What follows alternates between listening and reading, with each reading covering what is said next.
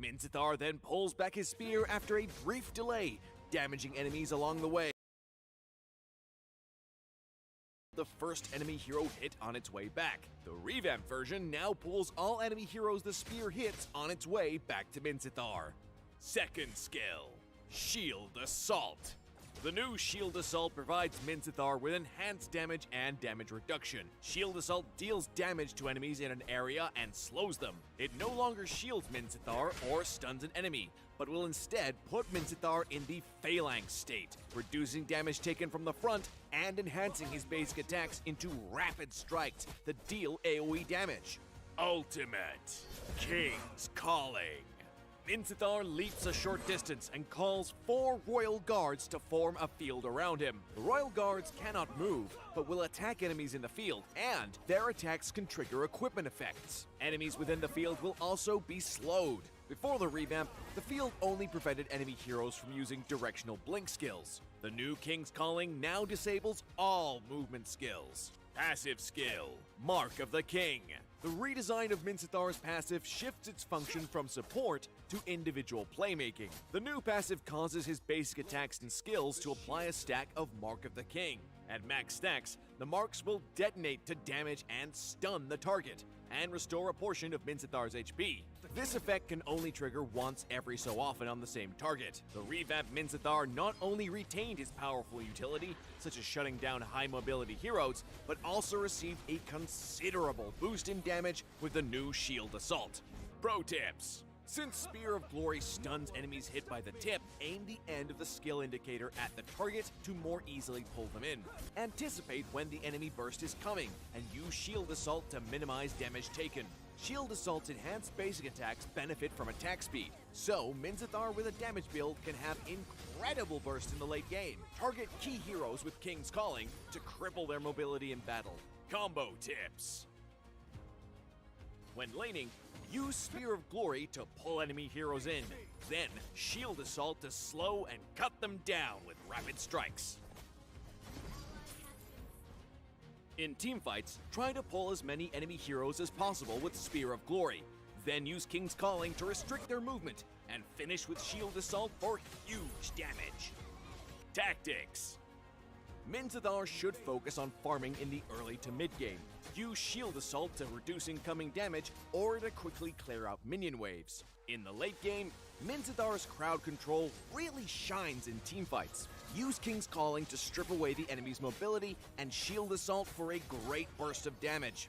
We recommend this build, with Demon Hunter Sword and Corrosion Scythe as Minzithar's core equipment. Demon Hunter Sword provides much needed lifesteal and attack speed, while Corrosion Scythe adds even more attack speed to really push Shield Assault's damage. Pick the Fighter emblem to boost Minzithar's damage output. For battle spells, Flicker can be a powerful tool in the mid to late game when used with King's Calling to quickly reach and shut down key targets. Petrify is also recommended as an additional CC to maximize Minzithar's damage during Shield Assault. We hope players will have fun with the revamped Minzithar. Until next time, we'll be seeing you in the Land of Dawn.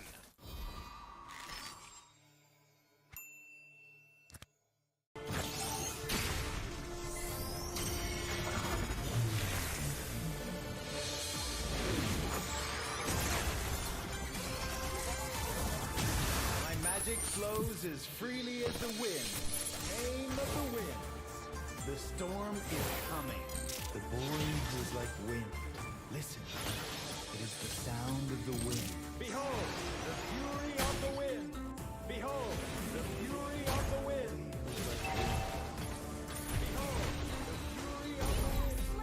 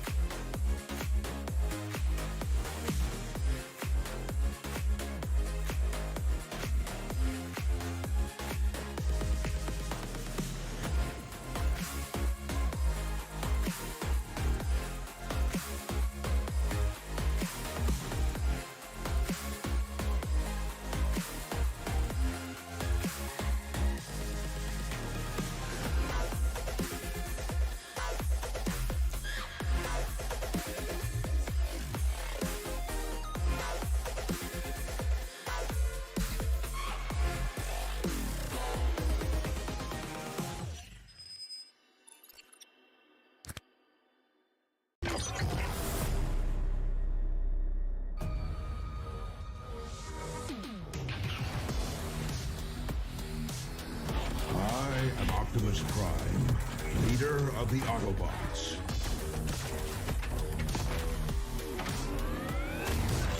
I am Megatron.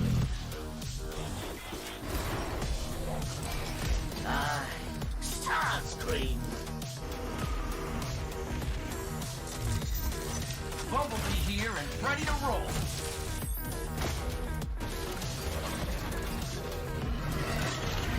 Meet Grimlock's greatest warrior! Ravage, attack!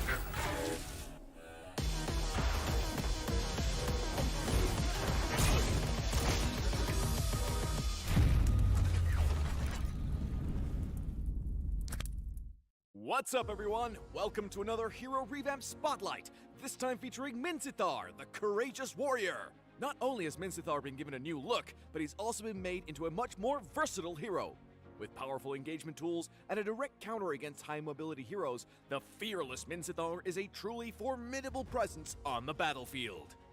Hero Skills. We revamped Minzithar's first skill and ultimate, and completely redesigned his second skill and passive. First skill. Spear of Glory.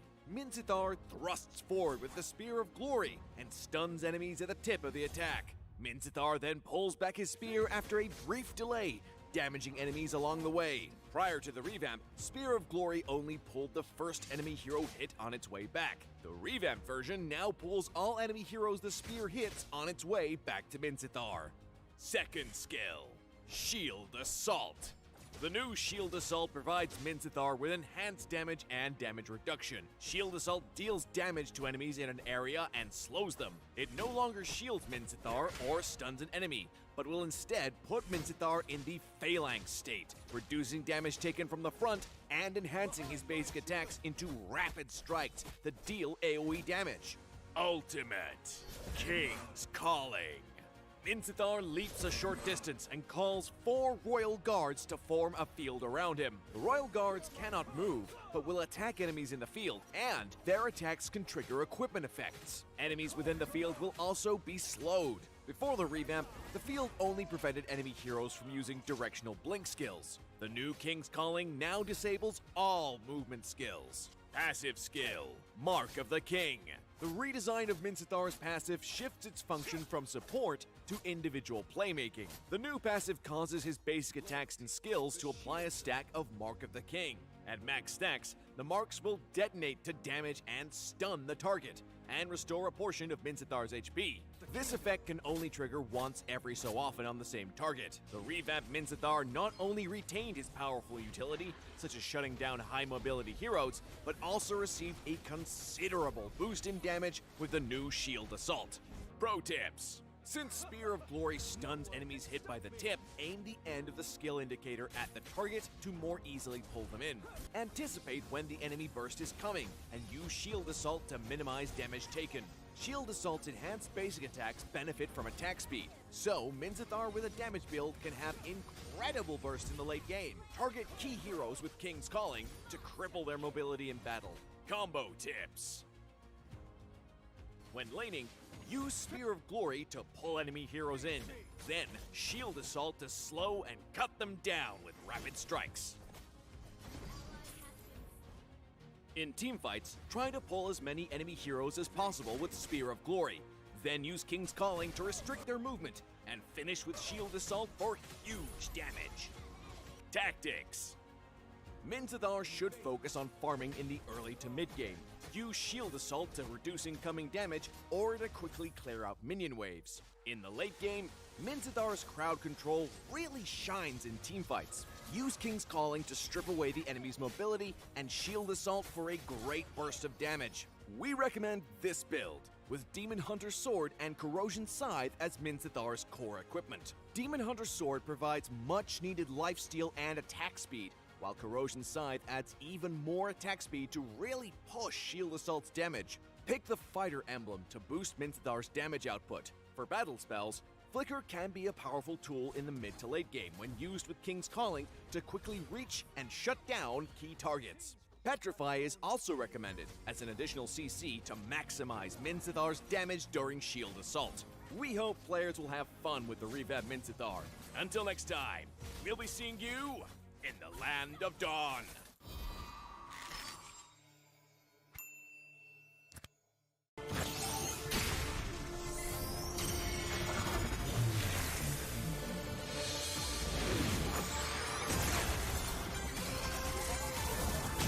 My magic flows as freely as the wind. Name of the winds. The storm is coming. The void is like wind. Listen, it is the sound of the wind. Behold, the fury of the wind. Behold, the fury of the wind. Behold, the fury of the wind. Slain an enemy. Impressive. Under attack.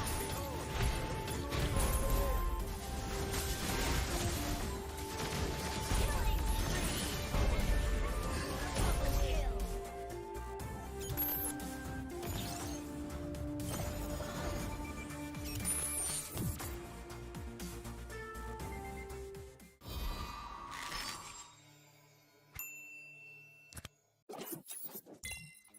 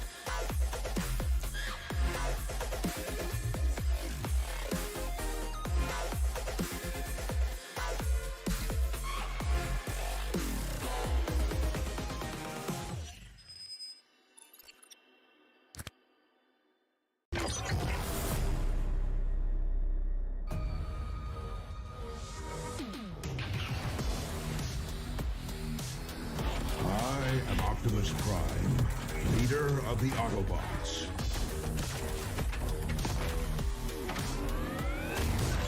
I am Megatron.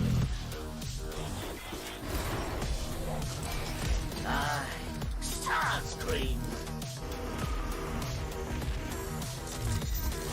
Bumblebee here and ready to roll.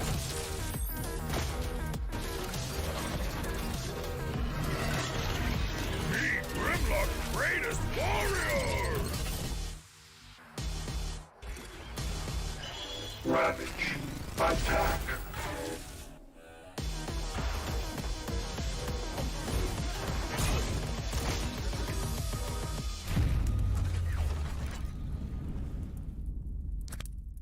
What's up, everyone? Welcome to another Hero Revamp Spotlight, this time featuring Minzithar, the courageous warrior. Not only has Minzithar been given a new look, but he's also been made into a much more versatile hero. With powerful engagement tools and a direct counter against high-mobility heroes, the fearless Minzithar is a truly formidable presence on the battlefield. Hero Skills. We revamped Minzithar's first skill and ultimate, and completely redesigned his second skill and passive. First skill, Spear of Glory. Minzithar thrusts forward with the Spear of Glory and stuns enemies at the tip of the attack. Minzithar then pulls back his spear after a brief delay, damaging enemies along the way. Prior to the revamp, Spear of Glory only pulled the first enemy hero hit on its way back. The revamp version now pulls all enemy heroes the spear hits on its way back to Minzithar. Second skill, Shield Assault. The new Shield Assault provides Minzithar with enhanced... Welcome back everyone to day 2 of the NABA North American Battleground Arena hosted by me and by the NABA server, Discord server, of course. The Discord server is in the link underneath me. Now for today's match, we do have, this is going to be the round 8 best of 3 series. For the first match is going to be at 6 o'clock EST, which is 3 o'clock right now. That's the match we're going to be starting. It's going to be Foreign Famous versus the Asian Disappointment. Both really strong teams, NACT caliber teams. The second match is going to be Bedtime versus Akatsuki. That's going to be happening at 7:30. And Ackerman versus the Empire, 2 of the top 8 of NACT clashing at the round of 8, happening at 9 o'clock. And then for our very last match, we have MTY Esports, the Latin America MPL team versus Team Ace, someone that is close to our home. And on the caster today for our very first match, we do have me as the analyst and also Eunice as a play-by-play. Eunice, how are you doing today? I'm doing okay. Kind of seeing some familiar faces once again from last night. We did see some very interesting games, and we're going to go ahead with the first match of the day. We're already taking it spicy right now. We do see Tinky Winky, known as Powerless, locking in that Kufra. And you and I both know there's something special about this Kufra. His Kufra coming out. I believe he has like an 80% win rate, 1,000 matches, and he typically goes by the name of BOD Kufra, and that's just kind of what's special about him. He builds this magic penetration boots that I think we will be seeing also a BOD. But just kind of looking at, yeah, and it works. And just kind of looking at the bans real quick. The mobility heroes are off. You do see the 1/1 available. You also do see that glue being available here. But the thing is, the side of the Asian Disappointments really wants to. They're more of the out-of-pocket picks, right? We do think you picking up this Kufra, but like, we already know what he is thinking of doing with that specific build that he has. And we saw Shiroi, which is actually going to be close to 0. We both thought he was going to be slotted in the jungle area, but he's going to go ahead and be the EXP for this team. So Avery is going to go ahead and lock in this tank slot that now has been prevailing. We always thought there was going to be one of those damaged Lancelots there, but up against that Martis over there with the mortar coils and the decimation, you really do want to make sure you have enough sustain. And Captain, we saw him run the EXP lane last night, right, with the Joy, but looks like he's gonna lock in that marksman nice and early. But that is a Melissa, and Melissa has a lot of lane advantage, one of the best marksmen to get outpoked in lane with. So I feel like that is a good read coming in from the side of Foreign Famous. Yeah, there's still a lot of different heroes on the table. There's kind of that Diggy pick that always gets banned out. The glue is also still available, and also the 1/1. And honestly, a Selena coming in from Mizu. We do know this player from way back then, where he used to play a lot of the mages. He was on AE. I believe he was on BTK at some point, and you know, his Selena, definitely a dangerous weapon. I'm kind of excited to see what he's going to bring to the table, especially against a Farso. That's the proof that I'm still alive. And we do see marksman's getting banned out now, kind of limiting Sleeps from going ahead and picking up any marksman off the board. But we're going to see what the side of Asian Disappointment wants to go ahead and ban out. There is still a lot walking, right? There is still a Kaja free walking right now, right? I mean, I do want to see the Foreign Famous side go ahead and pick that up, but I just ate my own words. Kaja is going to go ahead and get banned out of there.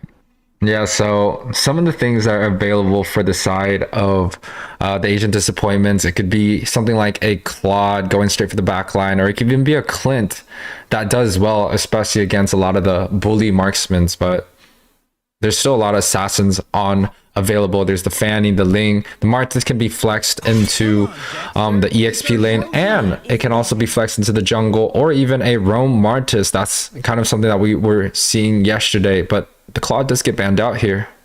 Now, Claude is a very good ban for the side of Foreign Famous. You do not want that backline peel, especially putting Selena in a very dangerous situation. But I feel like it's also a good thing for the side of the Asian Disappointments. There is Chappao running this Farsa, also known as a one-trick Chang'e over there. Whoa. So he's going to run in a different mage this time. And I'm pretty sure YUWEI, he used to be an Akatsuki, but he's going to go ahead and run these different mages. But he was known for that one trick Chang'e, so maybe we'll see it out later. Who knows? But this is a BO3, so it can be anyone's game, right?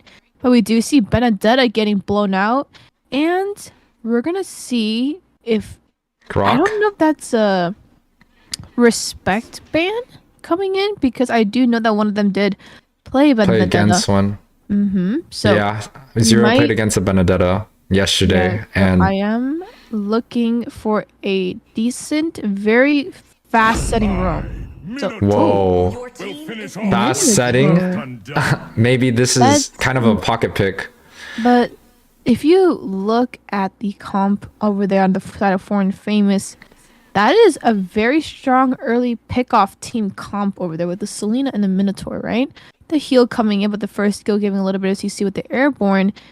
Mizu might have a little bit of an early time getting a little bit of picks in the early game, but her clear is absolutely way too slow as a mage. But oh goodness, this is what we saw last night. The Dairoth. Okay.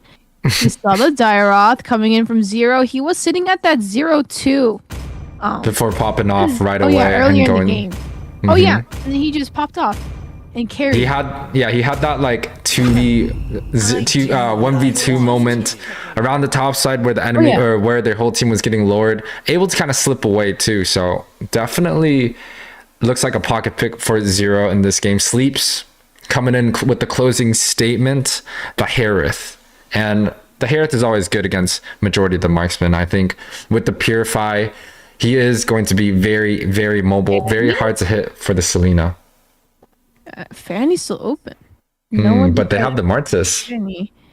They have the Martis, but I mean, Zero's known for his signature Fanny, right? Literally over 2,000-3,000 matches with the 84% win rate, which is extremely high, especially in a high versatile jungle. But that might be a EXP Martis. Oh no, that's going to be a Grok Martis. But whoa, that is different. That's 2 tanks. That's a Martis. That's 3 tanks, technically, counting the Martis. Yeah, that's 3 tanks. Maybe the Martis going into the jungle position. The Grok will be going for that EXP. I do know that a lot of the EXP laners do extremely bad against Dairoth, for example, like the Esmeralda, the Glue, the Uranus. Maybe the Grok is going to be the answer. Maybe they know something that I don't, as we jump straight into this very first match. Now, Eunice, which team are you looking for, especially for that very first objective coming up? Well, the thing is, both of these teams are running that tank objective hero jungle area. So, thanks a lot versus a Martis. You guys are there, both running the Demon Slayer emblem. So both of them are going to have advantage over that turtle. But the problem is, if they're willing to make it a 50-50 fight, or if it's going to be very one-side contested when it comes to these turtles. Because, like I said, it is a tanks a lot, and it is a Martis, but they are running the same emblem. So, theoretically, they still have an even chance of getting these objectives. Yeah, and kind of want to talk about this mid lane matchup right here. Mizu on this Selena, although it's considered one of his pocket picks, I usually don't agree with just a Selena being the sole magic damage, because majority of the time she must hit those arrows in order to start doing some damage, and to just be the only magic damage dealer on their team just doesn't really bring up that insurance compared to the side of Asian Disappointments. They do grab up this flicker really, really early, and the Harith and the Farsa, that just brings such a well-balanced team comp right here. Looks like it's a 3 physical to 2 magic. Technically counting Cooper, right? But Okay. We're putting in a very difficult situation, and the only reason why I say with the Kufra is we all know his build, right? The Tyrant's revenge, flicker revenge coming in. Chip's gonna lock in the first kill of Mizu. We do see Avery doing a little bit of chip damage, and the rest of the team. Shice coming in with decimation with a double kill. And he's just gonna go chomp chomp on everybody. We do see Zero coming with the Petri Prism to go ahead and take off Minotaur off the board. So we do see Grok coming here with the little bit of damage over there. But looks like he's gonna go ahead and back off as Shiesty was the one zoning out the rest of the team. Yeah, Martis does pick up 2 kills right there at the mid lane. Even going for a tanky route, he does have the ability to just shut down people over and over, especially when they get into that zone of HP. And it's really hard to get away, but the spear. Getting caught out here. Tinky Wink, he just got caught with the Abyss Arrow, and Minotaur's gonna go ahead and finish that kill up. Yeah, a small snowball coming in from the side of foreign famous, but the turtle does get picked up by the side of TAD, and 2.5 minutes in, the gold lead is still in favor of the side of the Asian disappointments. That kind of just tells me that that macro game of the NACT kind of just going off and making sure that they are picking up all the golds available from each lane. A look at the proxy of the rotations. We do see Mizu trying to spot out sleeps over here. And this Herod and the Abyss Arrow just widely missing. Tinky Winky gonna body bag Mizu. We do see a little bit of chip damage coming from Sleeps using the Xenon's force over there. With the Feather of Heaven coming in from the backside, Captain with his fires. We do see the Minotaur Rage coming out from back there. We do see Go Away being popped in by Captain Ed. And is able to secure that kill? No, he is not, which is a 1-for-0 trade right now. And looks like the lead is going to be towards the Asian disappointments. But on the bot side, Zero getting a kill on that Grok, which has now become a 2-for-0 trade. And that is into the favor of, okay, we're going to keep going. I guess not Shiesty coming at the Mortar Coils. Looks like wasn't able to finish off that kill on Tinky Winky. Yeah, and whoa, a game paused real quick. Wow, that was so fast. I didn't even get a chance to press the pause button. But it just looks like Asian Disappointment is just winning their lanes across the whole entire map. That bot side solo kill, extremely good for the side of Zero, extremely bad for the Grok himself. He's gonna have a really hard time pretty much throughout the whole entire game at this point. And top side, you saw the Kufra just kind of hitting the Selena. We saw that earlier in that very first wave where the Kufra flickered in and was able to pick up the Selena. So Mizu sitting at a 0, 2, and 3 right now, not really making that impact play, kind of just getting picked off again and again. And that's just the power of that Kufra versus Selena matchup there. The thing is, I'm also a Selena main myself, right? But I don't run a flame shot on Selena personally, only because it lacks my movement speed. Selena's more of those assassin mages, right? But Avery, almost getting caught out, is going to use the Phantom Execution to go ahead and restart his jungle rotations down there. Oh yeah, and you can see Tinky Winky on that new Kufra skin right there. It is that, I believe, season reward. The octopus? Is that what you called it? I mean, he's actually an octopus. His arms are tentacles now. Bro, octopus got 8 arms. This dude only has 4. I would say he's more of like a rubber man, like a gom gom man. A gom gom man, but you know, this new skin is kind of cool. He does have the hats off this time around. His arms kind of look a little bit heavy, but you know, in the overall sense, a new skin is a new skin now. The turtle being picked up, the aggro does go towards the side of TAD right now. It is in a great position, and it does seem like Foreign Famous not going to be able to contest this. Captain going ahead and getting the turtle, and beautiful vision though coming in from Tinky Winky. Going ahead and seeing the tri-bush there, jumping on Minotaur.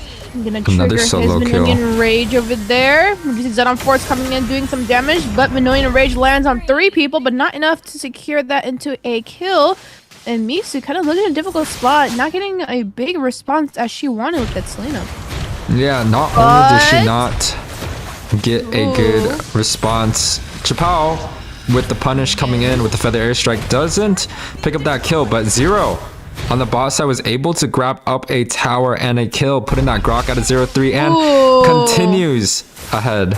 Make that a 0-4, but Avery denying some farm and Phantom Execution gonna go ahead, get him out of that difficult situation, but look at Tinky Winky sitting in the bush, waiting for a revenge shot, but Chappelle coming online, but not is still a little bit too early, right, to be doing a ton of damage. We do not have character online yet, but look at Zero once again. Make that a 0-5. And this Rock is not looking too great, and Zero better be on the run now. Yeah, there's not really too much you can do, especially against a Dairoth in the lane with the High and Dry itself, but mid. We do see coming in, the Retro has popped the Chappelle, getting a kill on this Martis, but another kill, but can we talk about Zero's KDA really quickly? Yeah, 0, 6, 0, and 2. Getting out alive out of a sticky situation. Able to grab up so many kills, especially with that Petrify, kind of showing that he is a very, very good Dairoth. It is something that he practiced. Mizu able to pick up one. Shutdown coming in, but Zero, godlike on this Dairoth, is really going to put a lot of damage and kind of making this Grog, but Tyrant's Rage lining up 3 members, but the Wild Charge coming in response. We can take it off the board. Decimation has been unlocked by this Martis. Gonna go ahead and take a kill. That looks like a first assist right now for Grog, who was sitting at 0-5, but hey, he did come up and help a little bit, but Sleeps doing a little bit of a scouting adventure to go ahead and pull the aggro over to Avery to go ahead and contest this turtle. Yeah, 7 minutes in. You see a 5k gold lead on the side, but a fight once again. Do see a little bit of the application coming up. Minonia Rage coming up and landing on nobody. Zadon's force was popped by Sleeps, but unfortunately taken off to the cash assess. So hello, Sleeps. This is a spot for you. Welcome back. But we do see the turtle getting pulled in by Avery, but looks like he doesn't want to go for it just yet. But let's talk about maybe setup right now, though, from Tinky Winky. He's been in that tribe bush. He's kind of just looking for the moment, kind of fishing and making sure that he is not being shown across the map. You know, Mizu is supposed to be that Selena, supposed to be that ward, using that second skill, putting it around, especially the Lord, but it just doesn't seem like he has the position, has that rhythm to try and set up for a decent vision on this Lord. And that's just kind of the thing about the Selena. You can't really get caught out early. You kind of have to try and snowball. And the first Lord being started by the side of TAD, Tinky Winky, on the side bush, still looking for somebody. Still looking for somebody, but Tinky Winky being in that bush just gave a lot of vision right over there to the side of Asian Disappointments. It's really a really easy pickup, but Tyrant's Revenge. We do see Feather Airshot locking in, but Mizu gonna catch out Chappelle on this. Or Minonia Range landing on 3 members. Tinky Winky gonna go ahead and get back, but Zero coming in was a little bit of an overextension. It was a shutdown coming from Captain Ed. Tyrant's Rage landing on 4 members, but there is still not enough damage. Avery coming out, and he's gonna have to go ahead and get out of that difficult situation, but Zero really threw himself in there thinking he can go ahead and get out, but looks like a little bit of an overextension. He stepped on a little bit too many toes over there. So jumping in behind the caster says, so hello, Zero. Welcome back to you. Yeah, that was a 2-for-0 trade in the favor of Foreign Famous, and that's kind of the thing. If these people are fighting so much, especially before, but fight. We do see Feathered Airstrike, but Mizu landing an Abyss Arrow on Chappelle. Gonna take him off the desk, but Avery's gonna go ahead and deny that blue buff away. And that is still, it is a kill, but that is also a trade coming in with the buff. That's like 4-for-0 at that point. Look at Sleeps, but they were able to the turret. Yeah, Sleeps took another turret by himself while they were skirmishing down at the bot side. Sleeps kind of using his macro, making sure that they're able to get at least something out of those 2 deaths now. 10 minutes in, the scoreboard is 14 to 10. There is about a 3k gold leap, and this is kind of the time where a lot of the second items are going to be built up, and you can kind of see there is about a 1k advantage in terms of gold when we're comparing the junglers. The marksmen's actually Captain has the lead right here. Captain does have the lead, but we are also looking at Avery on this Lancelot, right? 117. You're not one of those kill heavy. You're gonna have to depend that onto your marksman, your EXP laners, as to why they ran that kind of sustainable burst damage sides, right? Because he knows, hey, I can't really do this by myself, but look at all those traps placed in by Mizu on the Selena, being able to zone out a lot of vision. That's the good thing about Selena's, right? Maybe you might not have the best KDA in the game, but giving your team a potential chance to go ahead with the setup is what Selena really gives there.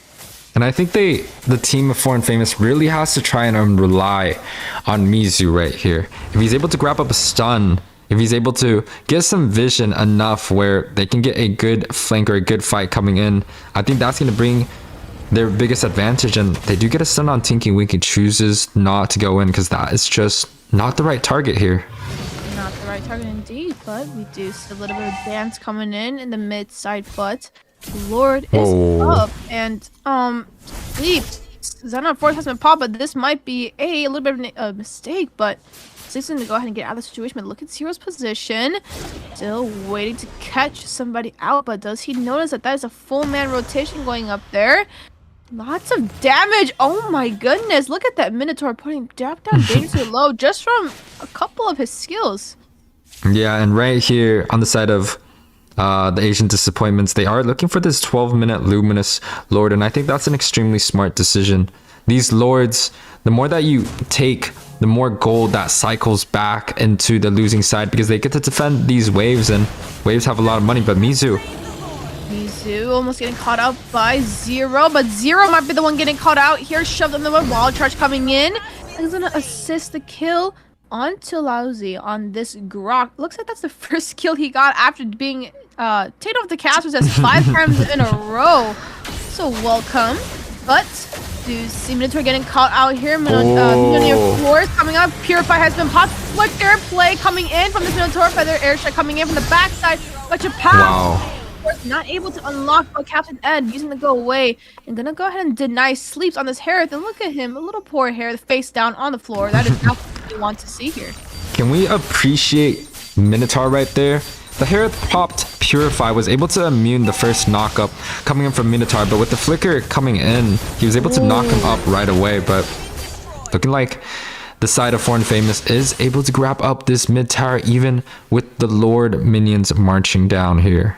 Yeah, we did. But YUWEI, let's talk about this. 2 teams right now. Gold deficit is not too bad, but what are the win conditions right now for each side to go ahead and completely close this game off flawlessly? Well, definitely from the side of Foreign Famous, you did see Mizu able to grab up that stun early on. I believe it was either on to Tinky Winky or it was on to Sleeps, and that's just kind of how they need to get these fights going. They got to be using Selena's advantage. Of course, the peel coming in from Minotaur, and also the Melissa is going to do well, but Tinky Winky coming in right once again. Tinky Winky coming in on this Minotaur, but Minotaur does know that he can't be too overextensive over there.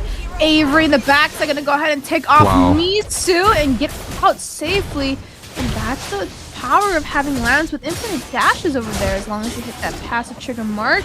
Just see Tinky Winky flicker, Tyrant's Revenge landing, shutdown on Lousy coming in from Zero, Minotaur Force coming in, Feather Airstrike coming in the backside, Avery put a little dangerously low, Immortality might be popped here, but Chappelle getting a kill on this Melissa. Shutdown is going to be activated, but Shiesty on fleek, not looking too fleek over here, as he is the last one standing over there for the side of Foreign Famous.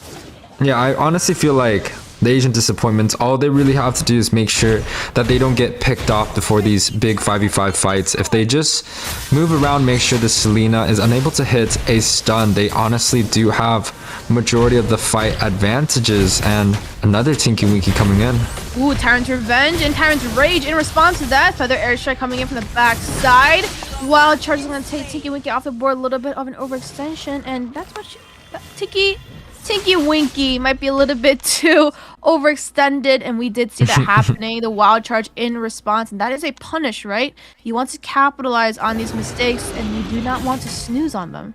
Yeah, the score is 18 to 15. 15 minutes in, we're heading into that late game, and the gold is even once again. I think that the side of Asian Disappointments made just a couple too much mistakes. The stun coming in.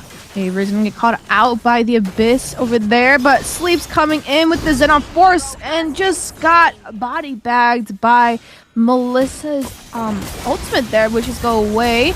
You see another Abyss strike coming out, but Avery is still trying to look for answers on this Lord. Tinky Winky winding up his revenge, trying to get revenge, but Zero getting caught out with the Abyss. Flip has the popping Munonian Force on that backside, but Shine's keeping able to steal the Lord. And that is not something we want to see from the side of Asian Disappointments. They were in the lead, but now back up against the wall. Tinky Winky kind of using up his Tyrant's revenge to try and jump in that bush, knowing that Mizu was in there, but no team over there to follow up. And looks like the goal lead is back intact, and this is a little bit of a flip of the script that we weren't really expecting. Yep, this is the first time Foreign Famous has actually took a lead.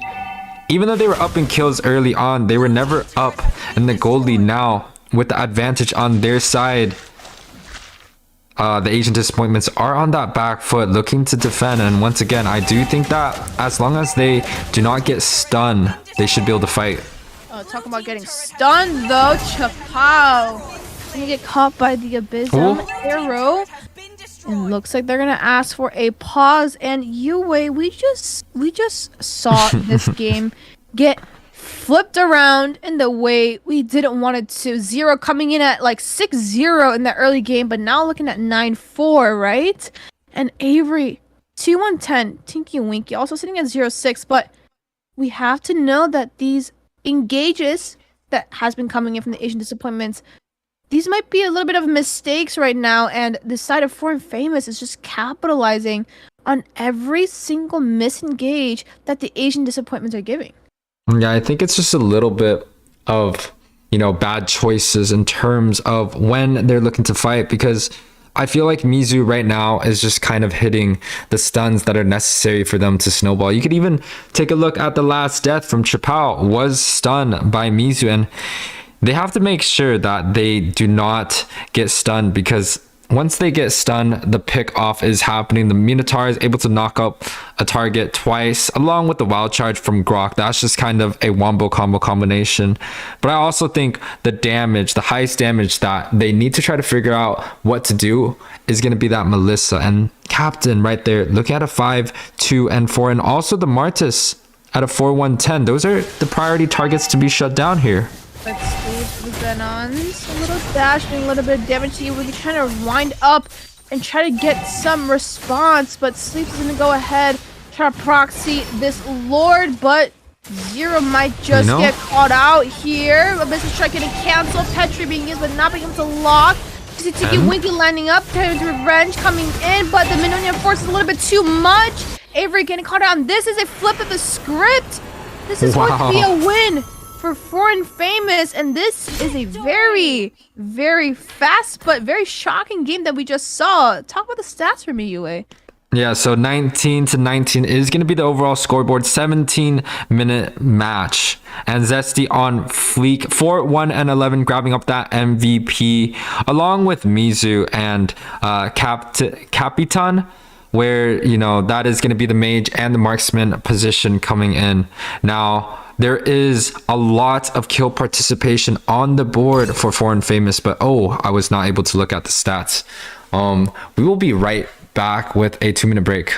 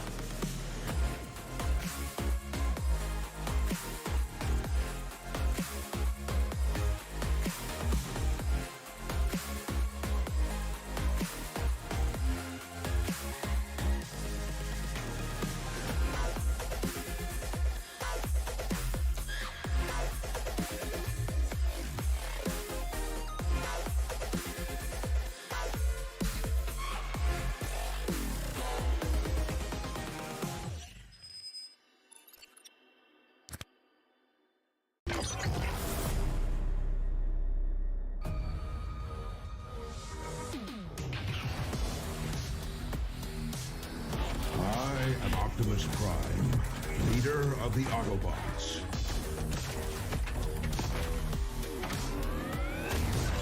I am Megatron.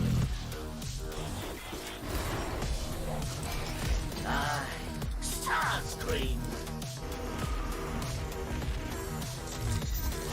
Bumblebee here and ready to roll.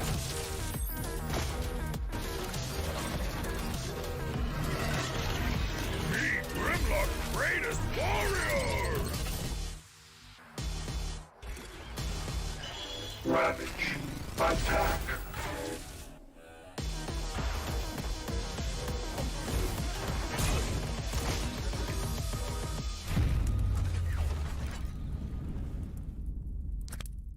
What's up, everyone? Welcome to another Hero Revamp Spotlight, this time featuring Minzithar, the courageous warrior. Not only has Minzithar been given a new look, but he's also been made into a much more versatile hero.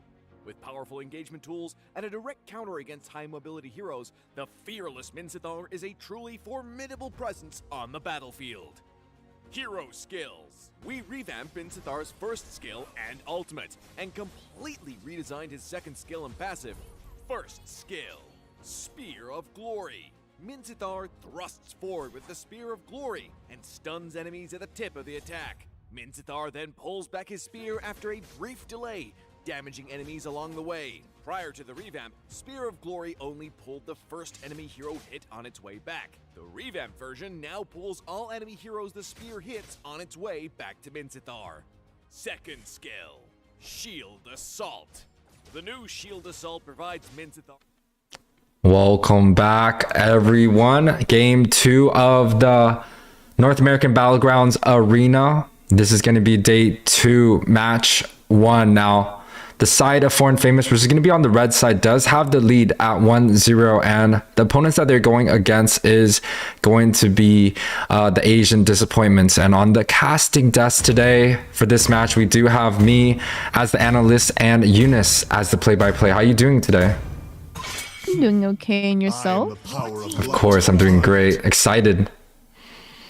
I do see that, but hold on. Your team is The thing is, I was going to mention this, but we're gonna have to restart the lobby. You gave the first pick to the wrong side. It's actually need to be flipped around, and Foreign Famous needed that first pick. You forgot to switch it back. Oh no. So we're gonna have to re-lobby. Got it. Can you make sure they can you make sure they know? Yeah, there you got it. But All right. We're going to go into a commercial break, guys. We'll be back.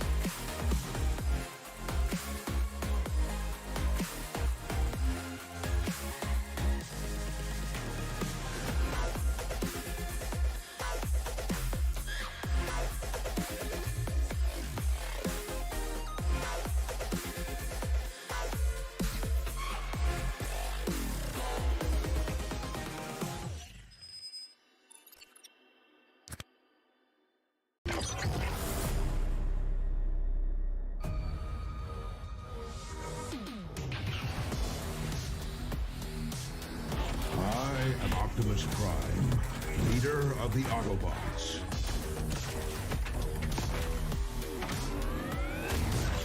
I am Megatron.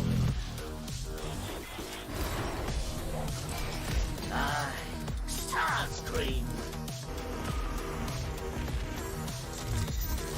Bumblebee here and ready to roll.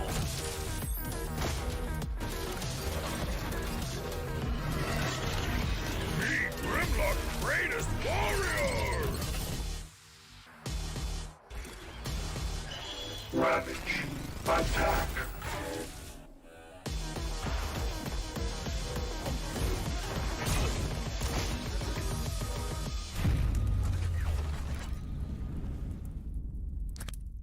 What's up, everyone? Welcome to another Hero Revamp Spotlight, this time featuring Minzithar, the courageous warrior. Not only has Minzithar been given a new look, but he's also been made into a much more versatile hero. With powerful engagement tools and a direct counter against high-mobility heroes, the fearless Minzithar is a truly formidable presence on the battlefield. Hero Skills. We revamped Minzithar's first skill and ultimate, and completely redesigned his second skill and passive. First skill. Spear of Glory. Minzithar thrusts forward with the Spear of Glory and stuns enemies at the tip of the attack. Minzithar then pulls back his spear after a brief delay, damaging enemies along the way. Prior to the revamp, Spear of Glory only pulled the first enemy hero hit on its way back. The revamped version now pulls all enemy heroes the spear hits on its way back to Minzithar. Second skill. Shield Assault. The new Shield Assault provides Minzithar with enhanced damage and damage reduction. Shield Assault deals damage to enemies in an area and slows them. It no longer shields Minzithar or stuns an enemy, but will instead put Minzithar in the Phalanx state, reducing damage taken from the front and enhancing his basic attacks into rapid strikes that deal AoE damage. Ultimate King's Call. May the blood of my enemies.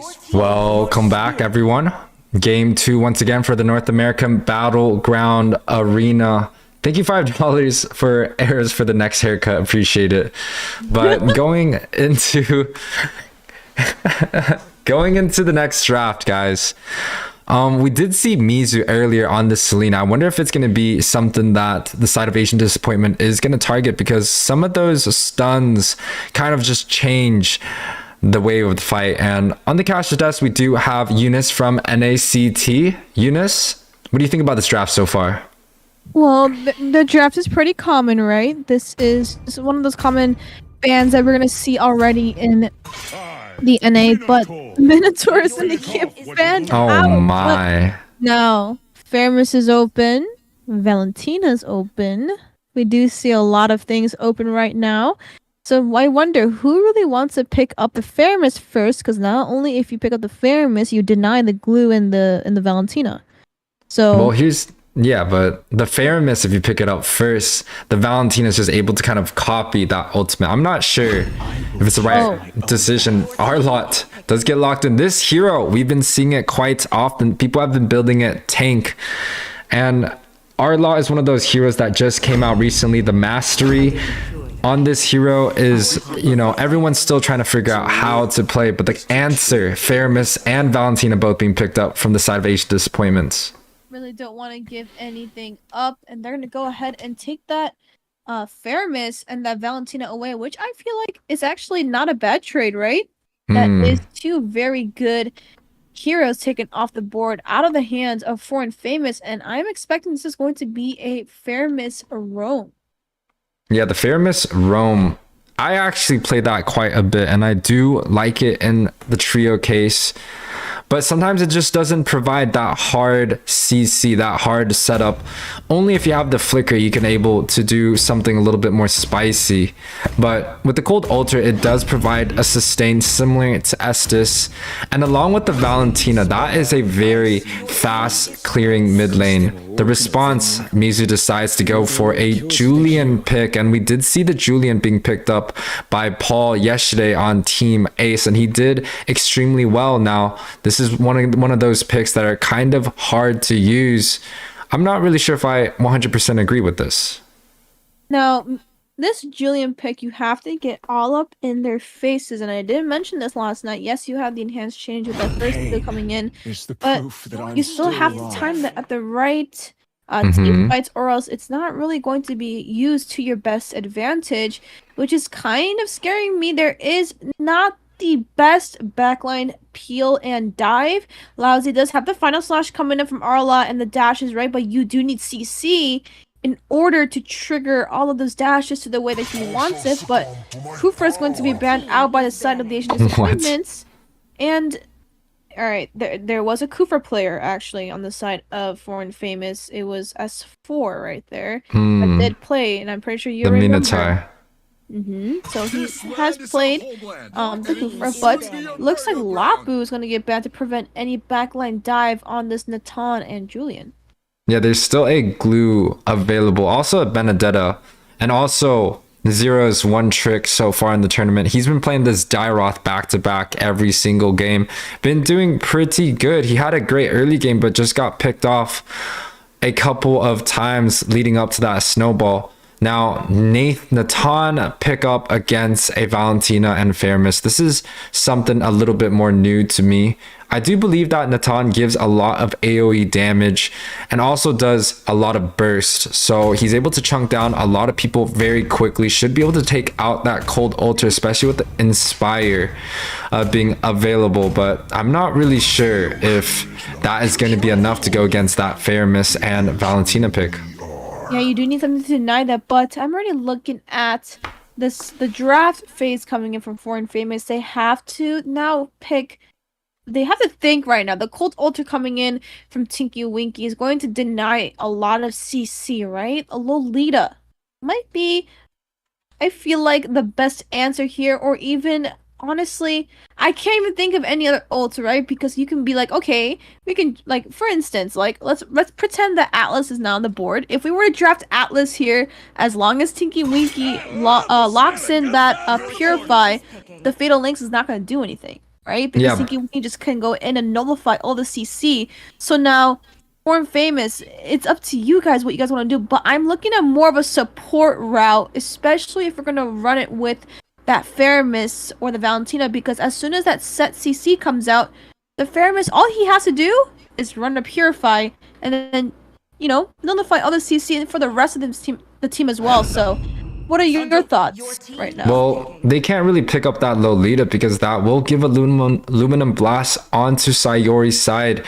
And so far, Sayori does not have a lot of choices in terms of picking up that IMU. There's not really an advanced chain to use, or even that dash coming in from Natan. Avery picking up this Hayabusa. He is one of those assassin junglers, and we've seen him on a lot of these assassins. And Hayabusa, one of those heroes that are really good at picking people off. The response looking like a Hilda, possibly. Do you see? Maybe a Hilda might get locked in, but a Kai is going to get locked in their own position, and then Shicey is going to go ahead and lock in this Leomord, which I haven't seen in action in a very long time. I've seen him obviously played already in the Valentine's Dash and MLSA. I don't think I've seen it yet in NACT, but that is a pretty good pick, and I'm not like too not happy about it, because as a Leomord's ult can actually very much cancel out Fairness's Cold Ultra very, very fast. But ooh, look at that, YUWEI. The Grok coming in. I don't really like the Akai pick, because that does give one good ultimate ability onto Sayori's side. I kind of would have liked something like a Matilda, or even something like a Hilda or Masha, where the Valentina isn't really able to use that ult, because you're gonna see this like this type of fights where both the Akai and the Valentina is gonna be pushing everyone away, kind of like, I don't know what we call it, the Beyblades. We're gonna definitely be seeing something like that happening. But Zero locking in that last pick, the Benedetta, coming in as the response. Absolutely, but we're gonna go ahead and get into this draft right now. It is looking pretty solid, and I'm not liking anything right now. But just a little heads up, we're gonna go into a technical pause as soon as we get ahead into the game. We do see a little bit of a lag issue coming in on the marksman side for Foreign Famous, so we're gonna get that settled out in just a couple minutes. So pause there with us for a little bit, and we'll see you in a couple minutes.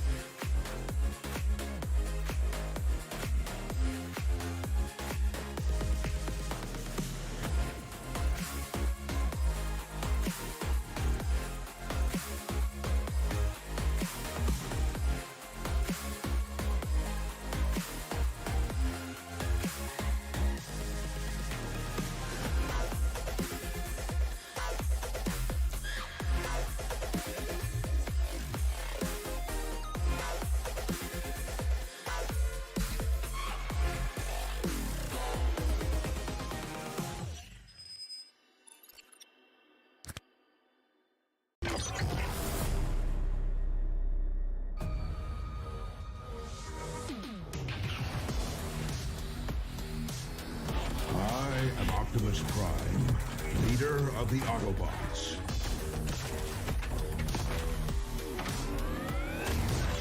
I am Megatron.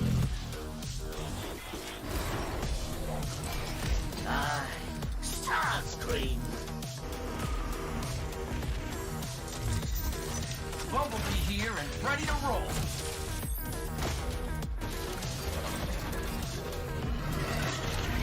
Meet Grimlock's greatest warrior! Ravage, attack!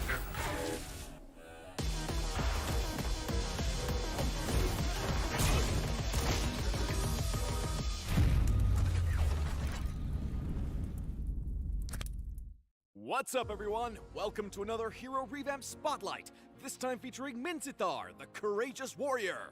Not only has Minzithar been given a new look, but he's also been made into a much more versatile hero. With powerful engagement tools and a direct counter against high-mobility heroes, the fearless Minzithar is a truly formidable presence on the battlefield. Hero Skills. We revamp Minzithar's first skill.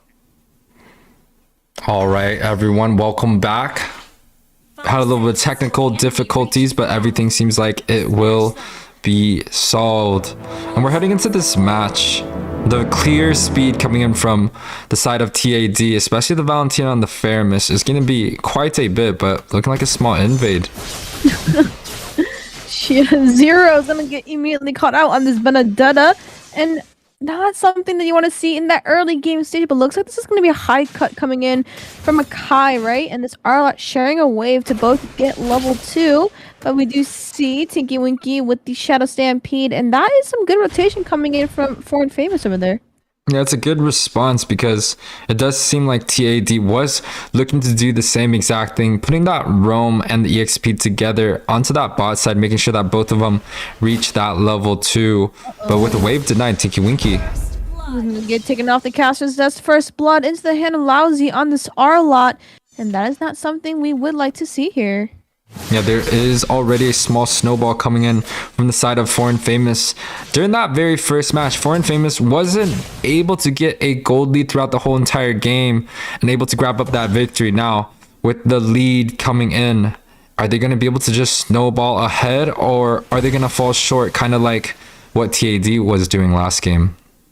No, I wouldn't necessarily say they fell short, but Captain Ned is going to get taken off the board, but Miz is going to go ahead and kill and Valentina on the mid side, Wow. but Miz is going to come in response on this Julian for that kill. Akai looking at a different situation over there, is going to go ahead and back up at the top side. A little bit of a brawl situation going on there, but looks like they're going to go ahead and put Sleeps in a very safe spot this time, not behind the Casper's desk.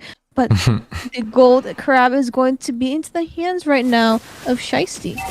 Yeah, I kind of want to talk about the emblems coming in from Tinky Winky. Traditionally, a lot of the Famous Roam, they will opt to go for kind of a more support emblem, but Tinky Winky looking to grab up that mystery shop, looking to scale early on, and even just picking up a couple of magic damage items. I'm assuming that's what the magic shop is for, and yes, building up to that Clock of Destiny. That is going to be doing a lot of damage right there from Tinky Winky. But Akai might just got get caught out there, and IMU is going to go ahead and copy the heavy spin on this Akai, and this turtle right now The is being Beyblades. pulled towards Avery. The Beyblades indeed. But we do see Shiesty coming in with this Leomord.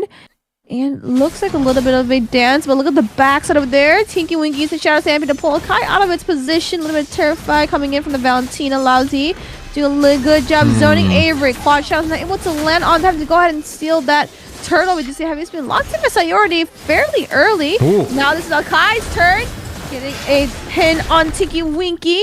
The Cold Altar is going to be cancelled, and Lousy is going to go ahead and secure that kill. And that makes it 1-for-0 trade right now.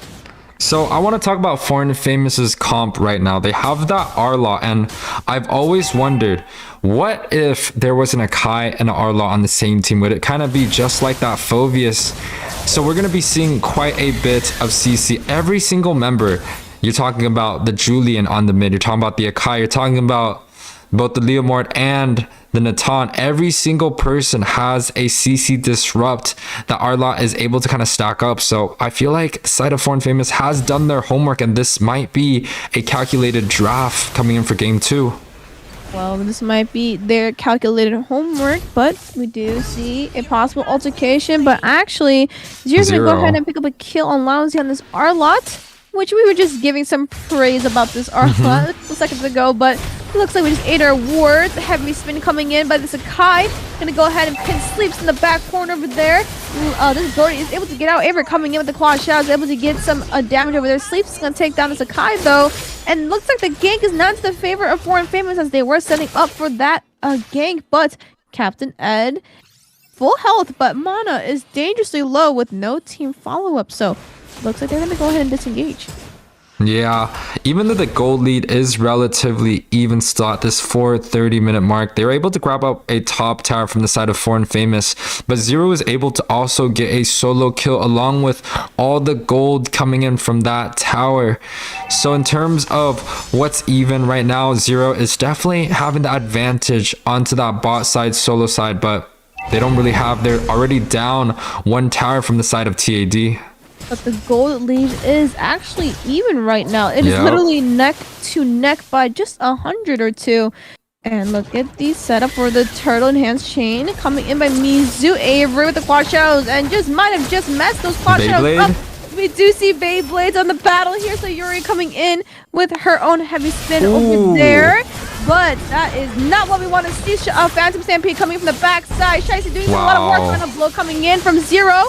Not going to do a little bit of damage trying to get the backline, but not able to secure. Might just get called out here. Sleeps. Going to get caught out. One of our members not doing enough damage. Mizu might just get caught out here in that mid side, but that is a double kill coming in from Mizu on this Julian. That is almost a full wipe. That is a wipeout aside from this Fairness. Yeah, they were able to pick up 4 kills right there from the side of Foreign Famous, grabbing up this turtle and making sure that all the lanes are pushed. Now, it's the side of Foreign Famous, they already took 2 of the towers, even though the gold lead actually now gapped into a 3k gold lead 6 minutes in. We do see that gold gap coming in now. 3k is not looking too great right now, and that's not what we want to see this early into the game, right? But we do see a little bit of a jump flicker. Handshake coming in, and Captain Ed Wow. is able to finish up the play. He is not inspired, being popped in. Taking Wing Jump dangerously low. Oh, Heavy spin in the no. back side. Might be able to get that trade, giving them a little bit of a push. Mizu is able to get a killing spree unlocked. Avery and Handshake is getting caught out in there. We do see the shadow kill coming in. Is able to punish that Natan and then Akai for going ahead and making a little bit of a difficult play, but look at Mizu. Final slash going in with the hands chain is going to go ahead and take him off the board. And that is some very that fight looks so personal to me. That's something we really want to see here. Yeah, 2k gold lead now. It has gone down a little bit at the 7-minute mark. This is kind of where a lot of these heroes are going to be picking up a lot of the items, and you can see 2 Clock of Destinies coming out from the side of the Asian Disappointments, kind of looking to scale into that late game. So they might have a disadvantage at this very moment, but once both of those heroes that have the Clock of Destiny are able to get to that full stacks, that's when things are going to start popping off. But top side looking like Zero is able to grab to get away while they get a small punish onto the bot side tower. Absolutely. And a little bit of skirmish. Heavy spin coming out once again by this Akai. Tigiwiki coming up online. Trying to see what is going on in here. And this Ferris Row might not just be in the favor right now, as he is a little bit too squishy to handle a little bit of the damage coming in. But he's just going to go ahead and back off. And what are you thinking so far right now of this Ferris Row? Well, he needs time to scale, especially with his build. Typically, I like to go for something like an Enchanted Talesman into a defensive route, but Tinky opted to go for that Clock of Destiny, looking to really scale mid-side skirmish. Inspire being popped in by Captain Ed. Entropy has also been burnt on that Natan. Conceal play, possibly getting something over there. Look at the Kai going in from that back to Lousy. About to catch this Haya, which is going to be Avery over here. And we do see the mid-turn getting down. Wow. The Lions is going to be very, very fast. And I feel like they kind of just juked out their rotations. They thought they were going to go for that top side rotation into the red side bush, but looks like they're just going to go ahead and take off the mid turret, right? Which was, I feel like that was just a rotation juke right there coming in from the side of Foreign Famous. Yeah, there's kind of a macro going on between the side of Foreign Famous. They're kind of playing this mind game and just able to grab up so many towers so quickly, doing that traditional 4-1. Now the Beyblade action does happen. Both sides looking to back off right now. Yeah, looks like not too much is going to happen over here, and looks like they're going to go ahead and just try to take as much economy before this Lord starts to pop up. Yeah, they're gonna, aside from the Asian Disappointments, once again, they are looking to scale in. When they grab up that Clock of Destiny into a Lightning Truncheon, that's when you know that they are going to be scaled online. Brody has his BOD, and really not that far behind from the Nathan, but I think the biggest goal difference is going to be onto that jungle position. You see Hayabusa on this 5k gold, while Leomar is sitting at a nice 6k, a small camp.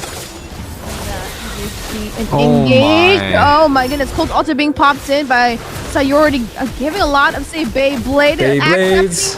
Mizu's gonna get caught out between the Beyblades, but enhanced chain, not enough to kill, but that's gonna get shot down into the hands of Sayori. We do see Sleeves looking online right now. Shadow Stampede coming in. It was not just able to pull any of the members. Avery with the quad shadow trying to deny some farm, but looks like, look at Natan on the bot side going in for a trade on that turret. Yeah, honestly, with that setup with Mizu and also the Akai, they were able to soak up they were able to deal so much damage, but the Famous ulti, the Cold Altar, was just too defensive and kind of just completely changing the whole tide of the fight. Now, 10 minutes in, there's a 2k advantage towards the side of Foreign Famous. How will they use this advantage towards, the play? Heavy spin locking in on Tinky Winky, which is not looking too good. That is a hero and a utility down. A Cold Altar taken off. No vision though. Now. There is no vision. Yeah, they don't really know exactly where everyone is at, but Mizu getting dropped down dangerously low. Sayori looking for a kill. Not gonna do anything too much Boy. there, but Lousy getting caught out by Sayori. You see Shiesty coming in the back, doing a lot of damage. Final blow has been popped up. Shiesty getting a double kill on Sleeps and Sayori. And that is the menace of that Lee Mo-jong Shadow Stampede, pulling him backwards, but with no response. Yeah, a 2-for-1 trade in the favor side of Foreign Famous. They're kind of taking this snowball to the next level. That Leomart 4, 1, and 5 really needs to find the side of TAD really needs to find a way to shut him down, because he's the one that's really doing a lot of damage. Heavy spin might just go a little bit wide. Avery coming in with the shadow kill. Not enough damage, but it's able to get a kill off of this Akai. But Mizu was just waiting in his shadow to go ahead and pick up the kill with the hands changed. And that is a very smart play coming in by this Julian. Yeah, but we have seen this before. It was the opposite story last game, and the side of Foreign Famous was able to just kind of snowball, especially after the first Lord. Remember, it was the Luminous Lord play that made the tides turn, and a couple of stunts, of course. Now, honestly, both sides do have a chance in this game. The side of TAD, all they have to do is try to figure out how they can win a team fight. But with so many members, they're kind of playing like a 5-man small, kind of like basketball, where they don't have a big on the map. They don't have that defensive unit. They got Tinky Winky, but I think he's just building straight magic at this point. He's a little bit too squishy, and he's not really able to provide the vision that he needs compared to the Akai, right? Even Lousy can step into a bush and give that little bit of vision, or even Misu, right? Going in with the second enhanced chain skill, she is immune, and that is a conceal. Conceal play is going to go up to 0. Heavy spin being popped in. Is he able to get out? This is bad. Final blow coming in. We do see thinking we can come in the Colt's altar, just missing from the members here, but Phantom Stampede coming in. I see Sayori sitting in the bush. Looks like a little bit of pause. The mage is lagging. Looks like a little movement here. Are we allowed to even pause during a fight? We are not, but we're gonna go ahead. Into a pause real quick. We'll be back, guys.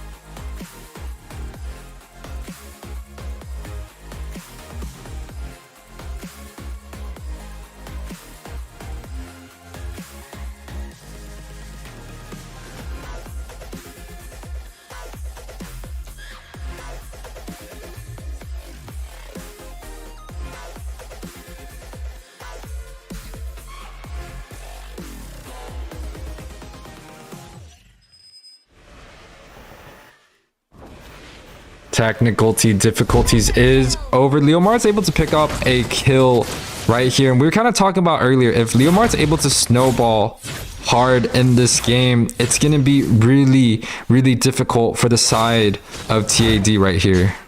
A little bit difficult indeed, and Avery is gonna go ahead and take his buffs right back, and looks like this is more.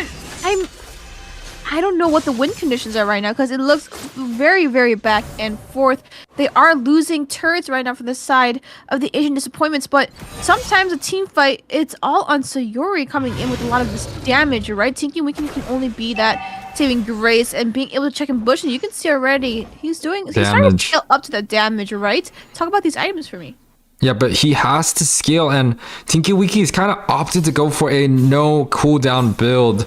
I'm not sure if I agree with that, because as a support Faramis, you kind of want the Cold Ultra to be available in every single fight, and it has been. It's just that it doesn't seem like it is enough to be winning these fights. Now, the Lord is coming up. They are looking to have a Lord dance, but the side of Foreign Famous already chunking down this Lord. But look at the setup coming in from the Asian Disappointments. They were camping in that mid side, but looks like they're gonna come ahead and rotate over to the top side. Now their backs are up against the wall. And YUWEI, why don't you talk to me about the win conditions right now before that Lord comes down on that top side? Well, for the side of Foreign Famous, again, I do think that as long as they're able to get a good Akai ultimate, a pick off maybe, especially during the fights, and as long as this Arlot does not lose down to 0-1 versus 1, which he does, able to pick up that kill, they should be able to close, at least bring out all the outer turrets down on this wave. For the side of Asian Disappointments, on the other hand, I don't know, man. Clock is ticking out of their time right now. Tinky Winky and also Sayori just unable to do too much at this mid side. The Lord Gonna go ahead on to that Nexus, but Avery coming with the quad shadows. Wow. We do see shutdown coming in on Shiesty, but Lousy gonna go ahead and push up that mid side. Captain Ed is gonna go ahead and tower lock. Sayori doing a lot of damage with her little skill shot, little dash here and there. It looks like there was a little bit good defense coming in from the side of Asian Disappointments. Was able to take off Shiesty, but lost 0 in the process.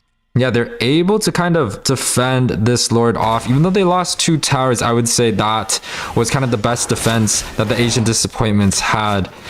They just don't have a front line. They don't have somebody to take in that Akai ultimate. Every single member on the Asian Disappointments is building damage, and that's just kind of the hard part when you play this 5-man small ball game. Absolutely. And we do see 3 members, now 4. All sitting in that bush, and I do wonder if Akai did spot out that there are members in that bush. Avery making the same way as well, but Misu already having a read that Sleeps and Avery are in that side, and we are gonna potentially see a fight in the favor of Foreign Famous or a fight in the favor of Asian Disappointments, but looks well, like Sleeps is recalling. The best part, whoa, fight at mid. You see Captain coming to winter here. Sayori getting caught out. Flicker play from Misu on this Julian. Very well suppressed coming in. Shadow Stampede coming in from Shiesty to go ahead and take off Tinky Winky, which is not a good situation. This might be it. We see the death timer on Tinky Winky on this Faramis is only about 20 seconds, but that is 2 for 0. Here, and that is a Petri. Oh my goodness, oh my God. Coming in from 0.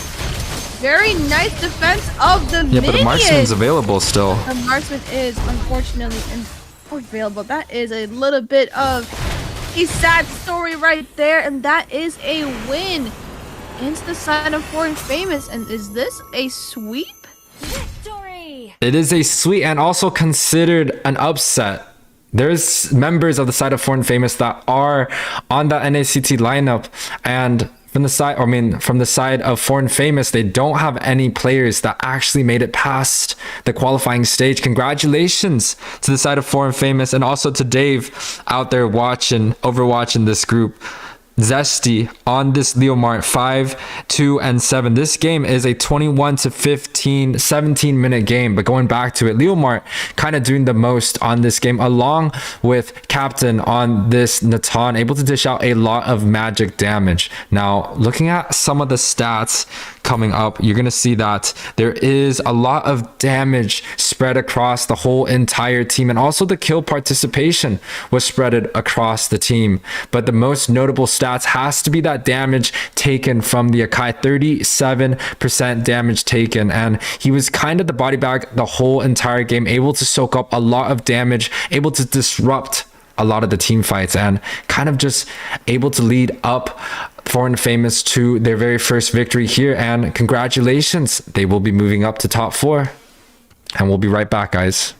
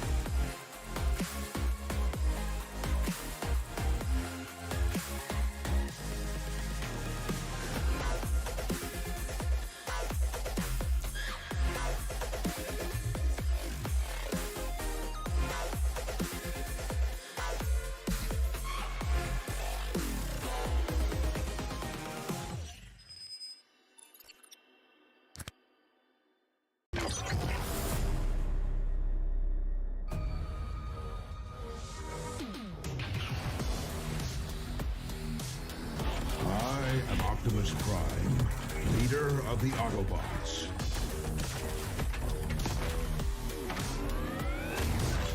I am Megatron.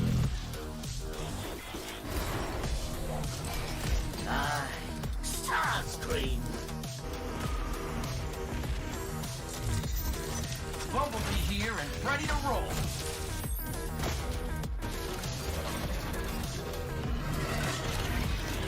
Grimlock's greatest warrior!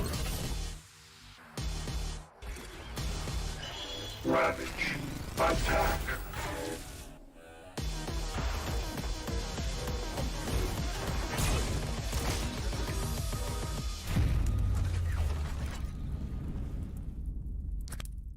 What's up, everyone? Welcome to another Hero Revamp Spotlight, this time featuring Minzithar, the courageous warrior. Not only has Minzithar been given a new look, but he's also been made into a much more versatile hero. With powerful engagement tools and a direct counter against high-mobility heroes, the fearless Minzithar is a truly formidable presence on the battlefield. Hero Skills. We revamped Minzithar's first skill and ultimate, and completely redesigned his second skill and passive. First skill, Spear of Glory. Minzithar thrusts forward with the Spear of Glory and stuns enemies at the tip of the attack. Minzithar then pulls back his spear after a brief delay, damaging enemies along the way. Prior to the revamp, Spear of Glory only pulled the first enemy hero hit on its way back. The revamp version now pulls all enemy heroes the spear hits on its way back to Minzithar. Second skill, Shield Assault. The new Shield Assault provides Minzithar with enhanced damage and damage reduction. Shield Assault deals damage to enemies in an area and slows them. It no longer shields Minzithar or stuns an enemy, but will instead put Minzithar in the Phalanx state, reducing damage taken from the front and enhancing his basic attacks into rapid strikes that deal AoE damage. Ultimate King's Calling. Minzithar leaps a short distance and calls 4 Royal Guards to form a field around him. The Royal Guards cannot move, but will attack enemies in the field, and their attacks can trigger equipment effects. Enemies within the field will also be slowed. Before the revamp, the field only prevented enemy heroes from using directional blink skills. The new King's Calling now disables all movement skills. Passive skill, Mark of the King. The redesign of Minzithar's passive shifts its function from support to individual playmaking. The new passive causes his basic attacks and skills to apply a stack of Mark of the King. At max stacks, the marks will detonate to damage and stun the target, and restore a portion of Minzithar's HP. This effect can only trigger once every so often on the same target. The revamped Minzithar not only retained his powerful utility, such as shutting down high mobility heroes, but also received a considerable boost in damage with the new Shield Assault. Pro tips: since Spear of Glory stuns enemies hit by the tip, aim the end of the skill indicator at the target to more easily pull them in. Anticipate when the enemy burst is coming, and use Shield Assault to minimize damage taken.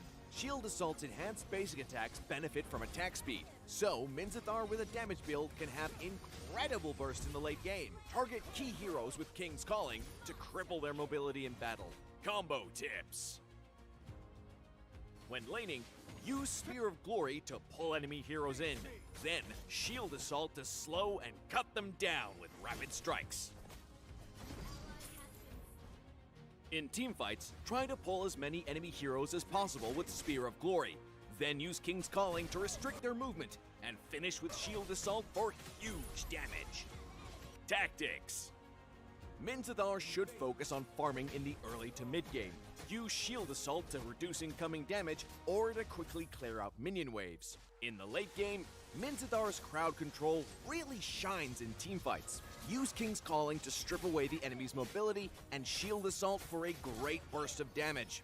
We recommend this build, with Demon Hunter's Sword and Corrosion Scythe as Minzithar's core equipment. Demon Hunter's Sword provides much needed lifesteal and attack speed, while Corrosion Scythe adds even more attack speed to really push Shield Assault's damage. Pick the Fighter emblem to boost Minzithar's damage output. For battle spells, Flicker can be a powerful tool in the mid to late game when used with King's Calling to quickly reach and shut down key targets. Petrify is also recommended as an additional CC to maximize Minzithar's damage during Shield Assault.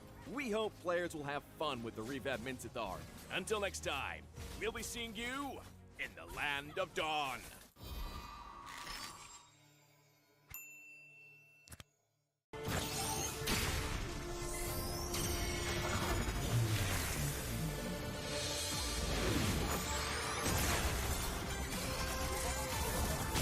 My magic flows as freely as the wind. Name of the winds. The storm is coming. The void is like wind.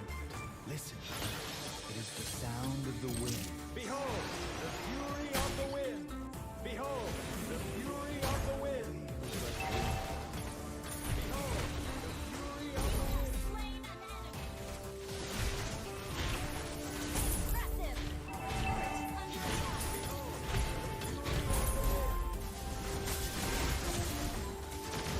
Killing spree. Double kill.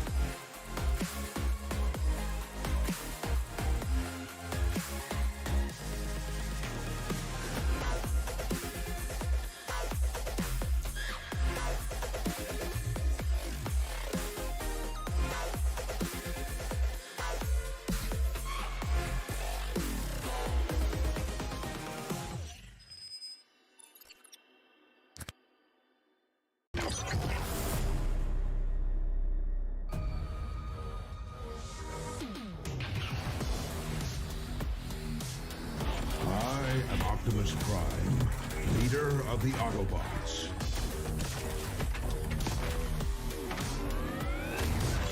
I am Megatron.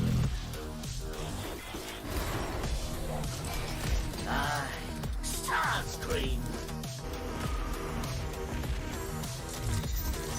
Bumblebee here and ready to roll!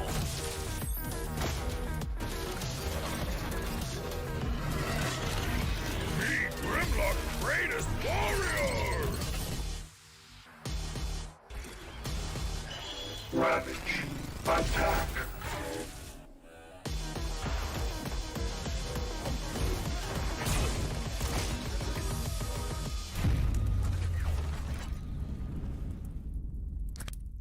What's up, everyone? Welcome to another Hero Revamp Spotlight, this time featuring Minzithar, the courageous warrior.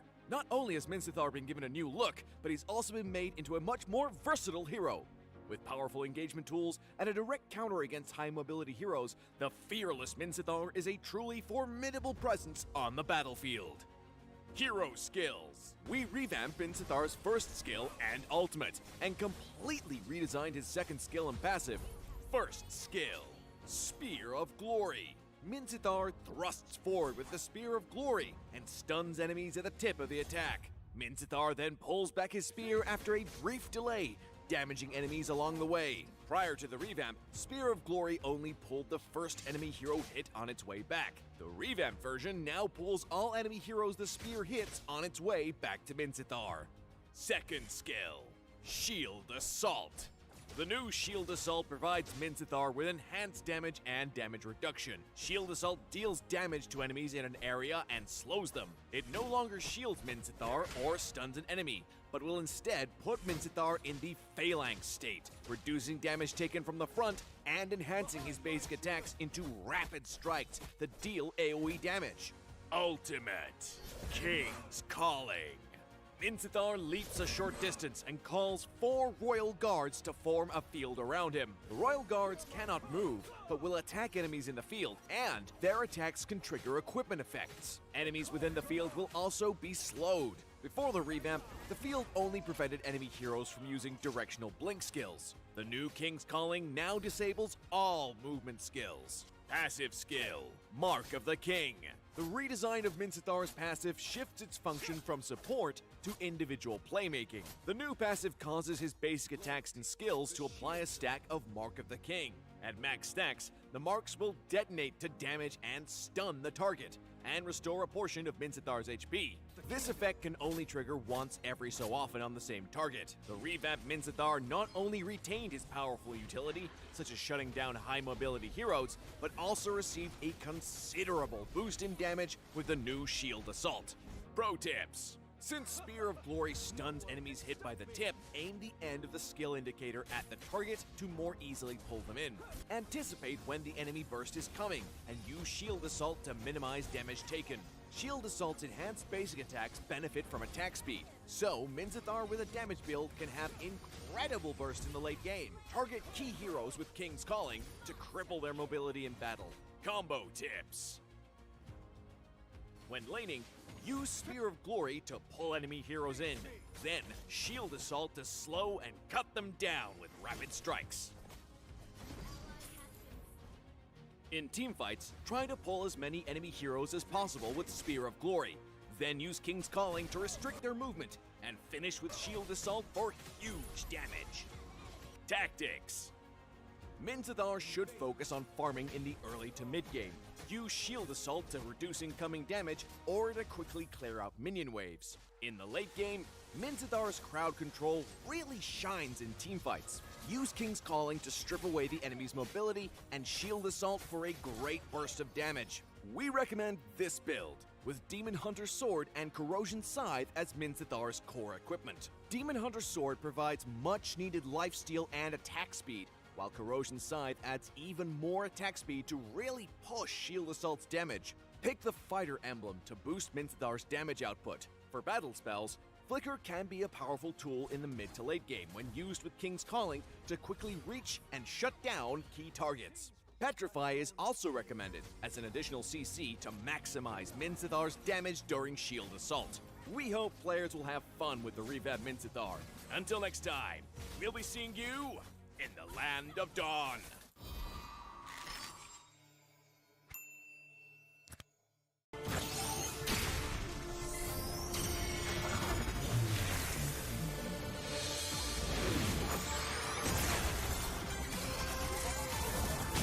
My magic flows as freely as the wind.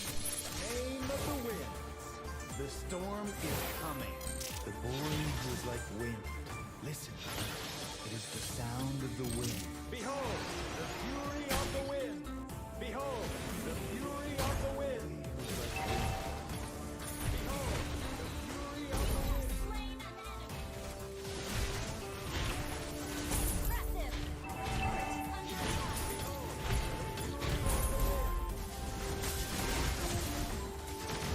Killing spree.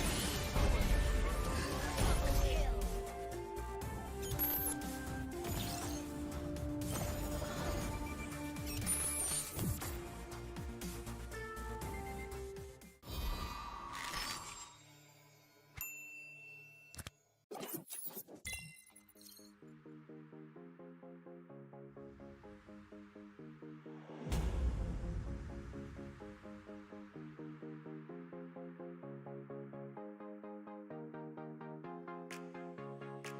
kill.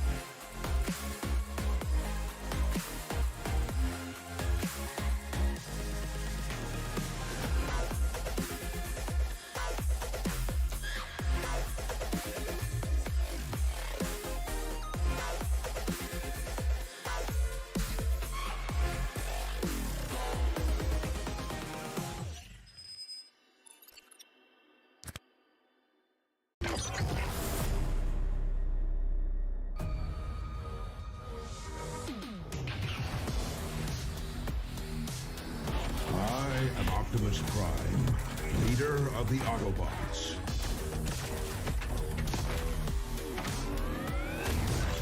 I am Megatron.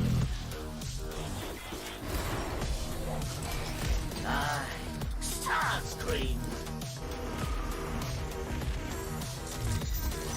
Bumblebee here and ready to roll!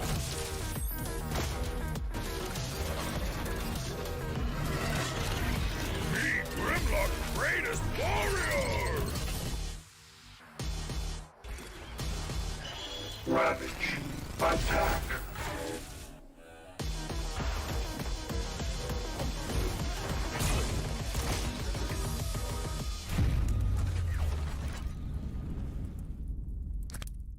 What's up, everyone? Welcome to another Hero Revamp Spotlight, this time featuring Minzithar, the courageous warrior. Not only has Minzithar been given a new look, but he's also been made into a much more versatile hero.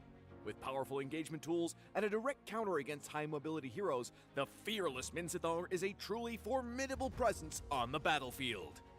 Hero Skills. We revamped Minzithar's first skill and ultimate, and completely redesigned his second skill and passive. First skill, Spear of Glory. Minzithar thrusts forward with the Spear of Glory and stuns enemies at the tip of the attack. Minzithar then pulls back his spear after a brief delay, damaging enemies along the way. Prior to the revamp, Spear of Glory only pulled the first enemy hero hit on its way back. The revamp version now pulls all enemy heroes the spear hits on its way back to I am the power of light and Welcome back, everyone.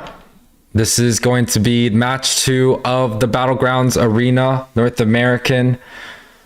Today on the Casual Desk, we do have me as the analyst and also Eunice as the play-by-play. And for the two teams that are coming up in this match, we do have Bedtime, which is going to be the team on the blue side, and Akatsuki on the team on the red. Eunice, they already picked up this Joy, and the response so quickly once again is going to be that Kaja locking in for this team of Akatsuki. Absolutely. Now we're gonna go ahead and see Jules QT log into this Kaja, and actually Jules was the one that played Marksman our last NABA tournament for this season, who is gonna go ahead and lock in that mage position. He actually ran the Kagura, I believe, if I'm not mistaken, but we're gonna go ahead and give up that Joy for a Kaja. Now the thing is, we know that these two teams are pretty uptight right now, so we're gonna see a lot of things walk and be traded, but this Kadita is going to be in play for that counter pick against Hui on this far side, but Gamyu going ahead and locking in this Melissa. Yeah, the Melissa pick has been shown quite a bit in a lot of the professional matches, even in the PH tournament that we came in, but the more noticeably hero, the Kadita coming out. We've seen this being banned out quite a bit this morning when we were casting that PH tournament, and I'm so excited to be able to actually see the Sardines in action. The response is going to be that Claude, but I'm not really sure if the Claude is going to be able to handle this Kadita, especially without the Purify as his spell right now. Absolutely. Now Chalice is going to go ahead and lock in this Claude, which is now a good backline peel for the backside. Milk Tea coming in with the Vengeance might just be a menace for all those marksmen, but Claude's Blazing Duet is not as strong as like we said, like a Beatrix basic attack or like a Moscow's enhanced basic attack. So we want to see what Milk Tea can do with that Vengeance slot, but we're gonna go ahead and see Martis getting banned out, and Martis we've seen be slotted in a lot of these games, right? But Death and Myth, we do know those are some pretty big hero and player names right there. Death is a one-trick Lapu. He is known for that EXP menace. And Myth is also known for his jungle as well. But I can't really sleep right there. We do know that... Oh, wait, hold on. Looks like Joy Baj is out, right? It's not going to be here this time. Yeah, see, I was a little bit confused because Joy Baj is one of the leading members of BTK at this moment. He is going to be that shot caller, playing a lot of the set tanks. Now, I wonder who this wannabe uppers is, because that is a big shoe to fill. With the second ban phase coming in, we see that Martis, that is one of the priority heroes. When the Fredrin has been nerfed, Martis is going to be that next in line, that powerhouse jungler at this very moment. The response is going to be Tanks a lot. Oh, Tanks a lot is good. There's also the whole Fanny, Ling, Hayabusa, but the Fanny has been banned out, so maybe we're going to see an assassin versus assassin in this match. We might just possibly see that happening, but we do see Lapu getting banned out, and just as I called it, right? Death is a very skillful played Lapu on himself. You do not want to give that up to him, so I do see that ban getting banned out, but I'm already just looking at this 3 picks here, 33 already set and locked and loaded. But if you had to pick a draft right now, just by looking at these 3 picks, right? Obviously, there's gonna be the rest of the draft finalized. Death is hovering over his pick right now. But what are you thinking right now for the first 6?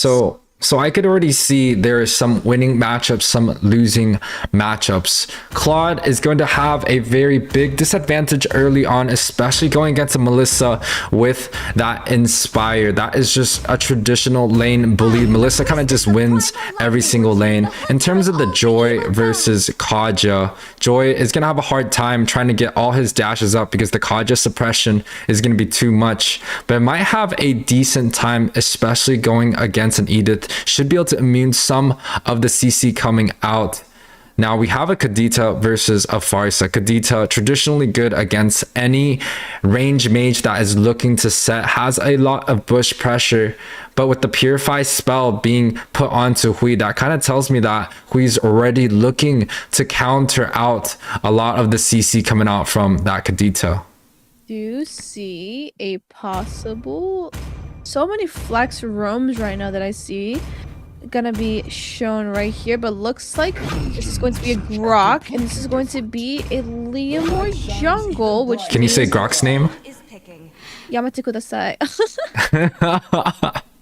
Yeah, Yamate Kudasai with Yamate the Grok kudasai. pick. With the So- Grok pick being pushed out, right? And it's pretty good against the Kaja. It is, but this is going to be a Grok roam. Rome.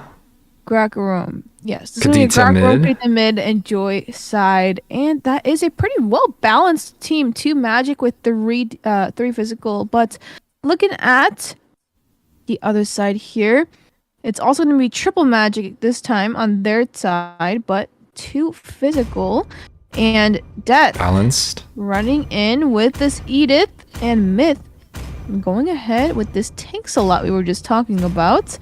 Is going to go ahead and Ooh, juked. last minute switch coming in is going to go ahead and be that Ling, and that is more of those assassin backline divers. So we are looking at more of the sneaky plays, but Ling getting slotted in gives a lot of split push potential, right? Even though your fights are not going your way, you have the chance to go ahead and possibly do backdoor plays, backdoor retries, and lots of pushing. So we are ready to get into the match. YUWEI, are you excited?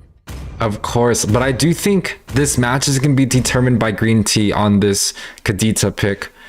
A lot of the assassin junglers, a lot of the even if we're talking about the Kaja, we're talking about the Claude, it's going to be hard to deal with this Kadita if the Kadita is able to get a Petri knockup onto any of those members. You're going to see a one-hit combination coming through, and I really do think that this game is going to be determined by this Kadita pick right here.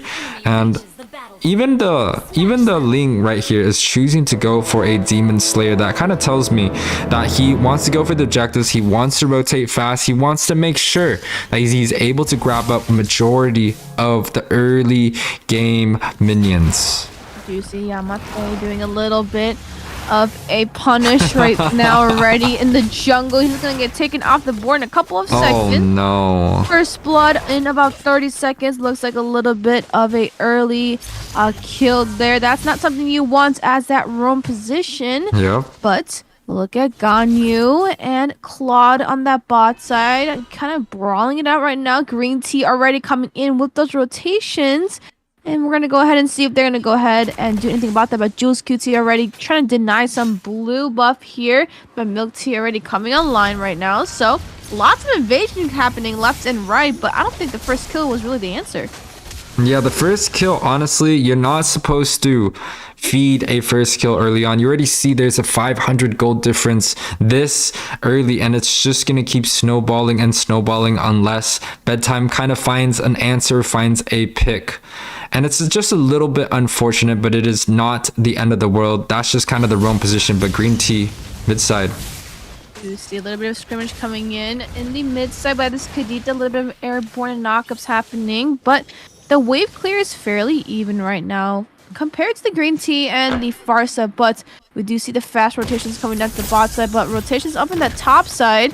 Do you see Melissa completely getting zoned out, but Claude coming in that back Oh, side. no. Jules QT and Hui kind of setting up for this invasion, but looks like they're gonna go back off as they came, but they didn't get what they were looking for.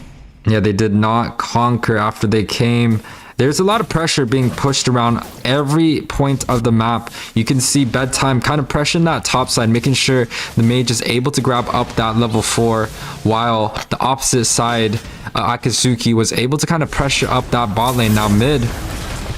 Mid clash, Jules QT having to burn the flicker feathered airstrike coming in from the bot, from Hui on that backside, and this turtle is going to be an aggro towards Jules over there, but no, that's a reset. Petri? Green Tea coming, Petri, rough waves is going to go ahead and secure a kill, and that is not what we're looking for. Chalice using the blazing dude to go ahead and clear the minions. But Ling, already on those objective-focused areas, he's just going to go ahead and farm and continuously farm. Yeah, and kind of talked about the Kadita being that power pick here in this game. If the Kadita is able to grab up a few kills here and there and lead up to a snowball, it's going to give Jules QT a very hard time on this Kaj, especially looking to bush check. And that's not even including the knockup that can disrupt the Blazing Duet from the Claude, can just one hit the Ling, especially if he is not careful. A small fight happening. Just for that Lethal Wanderer, and Mid is going to go ahead and pick that up. Yeah, Some trades. A little bit. Divine Judgment coming out. We just Wow. have Stampede coming in. Hui coming in. Roughways on the guard in the backside. Tempest of Blitz coming in on Mid. It's going to barely get up. It looks like he can take it off the board. Green Tea's going to go ahead and secure that kill. That's in a difficult situation on this Edith. Not looking too great. Primal Wrath does go Primal down. Chalice coming with the Blazing Duet. Going ahead. Do some chip damage, but not enough. It's going to go ahead and take down possibly... Oh my... Does he walk away like that? Uncontested? There it is. But we do see Green Tea Petri play coming in. And Melissa's going to go ahead and clean that up. We're just going to be Ganyu. And it's going to go ahead and just took... He knew he was dead over there. But that is a lot of skirmishes and a lot of trades. Currently, the score is looking at 5-4. But the gold is even. Yeah, the gold is even. You did see Death earlier. Before he died, he was able to pick up 2 kills. Hui going for an all-in. Another airstrike Phantom Stampede coming in from Wannabe Upper over there. Jules QT on the run right now. Hui as well. But looks like he's going to go back and just go for his bust right now, as both teams are very objective focused right now. Yeah, and you kind of see the clear speeds from the Kadita kind of just going around the whole entire map. The turtle has been pulled to the side of Akazuki. Death going in. That's going in right now. Milk Tea doing the little bit of a DDR dance right now. Myth in a very uncomfortable position. Jules QT still getting the turtle though. The red tree was not used by Leomore for some reason, but looks like, I guess that doesn't really matter. I mean, Myth went off the board, but Jules ended up getting the turtle, so I guess it is a decently fair. The gold is still even as well, and we are looking at a little bit of a snowball help happening though, and that's something you want to stop. Yeah, it's both a fair match so far. It is 5 minutes in. We're going to see a lot of items being completed. Claude looking to already grab up that second item. He has that Demon Hunter sword. You can see both sides have already built up to that Clock of Destiny, looking to scale into that late game. 5 minutes in, once again, you do see some rotations coming in from the bot side, and the whole win condition, especially coming from Kaj, is to be able to suppress one target and just get that feather airstrike off a couple of times and get that target down. But I feel like the side of Bedtime has more tools, especially with a Grok and a Kadita. Those are 2 huge stunners, huge CCs, and kind of just able to pick off anyone, especially even in an AoE situation. Absolutely, but look at the setup in the mid side. That is 4 members in the mid, and if Yamate just checks this bush, Divine Judgment, Feather Extra coming in, about Kadita coming in the rough with not enough damage, unfortunately, but that is going to be that Grok taken off the board, and Jules QT doing a good job of using that Divine Judgment to go ahead and give that immediate punishment on that Grok. You know what I would have liked? If that Grok was face checking that bush, knowing that a lot of people are missing, I would have liked the Leomart to be following behind him. Kind of like, you know, escorting the tank to check these bushes, because it's relatively hard to check bushes, especially when there is a Kaja on the map. It's just so much time lost when the suppression does hit, and you're just unable to do too much, especially with the damage coming in from the Feather Airstrike. Now, Turtle being pulled onto Akatsuki's side once again here. Absolutely. We do see Chalice doing the turtle right now, taking some chip damage, getting some stacks in there for him as well. And what are the win conditions right now? Because look, there is no tower trades. Gold is even. Every single time there's a fight happening, it is always so neck to neck right now. So YUWEI, as you were in the professional scene before, oh no, and knowing that you have the micro and macro, but before we get there though, there might be a little bit of a skirmish coming down the bot. Yamate does zone out Jules QT right now. Myth going in for a lot of farm. Melissa is going to be Ganyu, making sure to back off, and looks like they're not going to do anything. So let me ask this question before something deadly goes on here in this little area. What are the win conditions right now? So here, Jules QT has to be able to grab up somebody with the Divine Judgment and pick one off before the whole team fight happens. And I do think the side of Bedtime has the lead in terms of the whole entire team fight. Seriously, Blazing Duet coming in from the bot side. Challenge doing a little bit of damage, but Ganya's damage limit too much to handle. Jules gonna go ahead and sneak inside that bush to make sure they get caught up by Myth coming online right now on Wanna. Be Petri play airborne rough waves and to go ahead. Unlock killing spree on Green Tea on this Kadita, but Hui going ahead, clearing up those minis proxy there as well. But look at the top side, Joy doing too much damage on Edith. Death. Is he able to go ahead and get that stun? No, but that is a turret trade, possibly. Milk Tea's not looking to give it up, but that is your first objective, major objective traded in for the side. Is Bedtime on the left side? No, Bedtime on the right. Bedtime is going to be on the blue side here. All right, so it is going to be a trade. We talk about the win conditions. I could break it down real quick. Grok and Leomart, those are two very team fight oriented heroes, along with the Melissa, where she's trying to do a lot of AoE damage, but they balance it out perfectly with the Kadita rough ways as she's able to pick up this lane so quickly. And on the side of Akazuki, they do have the AoE, they do have the damage. The AoE comes from that Claude, especially when we go towards the late game, and also the Feather Airstrike. But Jules QT sitting on this Kaja is going to be considered a pick comp. This is going to be hard coming in from the side of Akazuki. But look at Jules, Divine Judgment locking in on Joy with Team Milk Tea. Who's going to go ahead and take that off? Wanna be upper already starting this Lord, but Death and Jules QT not willing to give it up. But Divine Judgment has been used.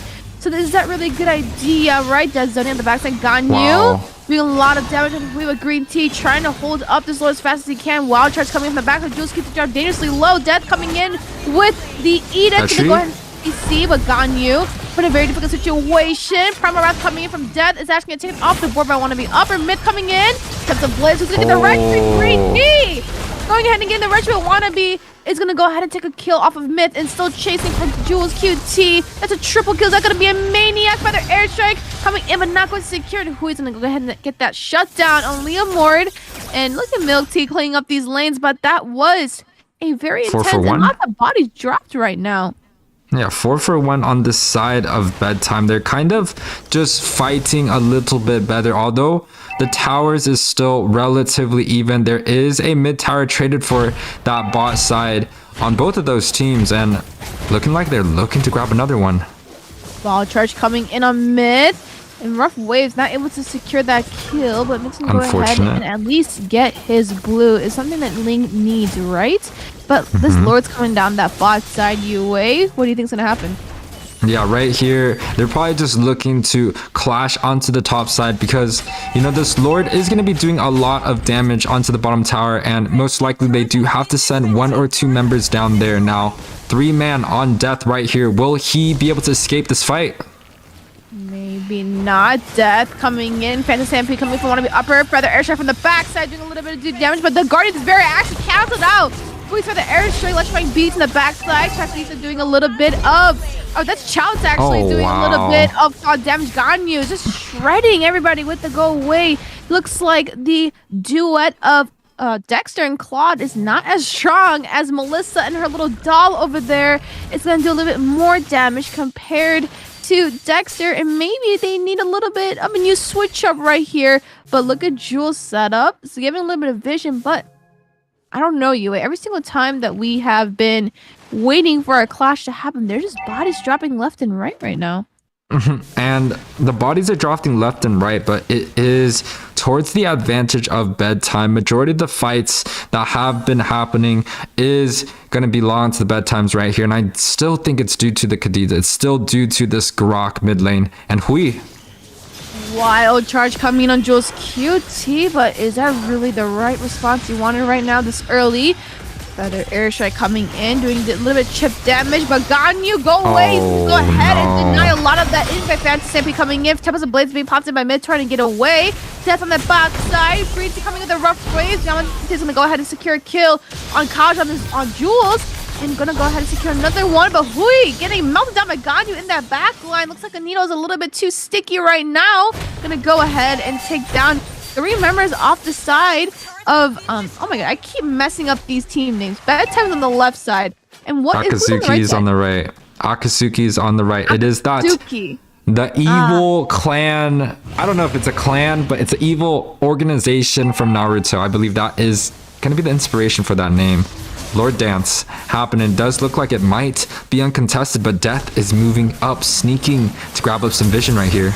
Get the stampede being activated by Wannabe. Yamate is gonna go ahead, kind of zone out that backside. Milk Tea with the electrifying beats. Mid put in a very difficult situation to go ahead and get out of that difficult situation. We do see Kurita doing a little bit of chip damage. Jules QT is able to spot that out, but setup is about to start right now, and they gotta be careful now.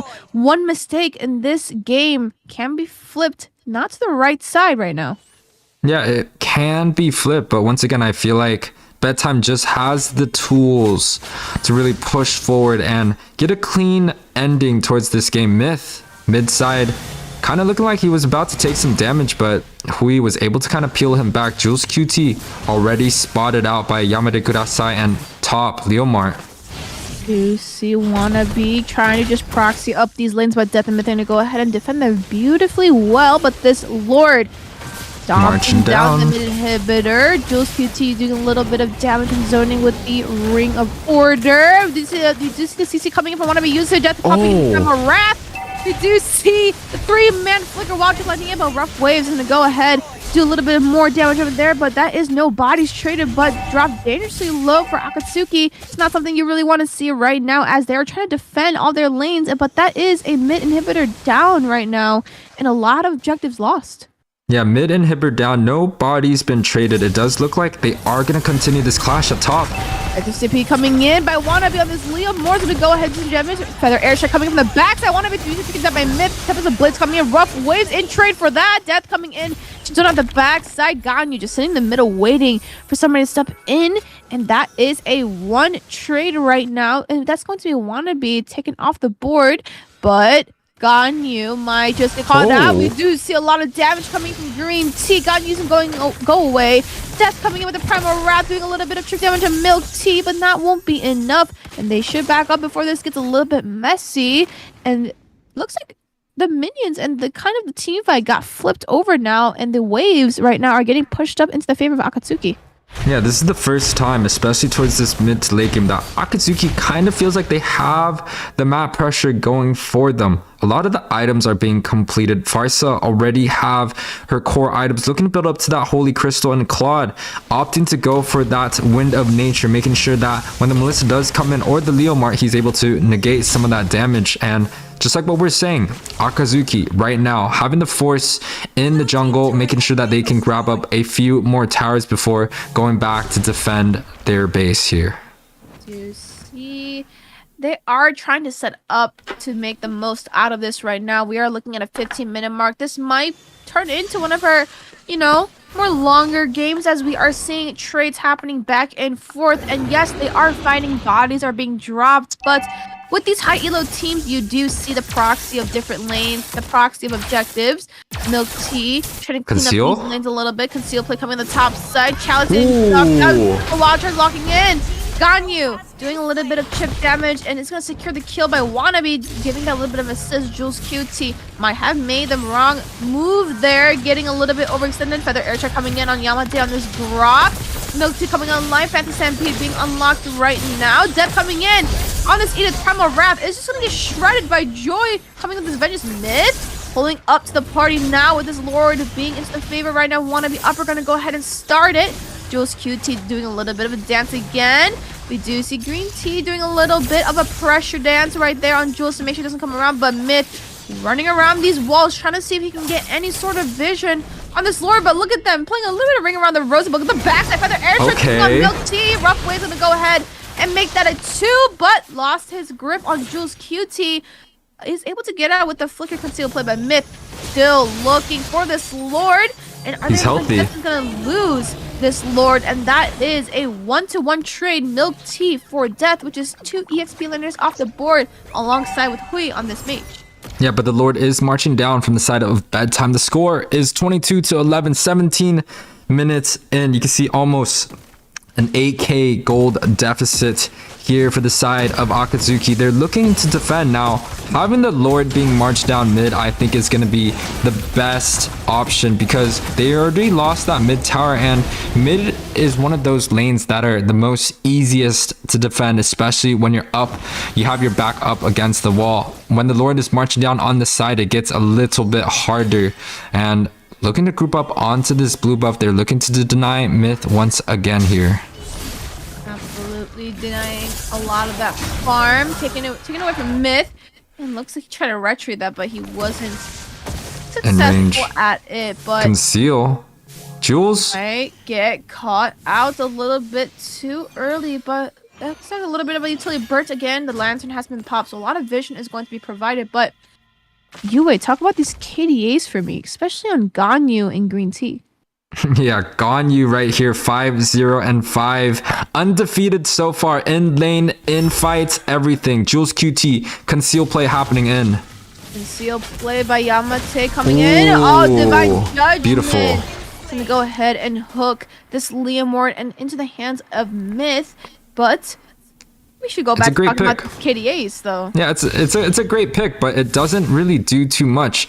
But on the other hand, Jules QT's ultimate timer is just going to come back as the Leomar is spawning. So they don't really trade a flicker, any spells. Both sides holding on to all their spells coming up now. Green Tea 7-0-7, definitely going to be slotted into that MVP, especially if Bedtime wins this match. And we kind of talked about the Kadita pick, right? It was banned out every single game in the PH, and they were saying in the comments that it was honestly a ban for the roam position.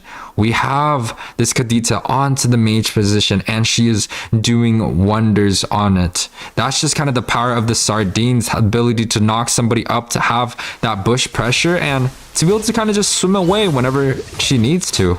But look at Yamate. He does have all that vision. He's already going into that tri-bush, trying to see against some vision. But this is where we need to be careful. We're going to go into that 20-minute mark. Lord is coming out in about 20 seconds. And it's a huge Lord. Already getting into position to go ahead and contest this Lord. Yeah, it's going to be a huge Lord coming in. This one isn't going to be as easily cleared as the other ones. You already see some of the positions coming out from Bedtime. They are holding on to that top side, but conceal play happening. Still put Divine Judgment coming in. We do see YUWEI with the Feather Airstrike coming in. Yamate forced to burn the flicker. Wannabe upper. No. Missed his horse on the Phantom Stampede. We do see Ganyu coming in with the go away. When the nature being popped up to plays Myth in the backside, trying to go ahead and take Ganyu out, but he is dropped dangerously low. Yamate also dropped low as well. Death and everybody on the board is going to have to go back. And that is the first time I've seen Wannabe miss his horse on a Phantom Stampede. That's not what you want to see from the ultimate coming out, and he almost got taken off and into the caster test by Myth. He's going to go ahead and start this Lord. Yeah, but this was a 2-0 trade on the side of Akazuki.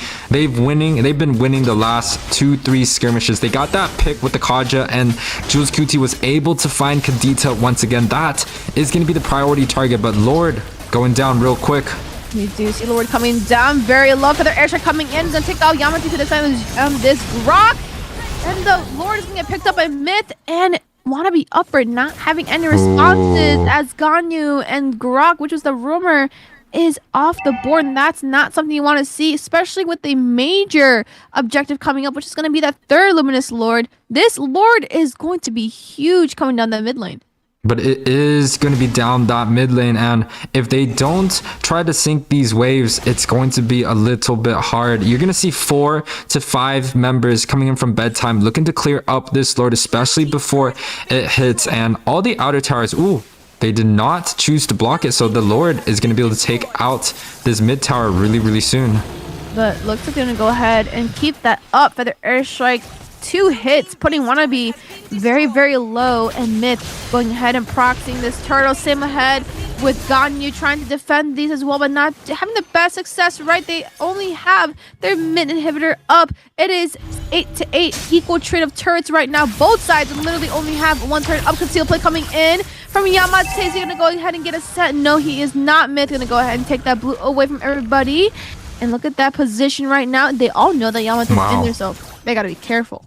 So, kind of want to talk about some of the items. You kind of see Kaja going for a full defensive route. 0 cooldown, 0 CDR. So he is going to be that big front line coming in. And Farsa with an interesting build. You go for that Holy Crystal Blood Wings to completely stack. So look at his HP. He actually has a really big shield on him. He is going to be doing so much damage. And 22 minutes in, the scoreboard is 22 to 15. Everyone has full items. Everyone is going to have death timers that are going to last forever here. Absolutely. Now, as we were wrapping that up, the next Lord is coming up in about a minute. We're looking at a 25 possible minute game. This is our longest match right now that we have seen so far. Bedtime versus Akatsuki. Knowing that these two are high elo teams, we are going to see one of those extremely hard, tough matches and a little bit tussles happening in each and every side. But everyone has taken a death off the board, 22 to 15. Now, at this point of day, you would see a lot of kills into the hands of each of these players. But even at this stage, with 22 to 15 and as the KDA and the score, you know that these players are very disciplined when it comes to these team fights. And I'm pretty sure you know a lot about the discipline area and the discipline meta that you have been in. So what do you think right now? The Lord's coming up in 15 seconds. Do they get a pick off now or do they wait? Well, they for sure have to group up, and I like this play. The team of Akatsuki is split up, and they do look to see if they can get this Claude, but unable to connect. Now mid side. Do see suppression coming in from Green Tea, able to get out of the difficult situation, but is Green Tea able to? Yes, he is. Devin's bench is being popped in. Death taken off the board. Claude's Wind of Nature actually has been popped right now, so he will be a little bit of a disadvantage when he goes to fight for the next Lord, but that is nobody off the members. But Death, the EXP laner, the one that controls the map and gives a vision, is taken off the board right now for Akatsuki. Yeah, this does give the Lord priority towards the side of Bedtime. They should be looking to group up right here, getting some of the visions and making sure that they can take this Lord safely. There is a 40-second death timer onto Death right now, and that is a lot of time to make sure that they can grab up this objective cleanly. Absolutely. Now, here comes the dance we've been waiting for, the tango, right? Coming in on this Lord. A little bit of a waltz. You do see 3 members already smacking that Lord pretty dangerously low, but Myth in the bush unchecked. Milk Tea still not going to check that bush. And if Myth comes in with the backdoor play, that is very best. Shadow Stampede coming in. He does not miss his horse this time. Going to go ahead and get that backside, but Lord is being worked on. Jules Cutie coming in with the concealed play, and we do see a little bit of a tussle coming on that top side. Chow is trying to go ahead and end that game with Green Tea. Go ahead and deny that as well. Lord has been reset, so this is going to be a second dance. Lord has been reset for the 3rd time. Another dance happening. Another air strike coming in from the back. Going to be dangerously low, and Myth is going to go ahead and take that advantage. Start this Lord. Yamate getting right back into position to maybe go ahead and take this Lord away from Myth. Green Tea is now online and here and ready. Jules Cutie coming back on you. It's going to go ahead and be careful to make sure not get caught out, but wanna be upper coming into the party. Is he able to take this Lord? We're gonna go ahead and see Phantom Stampede coming in. Green Tea takes the Lord, denied by Myth. Comes the blades coming down the backside. Claude's blades do it. It's gonna come out. Wanna be upper going ahead and taking away Myth, making a double kill. Taking out Juice Kids, but look at Ganyu in the backside, taking out Death on this Edith. But look at Wannabe. Hui, that's a shutdown. That is a triple 4 for kill 0. to go ahead and cut off those waves. And this might just be the game that you guys have been waiting for. This might be the end as well. It is Claude just left. All utility has been burnt, and he is the only one left alive. Death timers are all over a minute. And this is the finish, potentially, if Claude somehow miraculously makes it out of here. But this is a very beautifully well-played game. 26 minutes right now. Congratulations to the side of Bedtime.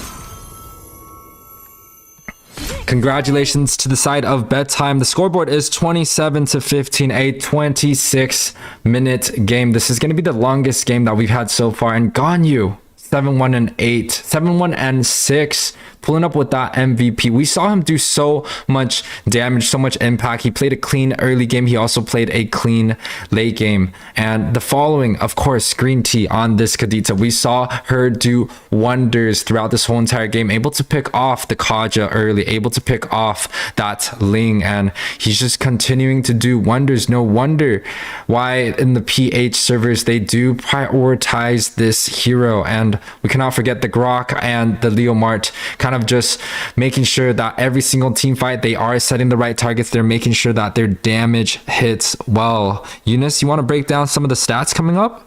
Absolutely. Now we're going to go ahead and see the team fight participation, especially coming in from YUWEI and Jules QT and Chalice coming in on this Claw. That's how you know they were doing that 1-3-1 rotations. And I cannot stress this enough. You do need to be with your team. But on the same side over there, we do see Grok and Green Tea and want to be upper with the highest. So that is going to be a Roam Mage Jungle 1-3-1. But if you look at the side of Akatsuki, right?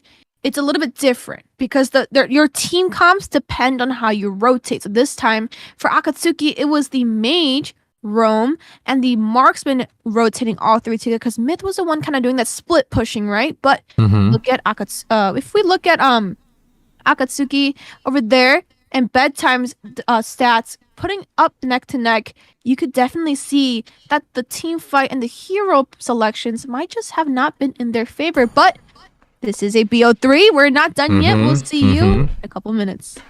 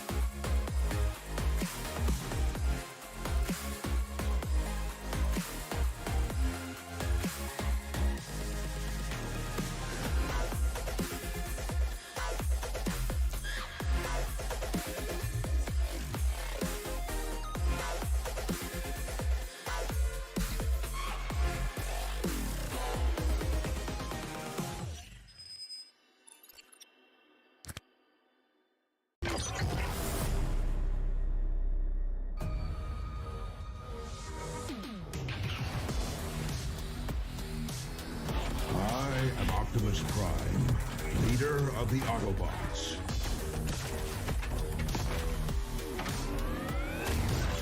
I am Megatron.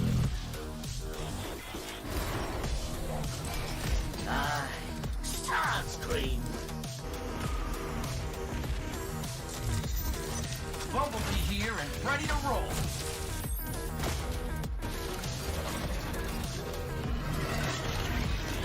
Grimlock's greatest warrior!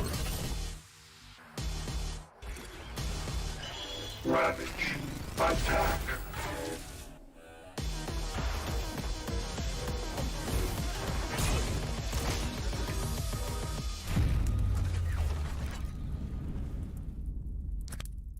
What's up, everyone? Welcome to another Hero Revamp Spotlight, this time featuring Minzithar, the Courageous Warrior. Not only has Minzithar been given a new look, but he's also been made into a much more versatile hero.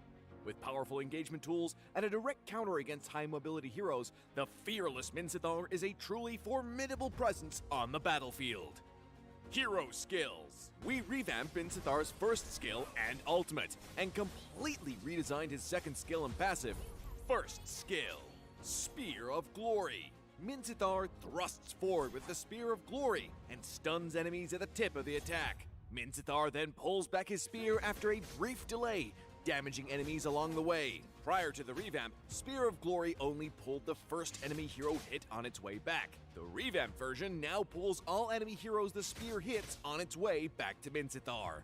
Second skill, Shield Assault.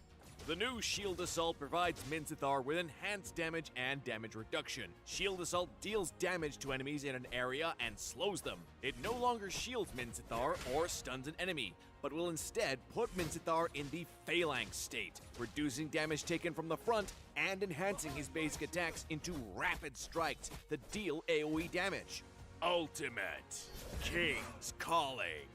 Minzithar leaps a short distance and calls 4 Royal Guards to form a field around him. The Royal Guards cannot move, but will attack enemies in the field, and their attacks can trigger equipment effects. Enemies within the field will also be slowed. Before the revamp, the field only prevented enemy heroes from using directional blink skills. The new King's Calling now disables all movement skills. Passive skill, Mark of the King.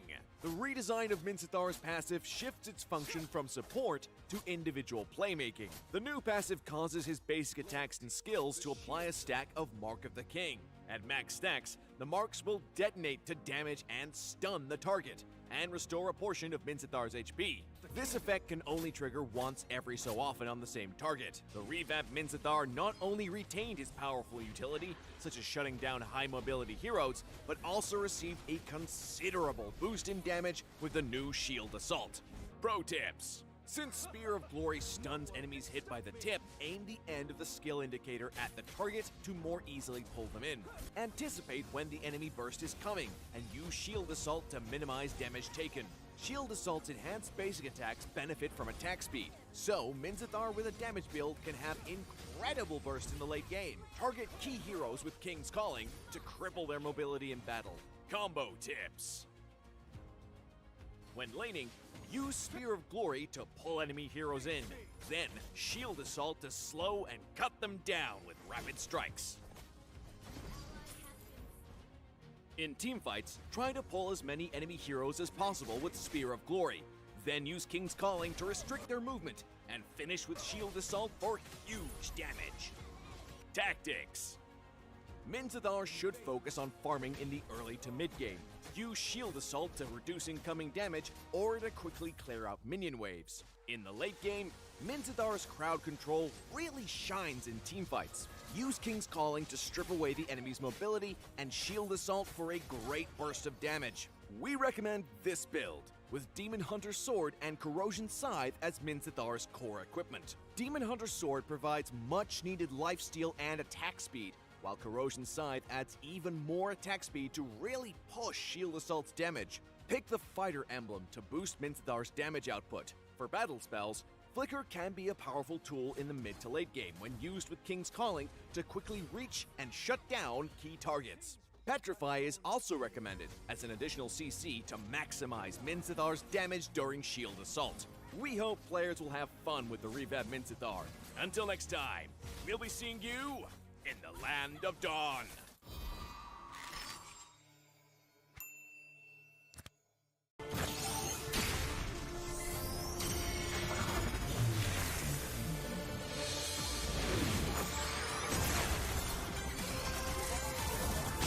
My magic flows as freely as the wind. Name of the winds. The storm is coming. The void is like wind. Listen. It is the sound of the wind. Behold, the fury of the wind! Behold, the fury of the wind! Behold, the fury of the wind! Slain an enemy. Impressive. Under attack.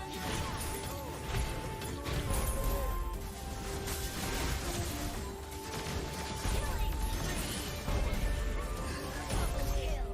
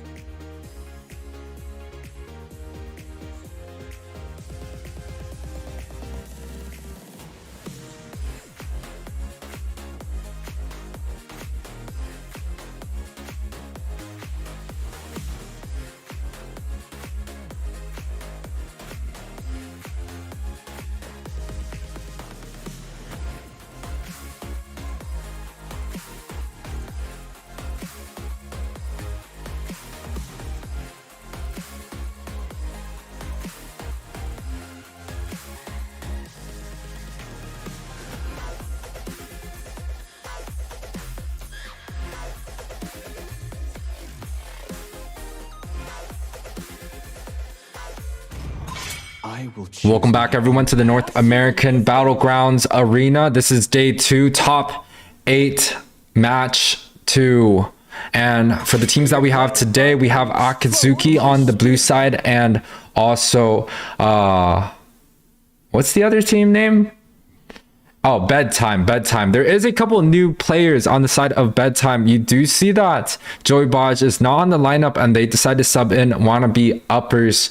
And they also took out Yamete Kudasai for Nikoko. So there might be a role switch coming around for the side of Bedtimes right here. Now, a couple bands already being shown on the board. We have the 1-1, we have the R-Lot, we also have the Minzithar and the Fanny. And with me today on the cast, we do have Eunice from NACT. Eunice, these bands coming in, how do you feel about it?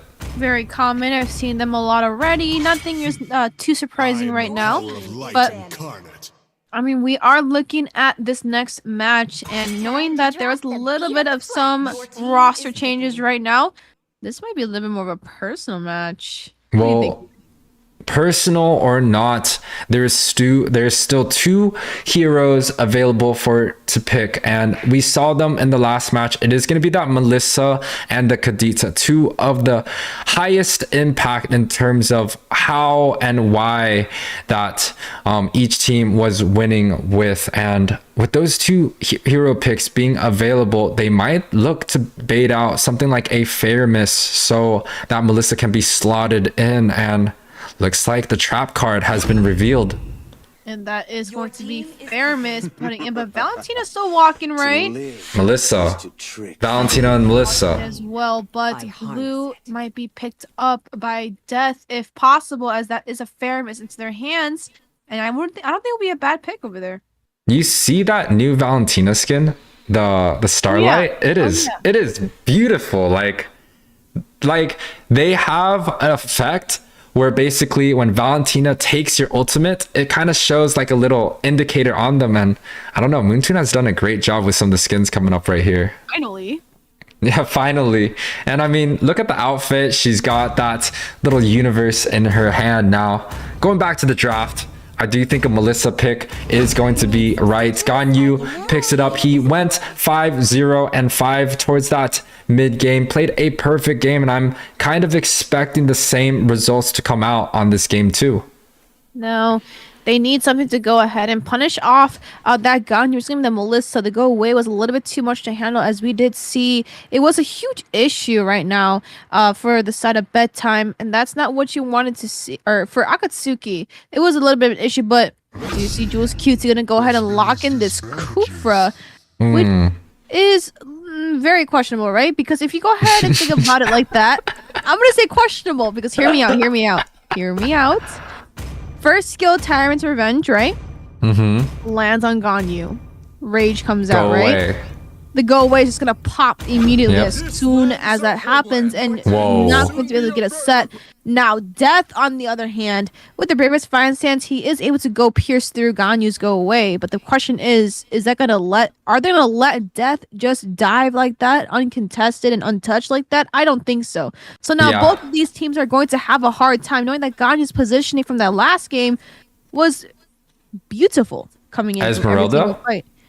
Esmeralda might be that answer onto that top side, especially against Death. Now, they do look to pick up that Grok. Once again, the Grok was proven to be such a huge factor in game 1. And with the Kaja being banned out for the side of Akazuki, they do choose to go for that Kufra. And Kufra is good against the Valentina because it's kind of hard to set up a good team fight with the Tyrant's Revenge. It does look like the IMU will be going towards that Fairmiss. Now, the second ban phase coming in, probably some marksman bans coming out from the side of Bedtime, and maybe on the side of Akazuki, they are going to be looking to ban out potentially the EXP laners to have Death an easier matchup in that lane. Akatsuki is going to be on the left side. Bedtime is going to be on the right side. This is kind of messing with their heads, because we just had a game where Akatsuki was on the right side, but Bedtime was on the left side. So bear with us. But Claude is going to get banned out. Very good. But is actually saving Hui on this Faramis only because Claude's Blazing Duet, one of the biggest counters to that Colt altar, but I'm so scared, right? Because Ganya's gonna go ahead and start shredding that Colt altar. You can only hang on for so long, and when you have to be within his circle in order to stay protected, and that's what they have to be careful for. But Esmeralda is gonna get banned out. You did mention the Esmeralda, but the Esmeralda is gonna be taken off.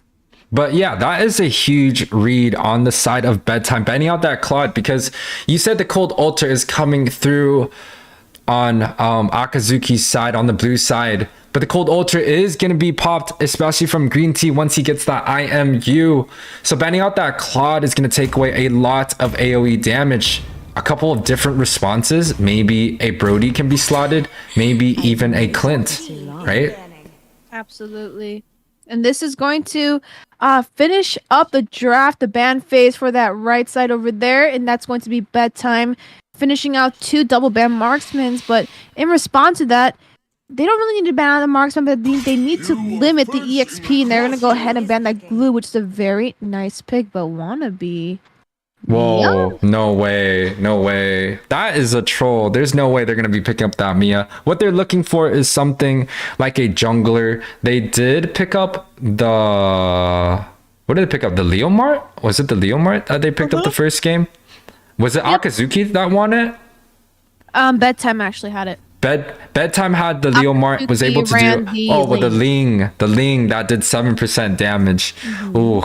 That was a little bit tough. I do believe Myth is going to have to pull out something underneath his sleeve. Maybe something like a Martis or even a Fredrin. Even though it's nerfed, it might be a little bit better in terms of contesting objectives and having an impact in a lot of these team fights. Now this Karina is going to definitely go into that Karina tank build, so we're gonna see a little bit more sustain. But Myth already hovering over this Fredrin is gonna already be a tank fighter versus tank fighter, which means a lot of objectives here going on, not a lot of high kill scores you're going to see at all this game, unless Myth decides to opt in for an assassin. But I think he learned his lesson last game that maybe that's not the right answer. But Myth is hovering over this Martis. And is he going to lock it? Chalice is going to go ahead with Wheezy's twin over there. Brody, we love to say that as well. In the NACT, we always say Wheezy's Brody is OP out there. And Wheezy is going to be locked in by Chalice over there on that left side, which is going to be the side of Akatsuki. But Bedtime already getting answers for this. And Milk Tea is looking over this Atlas. Mind you, Milk Tea was the one that was playing... The mage? No. There's Milk Tea and Green Tea now. Green Tea was the one that was on the Kadita. I'm not sure. Was Kadita. Maybe they subbed 2 players out on the side of Bedtime. I'm not really sure about it, but I am guessing honestly, that was a switch because I don't remember seeing 2. Oh no! Milk Tea is EXP. Green Tea was his mage. The person that I don't know who they swapped out though. They swapped Yamete Kudasai. No, they swapped out. Oh yeah, they swapped did. Yamete Kudasai. He was on the Grok. He is on the Grok this time. And Nikoko is gonna be the running that Atlas. And I'm pretty sure YUWEI and I have seen Nikoko multiple times before in rank matches, and he usually runs the marksman actually, or he runs somewhere around that area. He's a multi-role. Oh yeah, he is a multi-role, but we mostly see him. So there's gonna be a little bit of a camera bug every time Atlas goes into a second skill, by the way. So the camera is going to flex over to the Atlas, but this is the second match, guys. This is going to be Bedtime versus Akatsuki. This is match point, though, however, for Bedtime. But Akatsuki, are they willing to take this back? This might be one of our toughest games. Our first game nearly went to that 30-minute mark, so we're going to see where this goes. Yeah, shout outs to CP for the $4.99 donation, of course. Appreciate that. And again, another $4.99 donation. Thank you so much for supporting the stream. I appreciate it. Topside already looking to battle it out. Both of the roamers looking to choose to go for a 1-1-2 really early on, Eunice. Hui coming in is gonna spot out Valentina on this green tea Good over trade. here. And it is a good trade, right? We're gonna go ahead and go right back. And these roams are really gonna go ahead and do the 1-2 because they know that it's going to be all up to Chalice on this Brody and Ganyu on this Melissa to do what do they need to do with that marksman damage because that's what's really important, right? Chalice MP doing a little bit of damage, but look at Invade. Myth. Invade coming in. Wanna be upper trying to deny. And looks Wow. like Myth actually got that buff and took it away from Wannabe. It looks like had no retreat up there, unfortunately. Still denying a level 4 out there by Wannabe. Hui coming in with the Shadow Stampede. Jules Quick landing in Titan's Revenge. Nikoko might just get taken off the board by Chalice. And Flicker being pulled by this Atlas. But Wannabe upper still looking for answers on this buff. Yeah, looking for answers. Myth going in, but unable to get the kill that he's looking for. The Bravest Fighter stance does come out, but again, nothing really happening besides HP bars and ultimates being traded. Now, a lot of these matchups coming in, the Atlas is not going to have a great time against the Kufra all the way until he reaches that level 4 mark, and it does look like they are opting to let the Atlas level 4, and Green Tea is looking to grab up the level 4 at the EXP lane. But the turtle already been started, looking like Akazuki's going to take this uncontested here. Myth calling down this turtle here. Fatal Link's going on the backside. Death getting caught out there. Wow. But first blood into the hands of Myth. Decimation has been unlocked right now. He is fast as a rat going around the map, trying to look for a lot more kills over here. But looks like the bot side. Look at the proxy. We do see Hui and Death, but looks like nothing's gonna happen here unless Milk Tea wants to go ahead and make a play. But 1-0 YUWEI. Look at the gold right now. Yeah, the gold is already almost a 1k difference, especially with the turtle belonging to Akazuki's side. And we've kind of seen this before already. They were in the advantage early game, and they're kind of just looking to push that advantage up. We, on this Fairness, it is really, really good, sustains really well, and rotates really fast. But the advantage now, I think, especially towards the river, is going to be belong towards the side of Bedtime. The Atlas might just be a little bit hard to deal with. But you talked about that Atlas doing a little bit of an early Four-man? push. 4-man rotation coming up to the top side. Nikoko might just get caught up. Fatal Links landing 2 people. Fatal Links coming in. Black Bolt's also coming from both sides. Looks like who's Fatal. Looks like who. Oh, Wild Charge coming from Milk Tea. Jules QT is called out. Death is coming out. Tars range on that wall. We do see this Shadow Stampede coming from Hui. Go away has been triggered in. Look at Myth. Decimation locking 3 people. And then it's going to be a shutdown, unfortunately, coming in from Nikoko on this Alice, but Myth. 5 for 1. That is a 5-for-1. Myth plowing down onto the side of Bedtime with that decimation. That is the power of Mortis Jungle right there. That was so much entertainment in such a short time. 5 members from both teams rotated up to that top side for that clash. They weren't able to grab up that tower, but they traded 5 kills for 1 instead. Just Myth falling short to that tower, and Martis, we've seen this again and again. Alex plays it so well. A lot of the NACT players play it well. I just feel like Martis, especially with the Fredrin nerf, is going to be the king of the jungle now. Hold on, speaking about King of the Jungle, though, Wild Charge had to be popped by Milk Tea to get out of that situation. Myth gonna go ahead and take that turtle. Wanna be upper looking for that turtle, but unfortunately gets called out. We did see Shadow Cell coming in from Karina. Actually falls behind the Death Chalice. He's gonna go ahead and take up that kill, and looks like a lot of economy is gonna be denied once again. Yep, 4 minutes in, 5 minutes in actually. The scoreboard is 7-1. There is a 3k advantage towards the side of Akazuki, and you could already see a lot of these items being built up. Clock of Destiny was the item choice for that Fairness, looking like he wants to go for a burst build instead of a cooldown build. And you know, you can see the Kufra building up to that dominance ice, and the ultimate lands. Ooh, Shadow Stampede is going to go ahead and help the rage coming in from Jules QT on this Kufra to land, but not enough to translate that into a kill. Yeah, Shadow Stampede. Which skill is that one? That is it the the Kufra? Fairness pull, actually. Oh, the Fairness pull. You can see Jules QT charge up here. Looks like a flicker being burnt in by Green Tea. Almost got caught out dangerously there. We do see Myth coming in with a little bit of damage on this buff. More to coils, but just gonna be a farm just delayed here. Hui coming in. trying to poke a couple people, but looks like not going to be in his favor.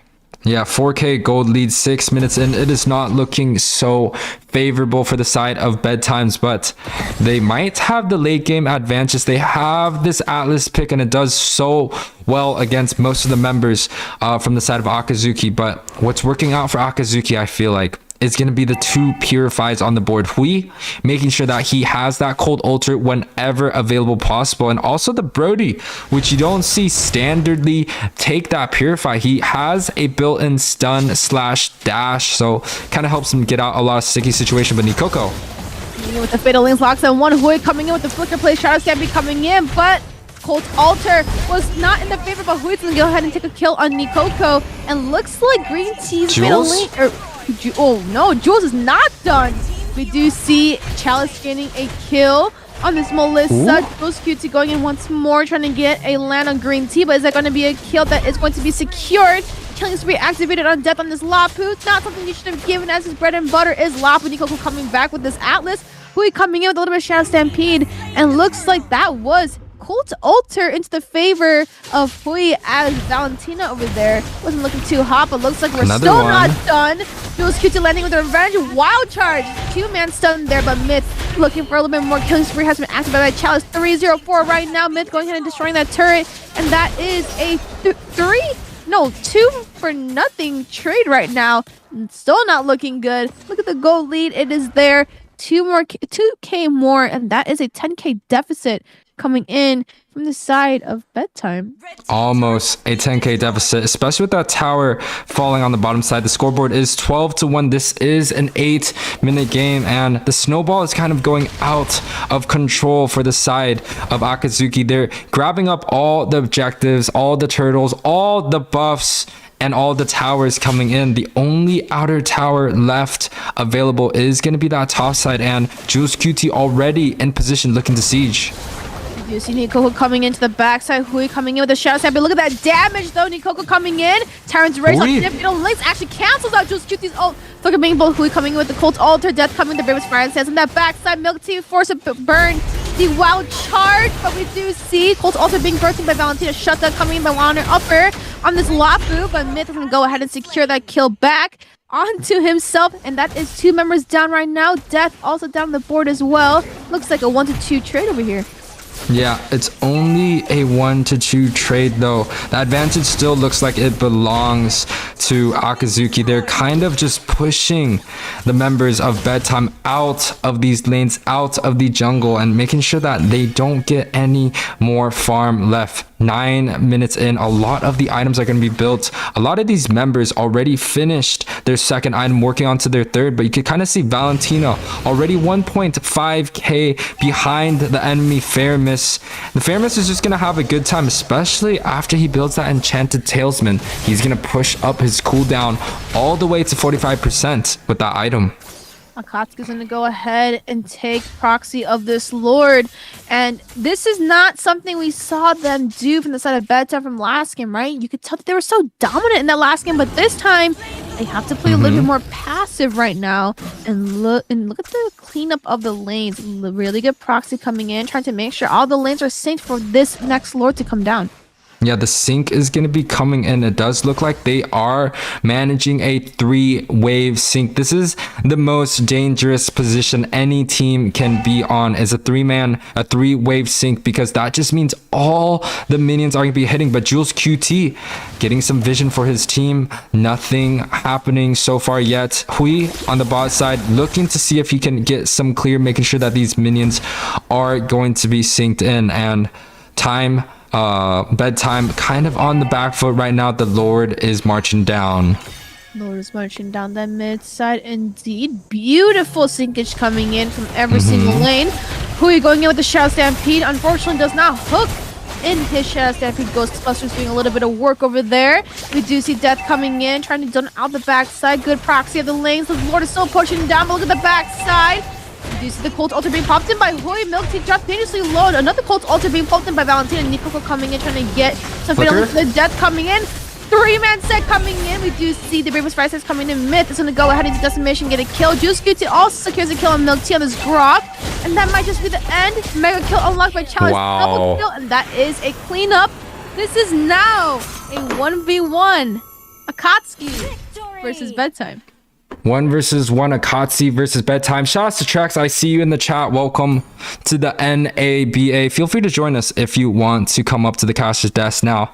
Back to the game, right? 19-2, 10-minute game. We called this a draft diff in my books. 10-minute games, 12-minute games. You don't really see the Lord making in so much of an impact compared to the team fight abilities of both teams. Fairness picking up that MVP 2-0 and 14. YUWEI from BTK playing such a extreme clean game. And we're not also talking about YUWEI. We're talking about Jules QT 1-0 and 8, and also Chalice on the Wheezy infamous character 5-0 and 8.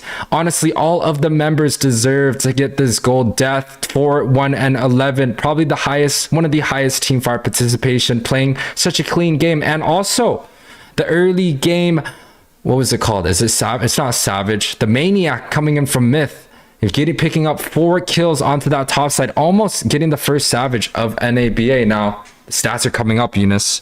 What do you have to say about this? And look at that. Look at the team fight participation. Once again, YUWEI deserves the MVP. 84% team fight participation, but look at the damage coming in from Fairness. 41% did the most out Sheesh. of everybody, including this Melissa, which is what Ganyu is running over here. That's how you know he was being a big pain over there for everyone on the side over there for the side.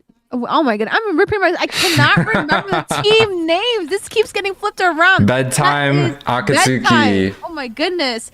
But that's how you know Fairness is really either can be flexed in the room position or really the mage position, right? So you can go that clock burst build or you can go that CDR build. I personally prefer the CDR build, but looking at this damage, I might just have to go right back to my burst Mage. build.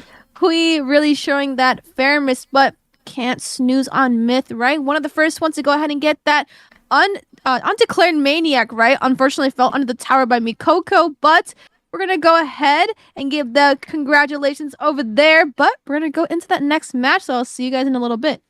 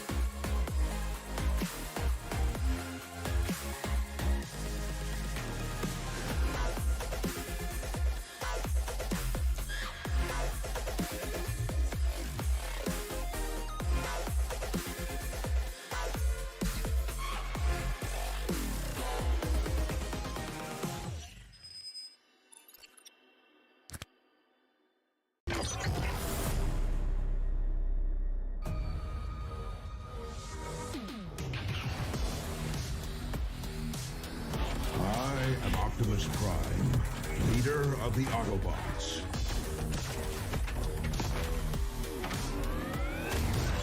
I am Megatron.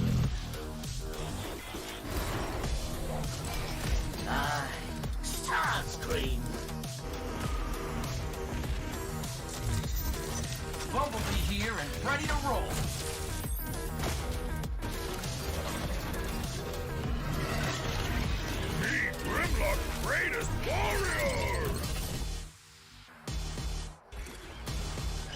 Ravage. Attack.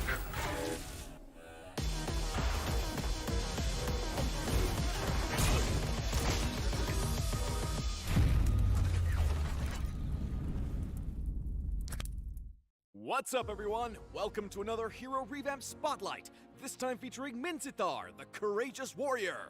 Not only has Minzithar been given a new look, but he's also been made into a much more versatile...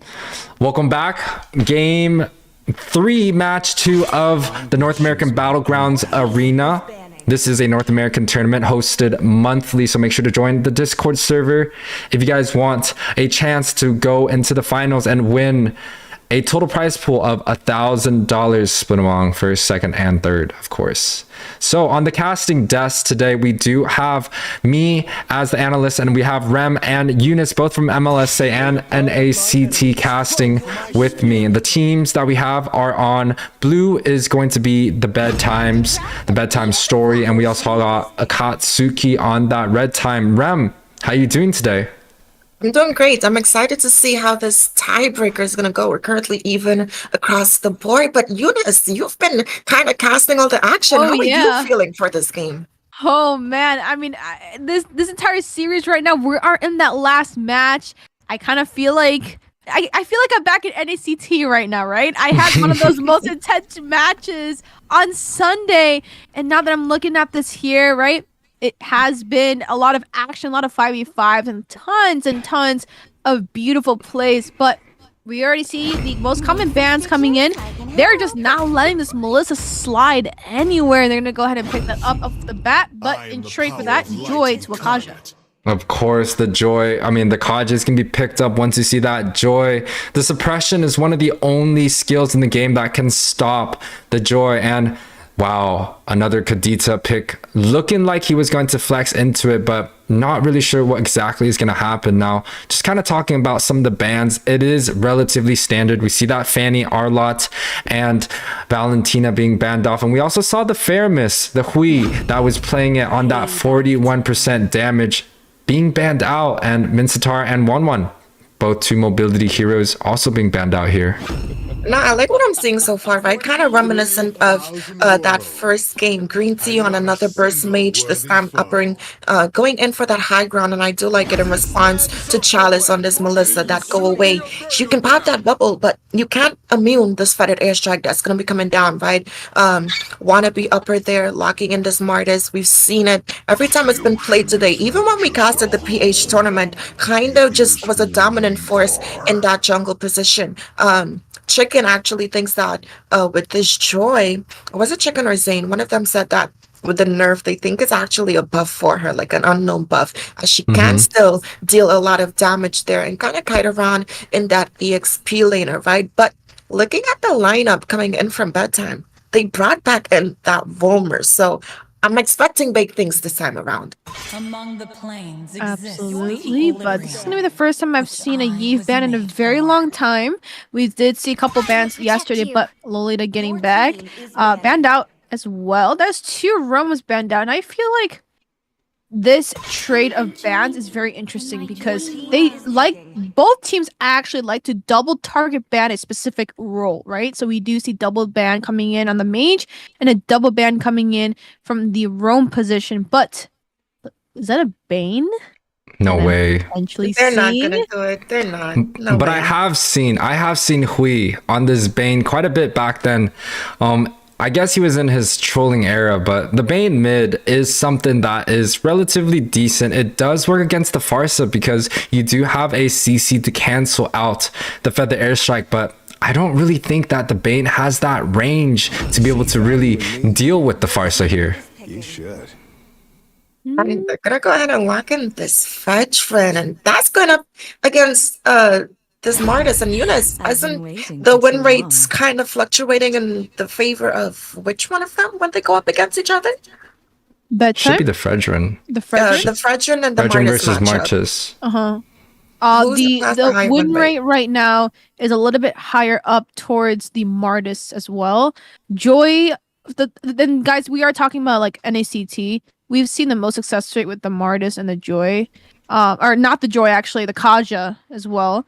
Lapu has been slotted a couple times, but as for the Fredrin and Martis, Fredrin got nerfed a little bit. So Martis is, I'm pretty sure, has a higher upper win rate for that as well. Yeah, I feel like Martis right now is going to be the king of the jungle. They answer the Fredrin with the carry and the Kufra. We've seen the Kufra come out, and Yamete Kudasai is back in business this time. Nikoko out, and Hui completing the draft with a Lilia pick. Now, with the drafts being completed from both sides, who do you think has the advantage, especially for that first objective, that turtle dance coming up? I'm going to give it into the favor of bedtime here. I do think with Milk Tea on Destroy can get to that back line, potentially bait out the black shoes that's going to be coming out from this Lilia as well, right? And then if Chalice does decide to show up, you have Green Tea with the Feather Airstrike for the additional zoning, as well as that burst damage coming in. And man, we saw Yamete Kudasai on this roam position in game 1. And the sets that he has is immaculate, it's game-changing. So I'm going to give it to the side of bedtime. 5 seconds till the enemy. What about you, reaches the Eunice? battlefield. Absolutely. I do have to give it up though, right? This is a draft that we're talking about, but that early game pressure is what we like to focus on. And Green Tea running this Farsa, we did see Farsa's getting blown everywhere on this, specifically this match. You really see the Feather Airstrike doing a lot of damage, but something I haven't seen in also a very long time, Lilia is going to be locked in by Hui.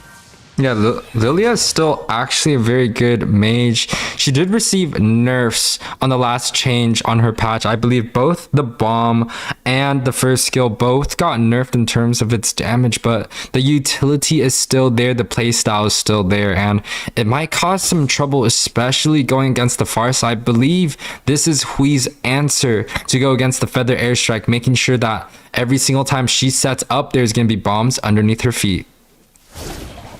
Absolutely right. And she's one of those burst mages. She can apply so much pressure in that early game. We see the rotations being pretty much matched up, and that's because of the clear potential coming in from Green Tea there and Yamete on this Kufra, right? So a lot of mid lane potential coming in. We do see some focus though heading into this gold side.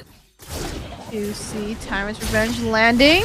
There he goes in. Out comes the magic ball though, but Lika Wannabe Upper still going in. There goes Fredrin with that stun there. We do see the models coming out from Melissa. Yamete Kudasai having to force out that early game flicker. Now that is an important bit of utility being wasted at pre-neutral objective.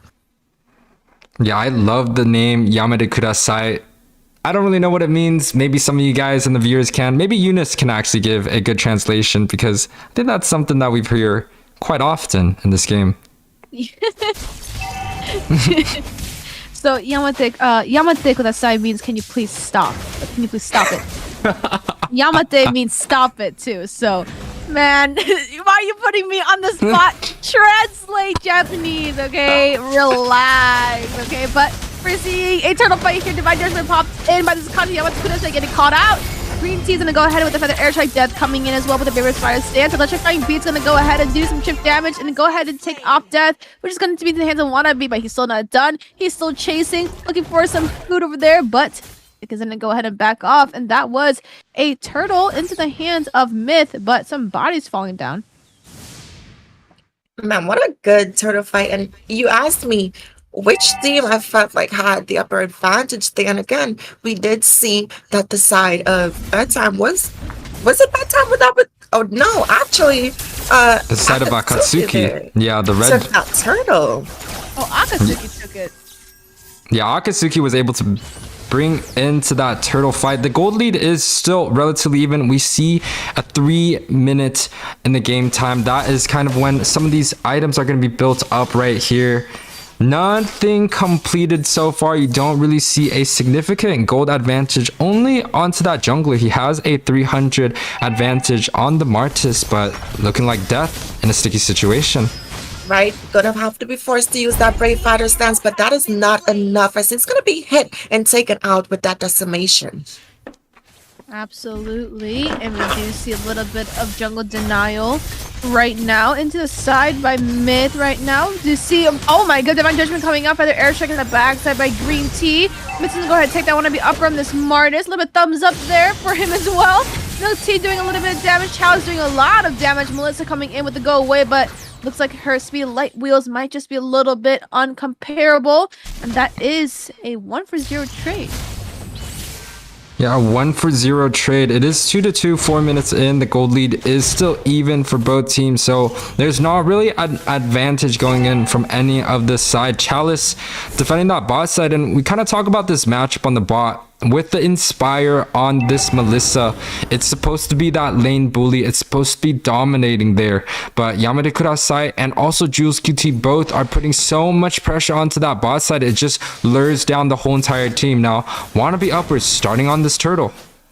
But we do see Kufra charging in. Gonna go ahead and hit mid, but mid goes in. There goes the credit airstrike coming down. But the side of Bedtime was able to secure that turtle. But gonna go ahead and chip out and disengage for the side of Akatsuki. Beautiful retro coming in from this Mars. Now, let's take a look at these items. We are going into that 5-minute early game core power spike. So we do see Carrie locking in with that corrosion site. So we're gonna go ahead and see a Trinity build as well. But Melissa right on the runner-up. Not too much of a gold difference there. Mage is locking in with those damage items, but Farsa is going to be in the favor as she has locked in that clock pretty early. But Divine Judgment being pulled in. Chalice doing a lot of damage with her little doll right there. But it looks like it was a little bit of a skirmish there, right? But lots of utility wasted right there.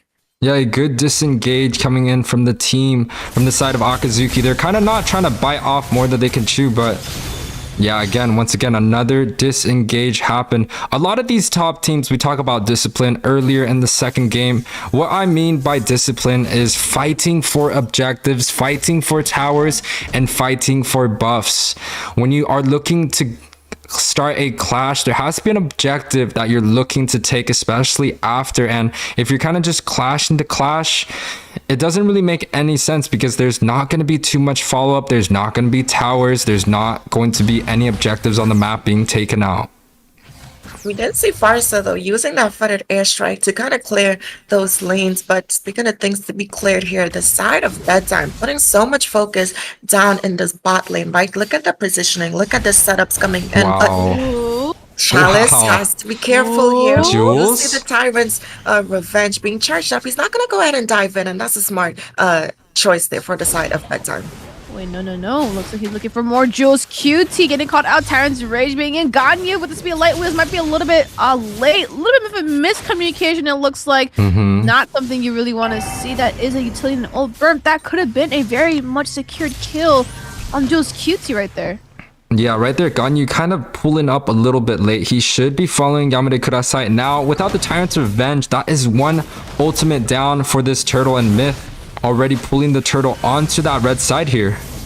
But he does go in. Down comes the footed airstrike though. Martis with a decimation. Gonna go ahead and take up that kill on Kaja as well as that turtle. The go away has been popped by Chalice, but in comes that with the bravest fighter stance. He's gonna go ahead and flicker, secure that kill though. But look at the damage coming in from that speedy light wheels from the carry. Is she gonna be able to escape? No. Melissa's gonna take her down. There goes Yamada Kurasai landing the Tyrant's Revenge, but it's not gonna be enough as they're avenging all of their members that's fallen right now, and that's gonna be team fight in the favor of Akatsuki. Yeah, it was a 3-for-1 team fight in favor of Akatsuki. The gold lead is still really even, although the side of time, what is it called? Bedtimes, they are able to pull up with some of these objectives here, but bot side. The Divine Judgment coming in by Jules QT is able to get a kill on Milk Tea on this Joy is going to be assisted and finished with Chalice on this Melissa. And she's already starting to scale. She's picked up that tower in that bot side, and we do know the power of Melissa, right? But you can see she's already building in to her core items. All she's missing is that one more. Yeah, she's honestly just missing that golden staff, and the Holy Trinity build is going to be complete. You see a lot of the members rotate, putting some pressure onto this top side. It does look like they want to siege the tower potentially. The bravest fighter stance. Gonna come in, do a little bit of damage on Yamata on that Kufra, but this is more of those little peekaboos that they're doing. They're kind of testing out the waters here with their power, but nothing too much going on just yet. Yeah, nothing going on just yet. Yamete Kudasai on this bush, able to stop Myth quite a bit. That's just the power of the bouncing ball, making sure that the mobility of some of the dash heroes don't end up but fight. But we do see the Tyrant's Revenge coming in from that flicker. There goes the go away though, dealing a lot of insane damage. There goes the energy eruption from Fredrin, landing that stun, but Carry, the speedy light wheels, is gonna take him out as fast as light. And there goes Wannabe Upper, getting that double kill, and that's the power of Martis in this decimation. Chomp, chomp, chomp. Yeah, didn't we see the Martis do this back to back every single game so far? Oh yeah, He's remember that triple kill, that maniac, and that top side. Chomp, chomp, chomp. That's what we saw. Oh my goodness. The side of Bedtime does pick up this objective, and it kind of seems like they have the lead in terms of all the turtles and all the lords coming in. That is a very good thing coming in from their side. This is going to be the game 3, so both teams neck to neck right here. No mistakes can be made. And I like it, all right? I like what I'm seeing from both sides right now. Like we mentioned, the scoreboard is currently 1-1, so both these teams have a lot to lose right now, and we're definitely seeing that with some of these engagements that's coming in here. We do see a little bit of a little DDR dance. Lilia with her little shoes over there as well, doing a little bit of a waltz with herself, testing the water with green tea. Yamete. There goes the Tyrant's Revenge. Woo! Look at that, Rem, keep going. And there goes Martis, man, with that freaking decimation. What more could you say, you know? Beautiful decimation coming out. Beautiful decimation coming out from Martis right here. The team of Bedtime's looking to siege that mid side. Yamete Kudasai going in once again. In with the Tyrant's Revenge. Not able to secure kill on Myth, but dropped dangerously low. But Death is going to go ahead and save his bravest fighter instead of going in. And this is how you know that these teams really want to be nitpicky with which fights they want to go ahead and take on. And we're seeing a lot of discipline, but there goes the Flicker Divine Judgment. In comes Melissa with the muddles, though. Is either gonna have enough carry, popping that speedy light wheel. Gonna go ahead and take that kill for the side of Kaja, but there goes the shutdown into the hands of Myth. That fettered airstrike, not gonna be enough burst to take them down, but gonna go ahead and disengage. Yeah, that's some beautiful gold coming, cycling back into the favor of Akatsuki. They were down a little bit, but the gold lead is now just a 1.1k in the favor of Bedtime, and that really doesn't tell the whole entire story, because with a gold lead like that 12 minutes in, that's really not that much. This Tyrant's Revenge, just swinging left a little bit. Electrifying Beats get a kill on Chalice. That Vengeance did save Milk Tea's life over there. Got the airstrike coming in, already burnt, but that is Hui getting a kill on Yamete Kudasai on this Kufra. And man, every time I say Yamete Kudasai, I'm gonna have a really hard time saying his name over and over and over again.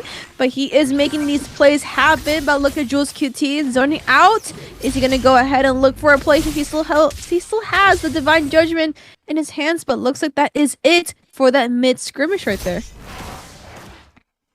Yeah, the mid skirmish right here. Honestly, a lot of these items are being built up. 12 minutes in, the scoreboard is 10-9, neck to neck.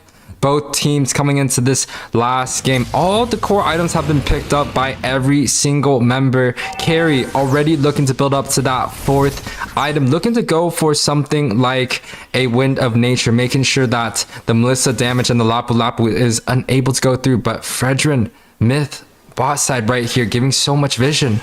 Yamete Kudasai gonna go ahead and dive in that bush. The fettered airstrike being baited out, though. Not what you want, especially for this first neutral objective. But we do a conceal play coming in here. Kaja trying to flicker, but flickering into the wrong way. Carry gonna go ahead and burst him down. There goes the go away, securing that kill on this Martis. But look at Milty, look at that, focusing the backline as they both are supposed to. Lapu Lapu gonna go ahead and secure that kill against Farsa here. There goes Yamete Kudasai and Joy on the chase. And there we go. Joy picking up that killing spree. Gonna go ahead and shut Death down and actually putting Death to death.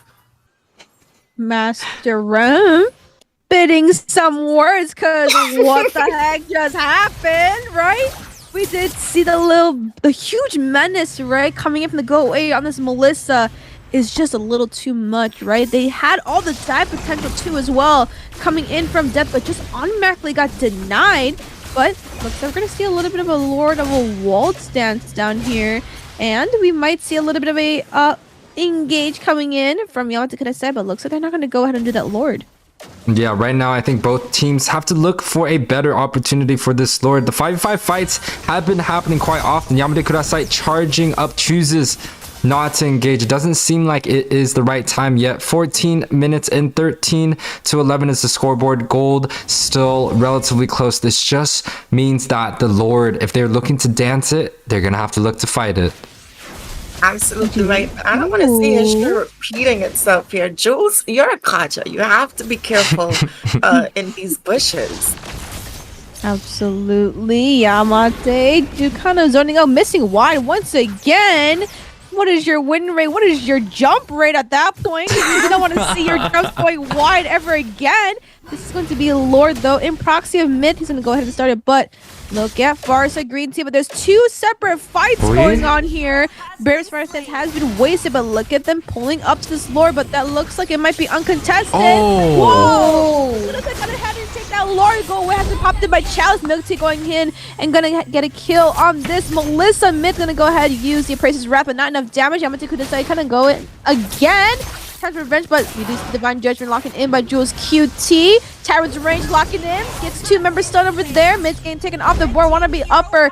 Still looking for a little bit more answers, but that is a 1-for-3 trade. And the Lord got picked up by Kufra, which is really happening. crazy. Now that is really crazy. The retry just did not come off at the right time from Myth's side. 3-for-1 trade with the Lord marching down.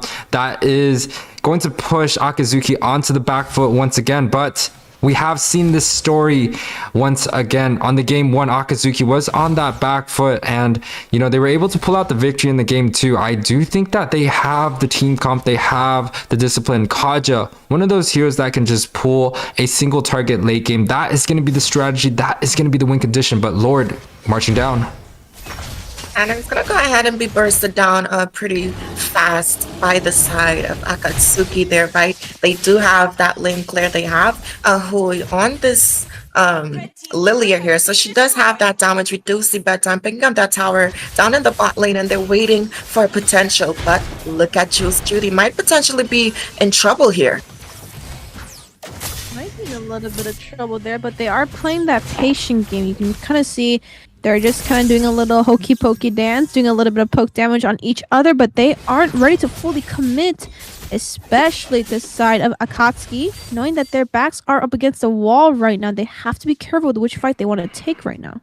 Yeah, the hokey pokey dance is being shown off from both teams right here. Akazuki on that back foot, kind of looking to see if they could grab up any minions. And talk about the win conditions right here. Jules QT has to find a way to get a single target picked off before the team fights happen, or else the Kufa is going to have an AoE set along with this this Joy right here, bodying so much damage from Chalice, making sure that what is that spell called, that blue spell was just able to do a lot of damage against Chalice right there. The blue spell. Vengeance. Vengeance. Yes, wow. Vengeance. Oh! There goes the Tyrant's Revenge as the Tyrant's free with the my. Fetid Airstrikes on tap. Gonna go ahead and burst down Death, making him go 6 feet under again. There goes Marthas picking up another kill up against Myth there, actually turning him into a success story. But look at Yamate Kudasai, gonna go ahead and dive into that red buff over there. Somebody please tell me you guys saw how fast Myth just went from like full HP all the way down to nothing. Somebody please tell me that. God knew. BD Light Wheels doing God's work right there. And he's gonna go ahead and burst down this Lord too. Look at that. Couple seconds, Fast. nothing. 18-minute Gone. Lord, just 3 seconds. Doesn't take too long, Are right? y'all hydrated? Do we want some milk tea or green tea? Which one is your preference? I'm tea, going milk for the tea? Oh, green tea. I'm Green taking tea. the green tea. I don't Oh, know. okay, good. We healthy out here. Yeah, you know what my favorite green tea is? You gotta hit it with the passion fruit, or you gotta hit it with like the mango or something. That's when you know that flavor Good. is gonna be bringing out, especially with something like a lychee jelly. I'm not too big of a boba person, so What about Lychee the jelly's gonna green take my tea? place. They're giving us a milk tea green tea combination right now. So What I about gotta green tea with a that. combo of vestry though? I think that's a pretty strong combo as well. A combo of what? A vestry, Farston's little bird. That's what it's called. Oh, but hold on. Yamato Kudasai actually used the range, but misses. But the airstrike in the back is gonna go ahead and take down Chalice a little bit low, but not enough to kill. Myth coming in, a little bit of taunt. We do see the Bravest Riders and Flicker play coming in from Death. Immortality has been popped by Mardis, but Milty coming in with a little bit of the DDR over there on Myth. No electrifying beat has been popped in yet. Everyone's ult has been popped, but look at this Lord already bringing down the next little bit. Lord Death. Chalice, Flea, and Myth is doing their best to defend it, but Yamate, this is not what we're looking for. Coming in with your jump, but missing your ult. Kind of just sold that game just a little bit. You know, when we talk about these, nah, screw the win rate. What is your jump rate at this point, right? Gotta land those jumps, Yamate. Yeah, the conversation went from straight casual into straight business. Rem, what do you think about this match going on so far? We kind of talked about a lot of the things, especially the towards the flavor of tea that we like, but a lot of people camping in right here. Absolutely, but there goes Jules Cutie with that flicker, Divine Judgment. Lilia gonna go ahead and secure that kill. We do see the go away being popped in. Uppers gonna go and be taken down again as he just met his death. We do see that double kill coming in there, Myth tanking a lot of that damage, but the Speedy Light Wheel's gonna go ahead and take that immortality. Lilia securing that triple kill. It's just Kanyu against the full man team from Akatsuki, and they're looking to end this game here. Kanyu potentially trying to zone them out and distract them a little more, but I don't know how long this is gonna work. We do see that Wind of Nature being popped, and so is that immortality. I'm sorry, but the secondary life is gone, and that's gonna be an unofficial maniac in the hands of Jules Judy. We see that 5-man recall coming in, and they're gonna go ahead and focus on this Nexus, and they said no more even games. We're here to take the win. Akatsuki putting bedtime to rest. Hey, nighttime. Woo! Gonna go see who we lock in with the MVP 10.1, as we love to call it, the A+. We're gonna give some grades coming in by Rem, right? The MVP, wait, 619, dealing the most amount of damage as well with 1 kill up on the board. But in the runner-up, we do see Myth and Chalice coming in with the gold medal. So we're gonna give them a good A- B+ over there. We do see a couple silver C's in theirs, but take a look at these stats from you, Rem, and break it down. I mean, it's a very, very close game, right? 19-18. Look at the team fight participation high across the board. And these teams were fighting it out for blood. Looking at Chalice there with that 50% tower damage coming in. Mythman, look at the damage that he was able to tank throughout this game. But I gotta give it to them, right? They did have some good responses there coming in from the side of Bedtime as well. We see the damage coming in from Milk Tea, Green Tea there, the combinations, the sets coming in from Yamate. So, YUWEI, are you satisfied with this game closer here for the series? Oh yeah, most definitely I'm satisfied with it. We had such a beautiful game. This is going to be the first 2 out of 3 games played total. And it was such a tight-knit game throughout the whole entire series. And honestly, like Jules QT, he was able to pull out the Kaja the game 1 and didn't get that win and has the confidence to pull it out once again. That kind of just tells you that guy has that mental game going on now. Congratulations to the side of Akazuki. They move up to that next round, going up against Foreign Famous tomorrow in a best of 3. Now the match is coming up. We do have Ackerman versus Empire at that 6 o'clock position. It will happen as long as every of those members come onto the lobby as soon as possible. And we also got MTY, the MPL Latin American team versus Team Ace coming up as the last match. We will be right back, everyone.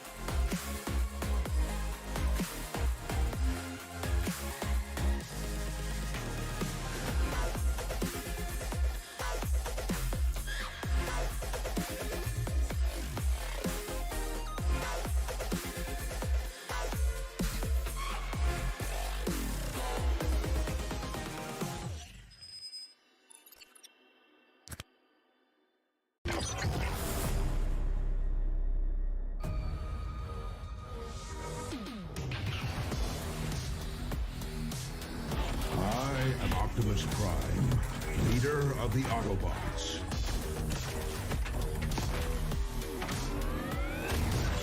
I am Megatron.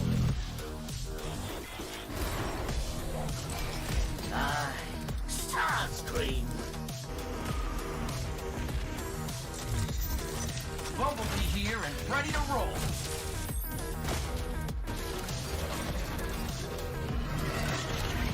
Meet Grimlock's greatest warrior! Ravage, attack!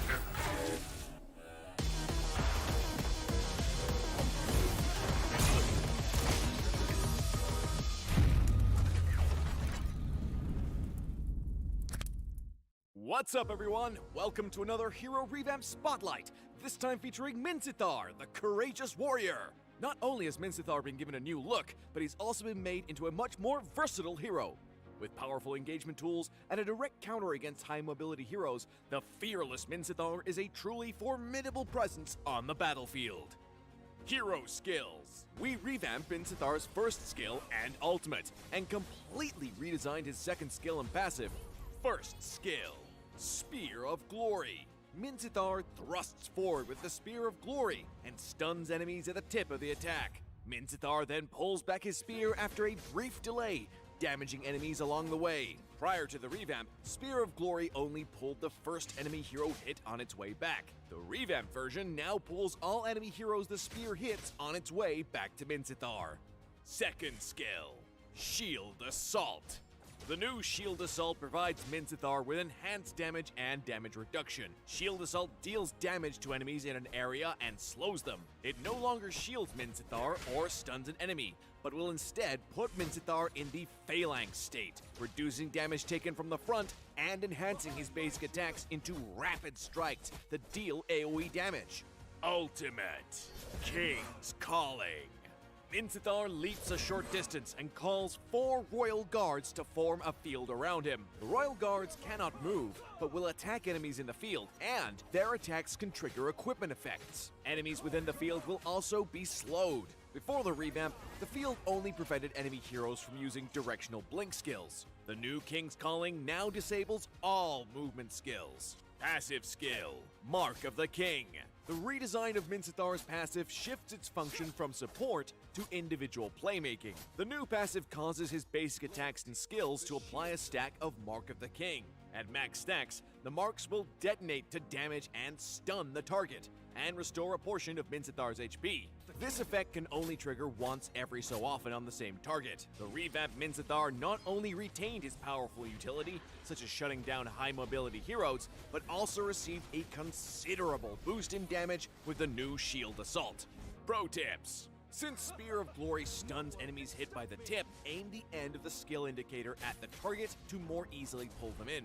Anticipate when the enemy burst is coming, and use Shield Assault to minimize damage taken. Shield Assault's enhanced basic attacks benefit from attack speed, so Minzithar with a damage build can have incredible burst in the late game. Target key heroes with King's Calling to cripple their mobility in battle. Combo tips.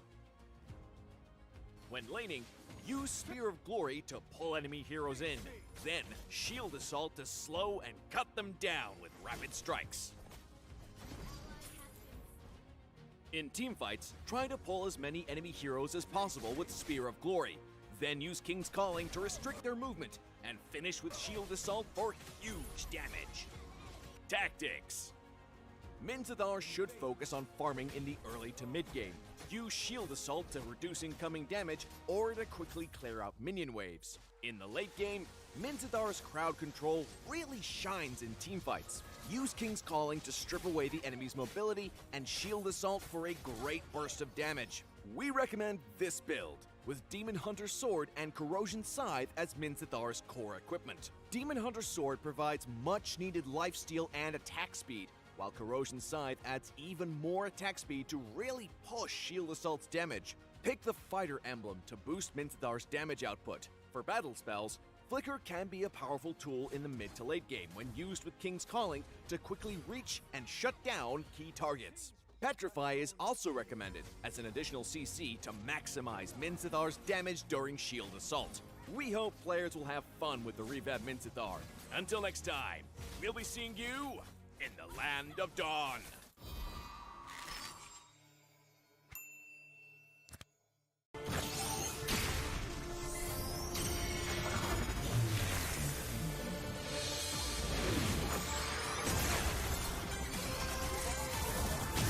My magic flows as freely as the wind. Name of the winds. The storm is coming. The void is like wind. Listen. It is the sound of the wind. Behold, the fury of the wind. Behold, the fury of the wind. Behold, the fury of the wind. Slain an enemy. Impressive. Under attack. Killing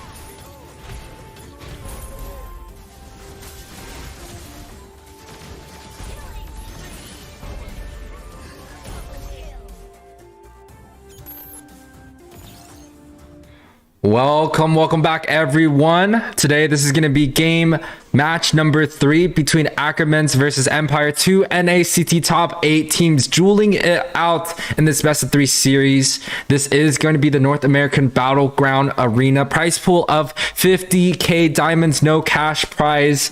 If anyone clipped that, I am saying it once again, there is no cash prize. It is a 50k diamond prize pool. Now, an exciting match coming in today. We have me as the analyst going into this match, and we also have Rem doing the play-by-plays. Rem, you did see this Alice being banned out. This is something super interesting, right? Absolutely. And it has to be a target ban. And I think it's the worst Mikasa there, right? So it kind of reminds me of when people ban Odette when they know they're going up against Rem, best of the NA, for those who don't know. But looking at the draft so far, very standard bans on both sides. And now that the culture has been taken off, that's going to allow Mikasa the freedom to lock and destroy here. And that's going to only leave one other suppression on the board, and that's going to be this Franco. The Franco should be picked up from the side of the Ackermans, but they also have a lot of different choices. I know Toltnak loves to play the Franco, but he has a lot of different heroes up his arsenal there. And wow, very fast draft. It looks like both teams have been doing their homework. The carry gets locked in for Zia. That is a late game marksman, that late game security onto a single target, and also foe on this Valentina, able to kind of put some draft pressure into this game already. And that's the only reason why they would go ahead and lock in that Valentina this early, right? It's a joy. The only ultimate is electrifying beats for her. Can't really capitalize that much, but it's still not bad, like you just said, right? So the draft pressure is going to be there, and that's just going to limit what the side of Empire is going to slot in for their team composition. We do see they're taking a little bit longer with their prior picks right now, and the direct response that we've seen, if you've been watching our NACT games, does Farsa going into that mid lane matchup as well as the Komi, going to lock in this Brody, and I like it. The Farsa is going to be able to allow some of that early game burst damage, and Kokomi gonna scale into that mid to late game to tear them apart with that turn apart memories and finish up the kill. So I do like this first half of the draft coming in for the side of Empire.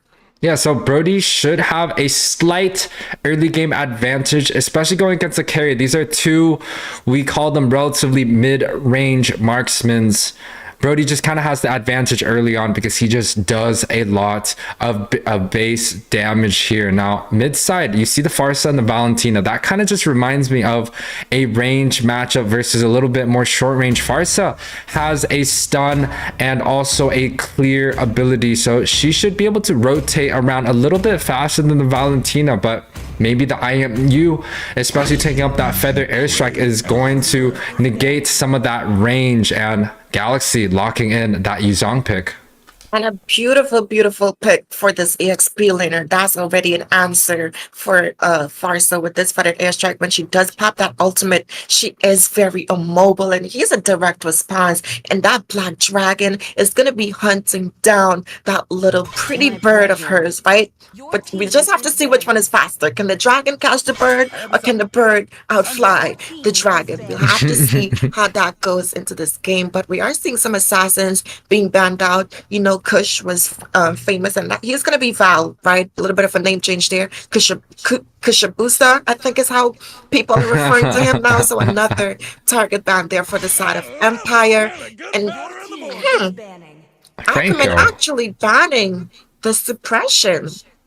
on their own side. Yeah, no, the Franco is an option to deal with Mikasa, but maybe they're looking for other things to be drafted in on Tonak's position. I do know he can also play a Chow. He also does play a very good Estes. So maybe they're just trying to take away Reckless's ability to use that Franco, because, you know, if I'm honest, these are two NACT teams. Both teams have been doing a lot of homework onto each other, and Reckless been performing with that Franco, with that Iron Hook in the last couple matches. And I'm not too sure what roamer he's potentially going to slot in here, right? He can go for the Kufra, you know, to get some additional dive and protection. The side of Ackerman do have some dashes in the kit. Yu Zhang, he has to kind of dash. But there goes Ackerman locking in this Diggy, and I like it. So now, Estes?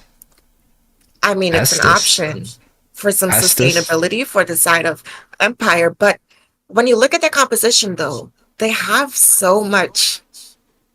It's so who's gonna be the front line? That's Galaxy, what they're gonna be missing out.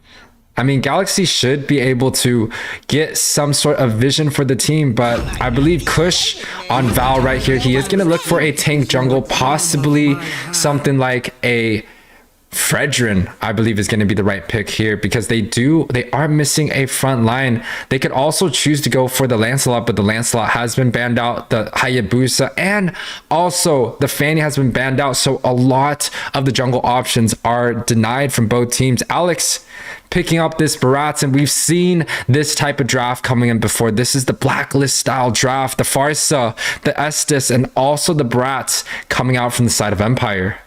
I mean, we've seen the Esmeralda kind of make a comeback in that jungle position with her recent buffs, right? So potentially that might be able to work in their favor. I'm not too sure, though. He could also opt in for this Ling with that Templars of Blades, you know, to be able to kind of just kite around. And I mean, you read the book, you judge the book by its cover, and you basically spilled out the entire narrative there. And they're going to go ahead and lock in that Fredrin. And I do like it going up against this Barats here. And I was concerned for the side of Empire, because if they did lock in this Estes, there was missing that front line. And that's going to come in with Alex on this Barats. So I do like the overall draft coming in on both sides. I have to give it a 50-50. I think there's answers across the board. It's going to come down to who gets this initial setups for these mutual objectives. Now, in terms of the jungle matchup, the Fredrin is going to have a very big advantage compared to the Barats. That's only due to the ability to dash around in and out of these objectives. But on the side of the roam, right, you do see a Diggy against an Estes, and Estes is just so good going up against the Diggy. The bombs that Diggies are going to be putting out, Reckless is just going to be able to heal up all those damage and sustain and just soak up, and just making sure the Diggy does not do anything early on. We talked about the marksman matchups already. I feel like it's going to be 50-50, but maybe the most important matchup that we're looking at is going to be onto that EXP Galaxy on this Yuzong versus the Joy. Absolutely, right. We already seeing him helping Fredrin, but also on the side of Empire, you mentioned that Fredrin was going to have an easier clear time, but we're seeing Kokomi helping him deal some damage, as that minion is not going to be, you know, up in lane yet. But speaking of lanes here, Mikasa very deep in, going to go ahead and cut that lane and shockingly survive with a slitter of HP, but it's okay. They have Estes. Yeah, the Petrify does come out early for the Yuzong. He's able to grab up all those minions on his tower, so there's not really too much denied, but Mikasa already chunk low, so in terms of this fight, Mikasa is not going to be available. Alex picking up the Little Wonder. Absolutely right, and that's all thanks to some of the damage coming in from Alex there, as well as Reckless, right, with that slows and the sustainability coming in from that heals. But speaking of things coming in, looking at this bot lane though, right, we are seeing this Diggy. We do know those bombs and that reverse time is going to help Zia have an easier time here in the bot lane. But speaking of being in the bot lane, we are seeing Alex making his way down to apply some pressure. Now, I really love how a lot of these teams are drafting this Estus against the Diggy.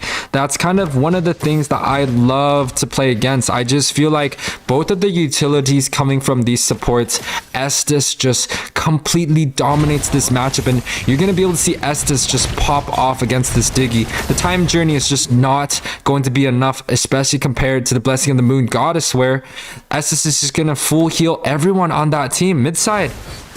We do see Foe kind of kiting around there, trying to avoid the team of Empire, but there goes Kush on this Fredrin, gonna force that flicker out from Soya there, and that's good pre-turtle, because now once Galaxy goes in with that Black Dragon, she's not gonna have that escape, but Diggy gonna be torn apart and turn into a memory with that Brody. We do see Galaxy with the Black Dragon, provide securing that retribution on this objective. Look at Mikasa though, that droid, the electrifying beats coming down, gonna take that kill, find that kill on Valentina as well as Val there, right? But look at Galaxy, he's gonna be sent back up into the solar system for NASA to take a little closer look as he was taken out. And this first fight, that neutral objective going into the favor of Empire.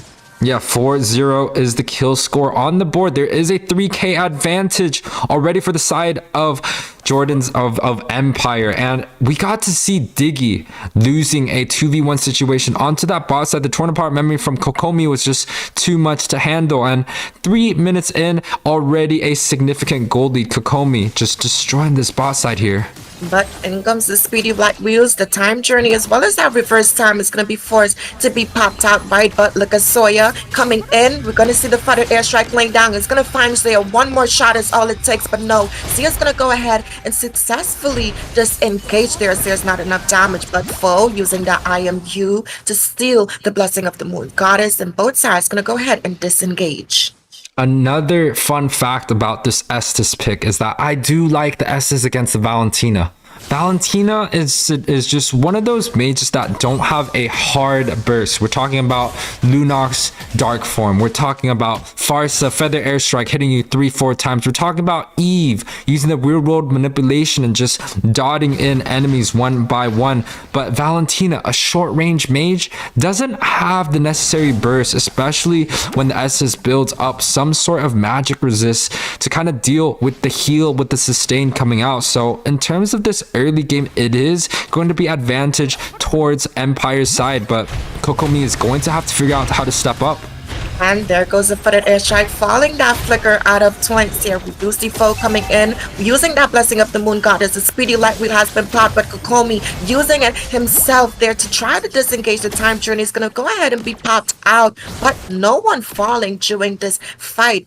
But I don't think this out of Ackerman should look for a contest there. The jungle is low, disengage, play the disciplined game. You're not going to win this team fight. Yeah, Alex might be saving his retreat here, making sure he can invade. He does not choose to go for that tough play, but bot side already, Kokomi going in for Zia.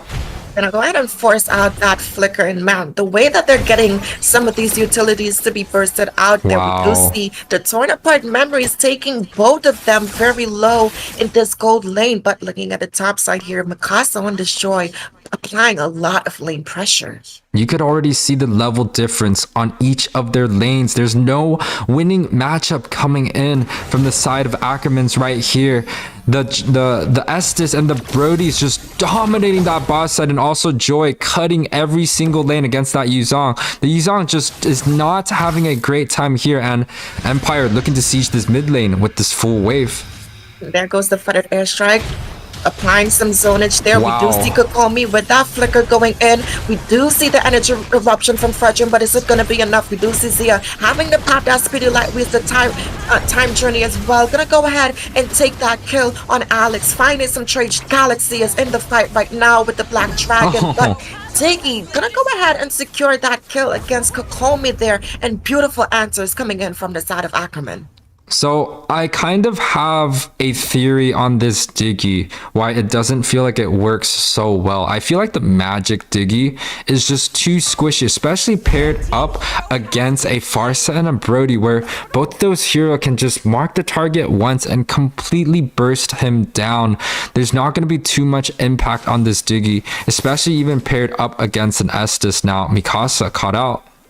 But is he gonna go ahead and survive? Yes, gonna go ahead and pop that vengeance and escape, but the flooded airstrike going down, but not quite being able to find all of the hits there. But gonna go ahead and disengage for the side of Ackerman. But down in this bot lane, a 1v1 situation. Zia, Wow. Kokomi, and Kokomi gonna tear Zia apart with that torn apart memories as they make their way to the second neutral objective. Is that a nice gold lane meme coming up real quick? I'm not sure if any of you guys remember that, but Kokomi able Nice to pick up gold lane you that have kill. Nice gold lane you have there. Kokomi able to pick up that kill onto that boss side, kind of showing off a little bit because Zia, one of the M3 world runner-ups on that third place. He has that experience, has that IQ, but unable to kind of show it off in this game. And I think it's really due to that Estes pick, making sure that Kokomi on this boss side has a great time. But Reckless, In an uncomfortable position, gonna go ahead and pop the blessing of the moon goddess, but I'm sorry, you have to pray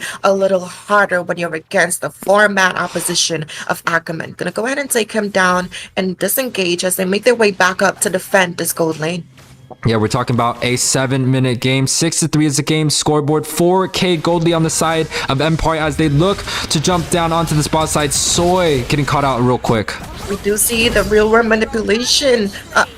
Actually, the flooded airstrike, sorry, going down there from Farsa, but Galaxy gonna find a kill with Kokomi as well, finding a foe there on this Valentina, and he's just on fire right now. Yeah, and I feel like the side of Empire has that early to mid game power spike, especially with the Estes that is a mid game hero, and especially with the paired up with the Brody. Brody, we don't really see traditionally do so well late game. The advantage is going to go towards that carry. So Kokomi got to make sure he's playing out this game right, and the tower just one hit away, unable to connect that last hit. And the blue buff coming up, it does look like they are gathering from the side of Ackerman's here.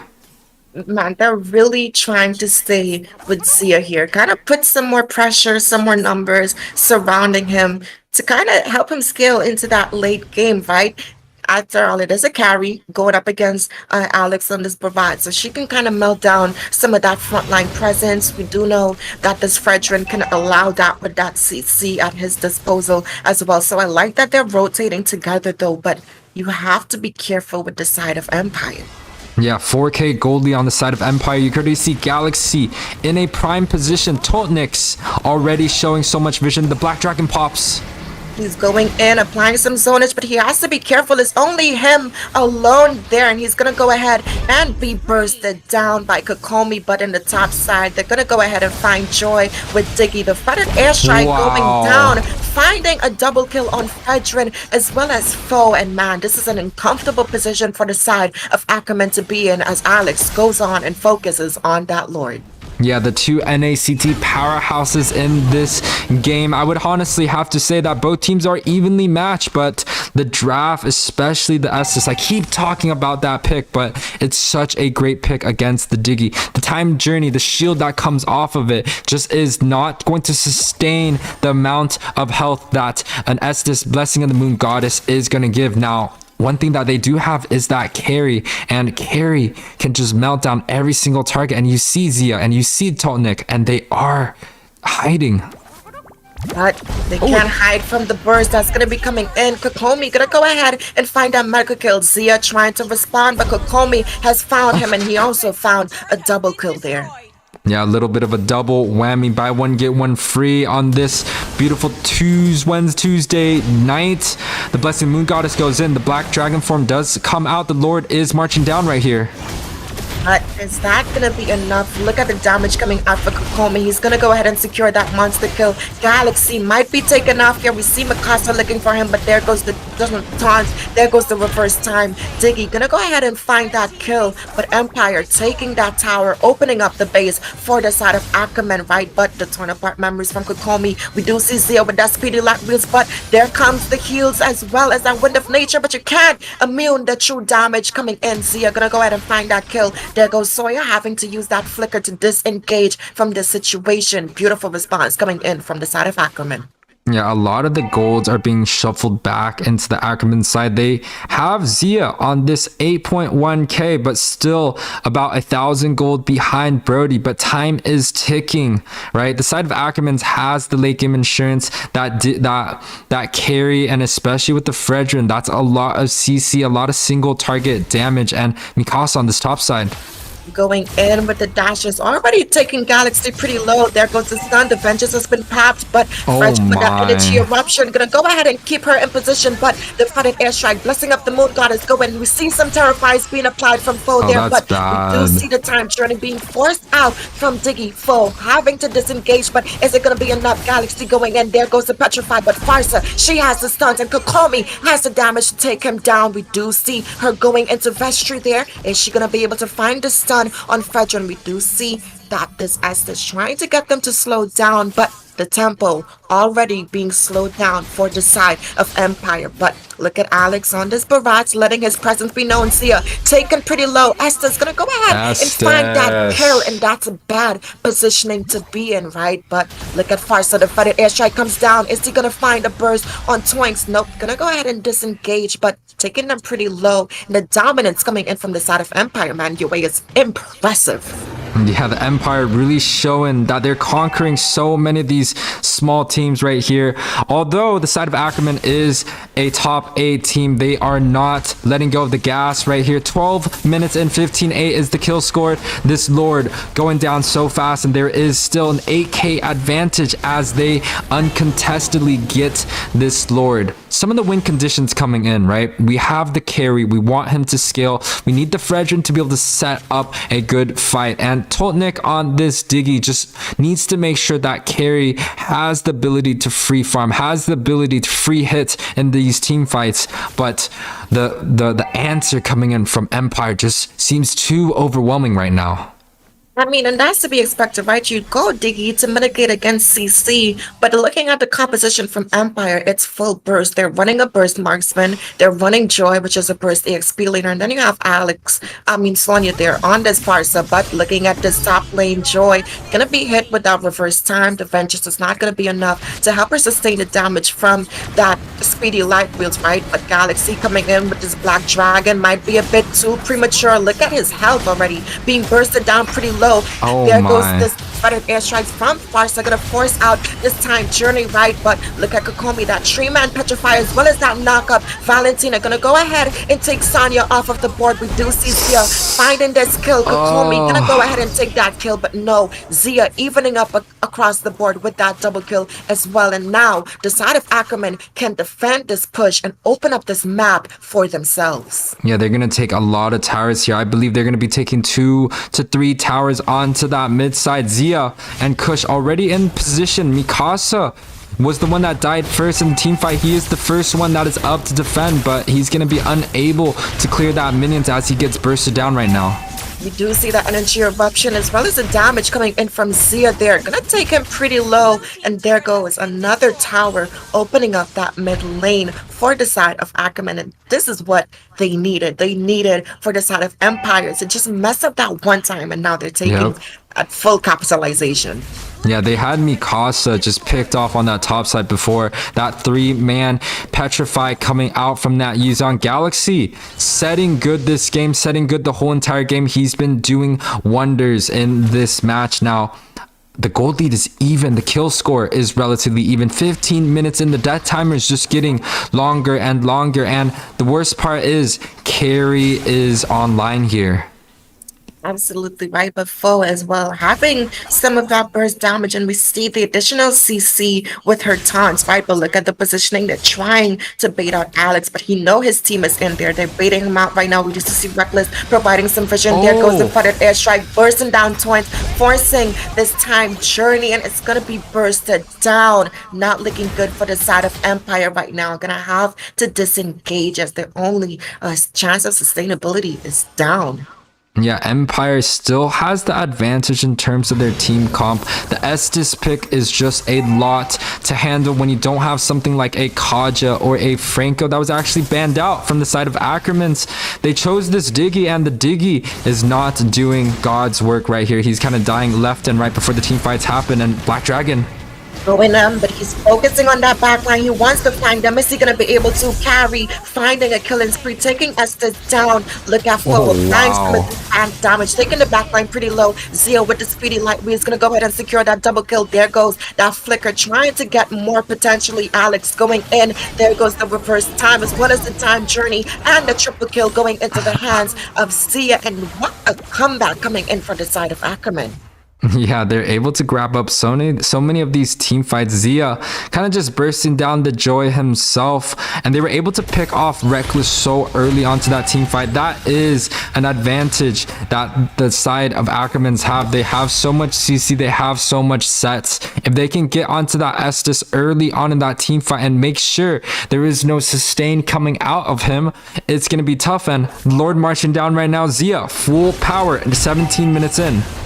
Absolutely right. Lord charging in. We do see the flicker energy eruption. They're going in. Kokomi taken pretty low. There goes the flooded airstrike. Gonna be cancelled immediately. Zia finding that killing spree, but Arsa said no, I'm the better one. But look at Galaxy coming in there, but this Black Dragon might be a little too late. Reckless stunned up, but Val on this veteran in a bad position, gonna go ahead and be stunned and taken out by Alex here. Fo, you have to disengage here. We do see Mikasa on this chase, but no, they're gonna go ahead and try to defend their tower. I just want to say Fo is doing so much work right now for the side of Ackermans. He was just chunking out members, and we've been seeing Fo on different roles the whole entire tournament. He's been on that marksman, he's been on that mage, and he's also played a jungle position during that Valentine's Dash. So Fo, one of the true multi-roles, kind of showing off his mechanics, showing off his IQ, sitting in this bush, looking at Reckless. I mean, Kokomi has to watch his back. He's kind of alone right now. He has to watch his pathing. His folk can kind of just kite him down, right? But I do like what I'm seeing from the side of Ackerman right now, clearing up these lanes. Look at their positioning, YUWEI. Yeah, their positioning is good. They're all looking towards that bot side, and having the Joy show himself at top and even Alex at the mid, that just is going to smell a lot of trouble, as Alex looking like he's going to get punished. Gonna be bursted down. There goes that immortality, but down goes the flooded airstrikes from Farsa. But looking at Galaxy here, we do see Fo flickering in to get the blessing of the Moon Goddess himself. We do see Mikasa forced to use that vengeance. It's not going to be enough to save his life, as Fo's going to go ahead and pick up that killing spree there. But look at Toinks, look at Kokomi, look at Fredrin applying this CC. Galaxy going in. Farsa going to burst him down, but look at the help from Fo. Zia going to go ahead and secure this legendary there for the side of Ackerman. And man, dangerous territory right now. Yeah, everyone is low from the side of Ackermans. They can look to push this wave, but if members are falling just like this, it's not going to be towards their advantage. They don't have a jungler up right now. They're looking to end this game. And we do see the time journey being popped here. Zia, unfortunately, going to be having to disengage there, as Diggy was taken out for that fight, but Sonya on the chase, looking for Galaxy right now. Are they going to let him go? Are they going to keep chasing? Nope. The Black Dragon going to get his disengage there, but look at Zia bursting down Alex with that speedy light wheels. But you might want to disengage, as that is a number advantage. Look at Sonya popping this flooded airstrike, but Zia is going to be able to use that mobility coming in from carry there to disengage. Kush is running in, hauling ass to this Lord right here. He's trying to look for a 50-50 retreat, but does get caught out by Mikasa here. Does look like Alex will be able to secure this Lord uncontested. And once again, Ackerman on the backside. Zia looking like he wants to fight once again. Absolutely right. We do see Fo having to use that blessing of the Moon Goddess there a little bit prematurely, and that's going to be a lack of utility and sustain coming for them with this initial and potentially last team fight that we see during this game. Yeah, in the last team fight, we are going to see Ackermans looking to group up to this top side, trying to clear this Lord as soon as possible. All the members of Empire is showing at this mid, so you can see this Lord just getting completely chunked down, but this is a 20-minute Lord. It's not going to be that easy. Alex, with the speedy light wheel, is going to be bursted down. In comes the flooded airstrike, but Fredrin going in for the energy eruption to cancel down that airstrike there. Kokomi using that wind of nature prematurely against Galaxy there. He did use that torn apart memories, but the only people being torn apart right now is the Empires. They're being broken down slowly. Foe gonna go ahead and secure that kill against Mikasa here. We do see Toys with that flicker in, but the damage and burst from Farsa gonna go ahead and secure this unstoppable. There goes the flooded airstrike, finding that double kill. That's a triple kill into the hands of Sonya. Reckless though, still gonna survive, but he's not gonna die alone. Gonna find that legendary in his death. Yeah, 3 for 3 was the kills right there. 21 minutes in. These death timers are going to be hitting 1 minute really, really soon. And the Lord coming up in 90 seconds. I believe that's going to be the saving grace for both of the teams coming up. Soya picking up this blue buff. Alex kind of getting picked off on that last team fight, not really able to do too much besides tanking that speedy light wheels. I feel like he has to try and regroup, has to try and calm his nerves and making sure that he can get a good position, make that impact for his team, because right now it's a tough game fought by both sides.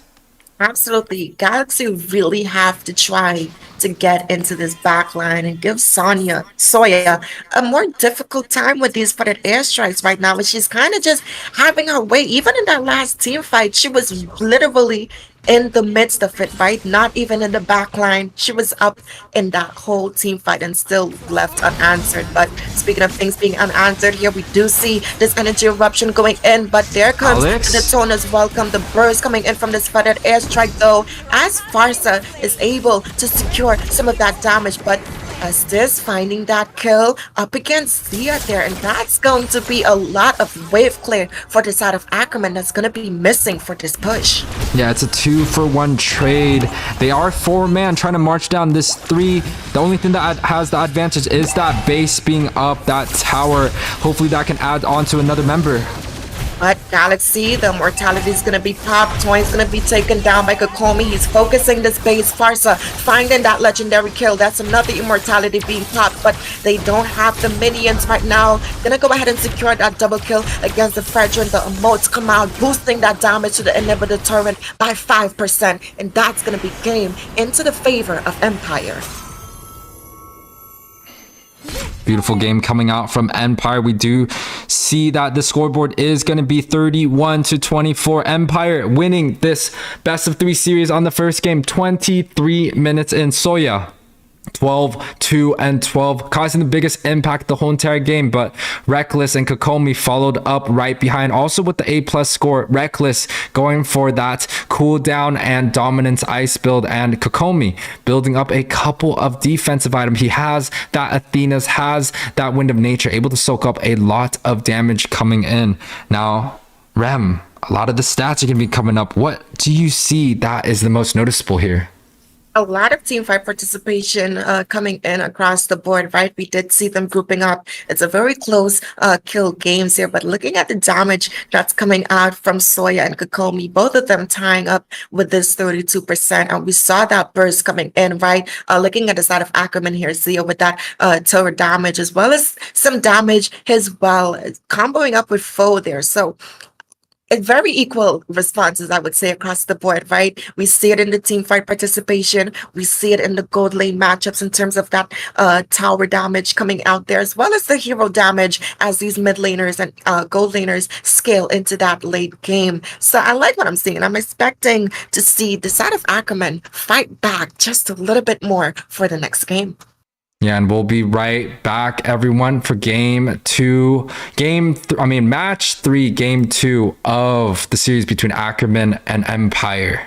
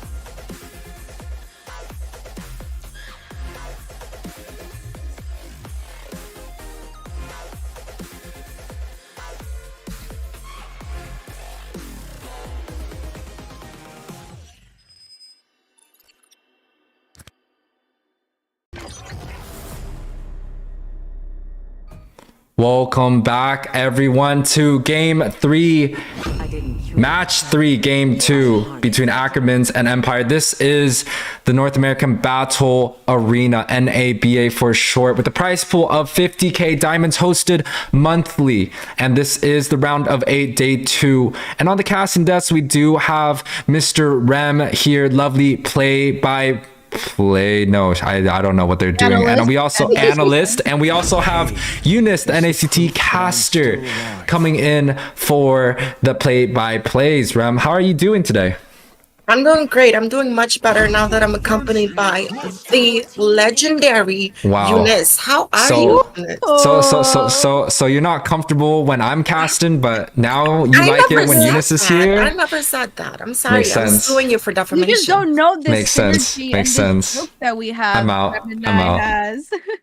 But I actually have my duo Rem up here, and we are going to go ahead and get into the match. This reminds me of our own MLSA days, right? Remember when we went against each other and then we came back to scream and acted like nothing? Love that. Love that.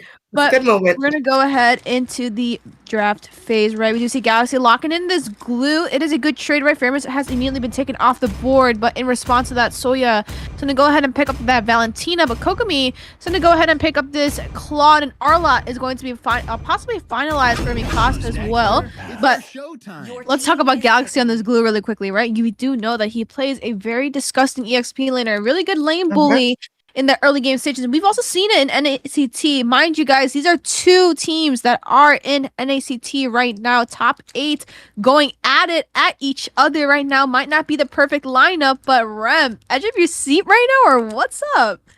Absolutely right. Not only is Galaxy on this glue right now, but we are seeing Arlot being allowed in this draft. And it's going to be in the hands of Mikasa, one of those godly EXP laners as well. So that EXP matchup is definitely going to be literally a brawl up in that top or bottom lane, depending on which way it goes during this match, right? But we're seeing Push there hovering over this lane, and he's going to go ahead and lock that in for the jungler for the side of Ackerman. You think it's an early pick of a jungle, Rem? If they want to have some freedom in terms of the draft, I do think with Comforts, that he doesn't really have much counters to go up against. And that's going to be just 2 picks. I think once you're proficient on a hero, you can go against 2 counters if they really want to focus on you that badly. But I like it. You know, they have their gold lane matchup going up against, you know, the Claude, and then just securing this lane, this assassin, to apply some more backline pressure against him. I like it. But now we do have Nicolette back on the board right now for Ackerman. So this is a full 5 lineup, kind of ish. So we did see Twinks coming out in that roam position, right? But speaking of roam positions, right? I see Mikasa locking this Arlot. You do need that CC, right?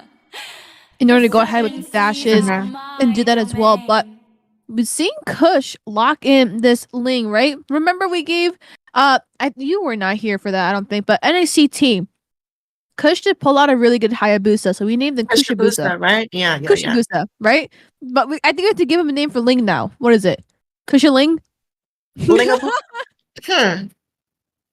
is interesting. What is suitable? We have to get him a name. I'm not sure. It's I so mean, hard Zia's to running come find Zia's running the Wheezy though. the Wheezy, yeah. Yeah, so there's names for this, but we gotta think. Maybe when we get into the game, right? But Farsa potentially, right? But Farsa and Kadita is going to get banned out. All possible counters for Soya, but we do see Twinks locking in again. This is gonna be the S's draft. This is what the Empire went with in that previous match, but Twinks is gonna go ahead and pick it up. But Reckless hovering over this Lolita, and what do we call this Lance Rem? The tank slot is going to be slotted in there from Alex. But like we know Alex for those like the tank junglers though. His Martis but got banned out, and this is a target ban again, and this is actually the same draft that I saw in NACT, right? Empire is known for that 1-3-1. Yeah. No. This is the same draft that Ackerman or it's I don't know if it's actually Ackerman who they went up against, but they banned out Martis and Alice because to prevent Mikasa from going the EXP lane with the Alice, and to prevent Alex from going in the Martis section. So they actually banned that out automatically. The first two ban phases was Martis and Alice. So it reminds me of NACT on Sunday. I mean, sometimes you just have to get them target bans in, right? Mm-hmm. Some diversity in the draft here. I do like that Reckless locked in this Lolita. The Aluminum Blast gonna help secure some sets, though I'm not too sure. This side of Ackerman has a lot of mobile heroes, maybe only Toins on this Estes, and I would like to see him swap this Flicker for a Purify. But if he swaps his Flicker for a Purify, you're talking about Twinks, right? Mm-hmm.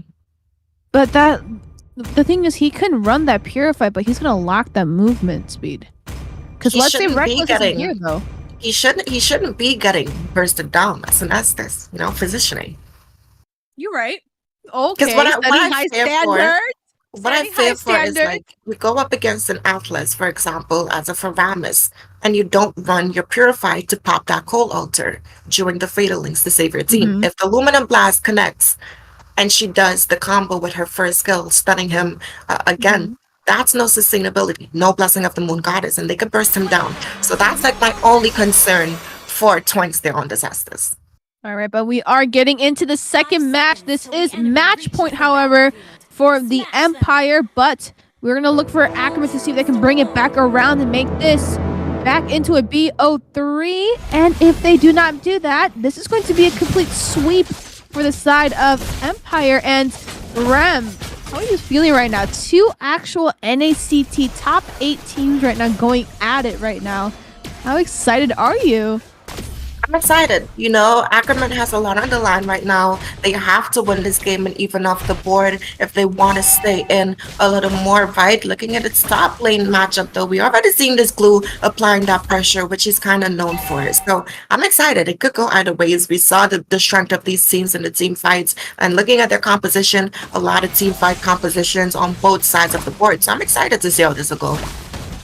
Absolutely, but now we see Galaxy getting caught out in the middle here on this Glue Flicker being popped out. Soya not willing to give it up, but who's going to go ahead and lock in that first, but Toys dropped dangerously low once more. Mikasa doing a little bit of sustain, but Reckless coming in with the Flicker first. Going to go ahead and take them off the board. 2-0 trade right now. Already, again, going in favor of Empire in this early game, and this is what happened in the last match. And if you allow Empire to capitalize in this early game, that's gonna help their overall scaling, and you don't want that, especially going up against this Claude, right? But look at Alex going in there. Retribution, I'm not sure if he was able to secure that jungle creep. I don't think so. He just got his 4 denied, but Kush gonna go ahead and secure that, but Mikasa not looking to let that go for free. Gonna do a little bit of chip damage towards Kush over there, but no bodies dropped yet. And that's good, right? We don't want to see anyone falling pre-first neutral objective here. We do see the pressure being applied from Empire towards Ackerman here, but I don't think they're going to contest this. Kush farming his red, not going to contest this first neutral objective, potentially going to give it up, as we do see some action there down in the bot side. And Claude gonna drop dangerously low. Nicolette using the Royal Road manipulation to go ahead and drop Claude down dangerously low and in to the base himself. I was gonna say the cast resist, but he's not too low there yet.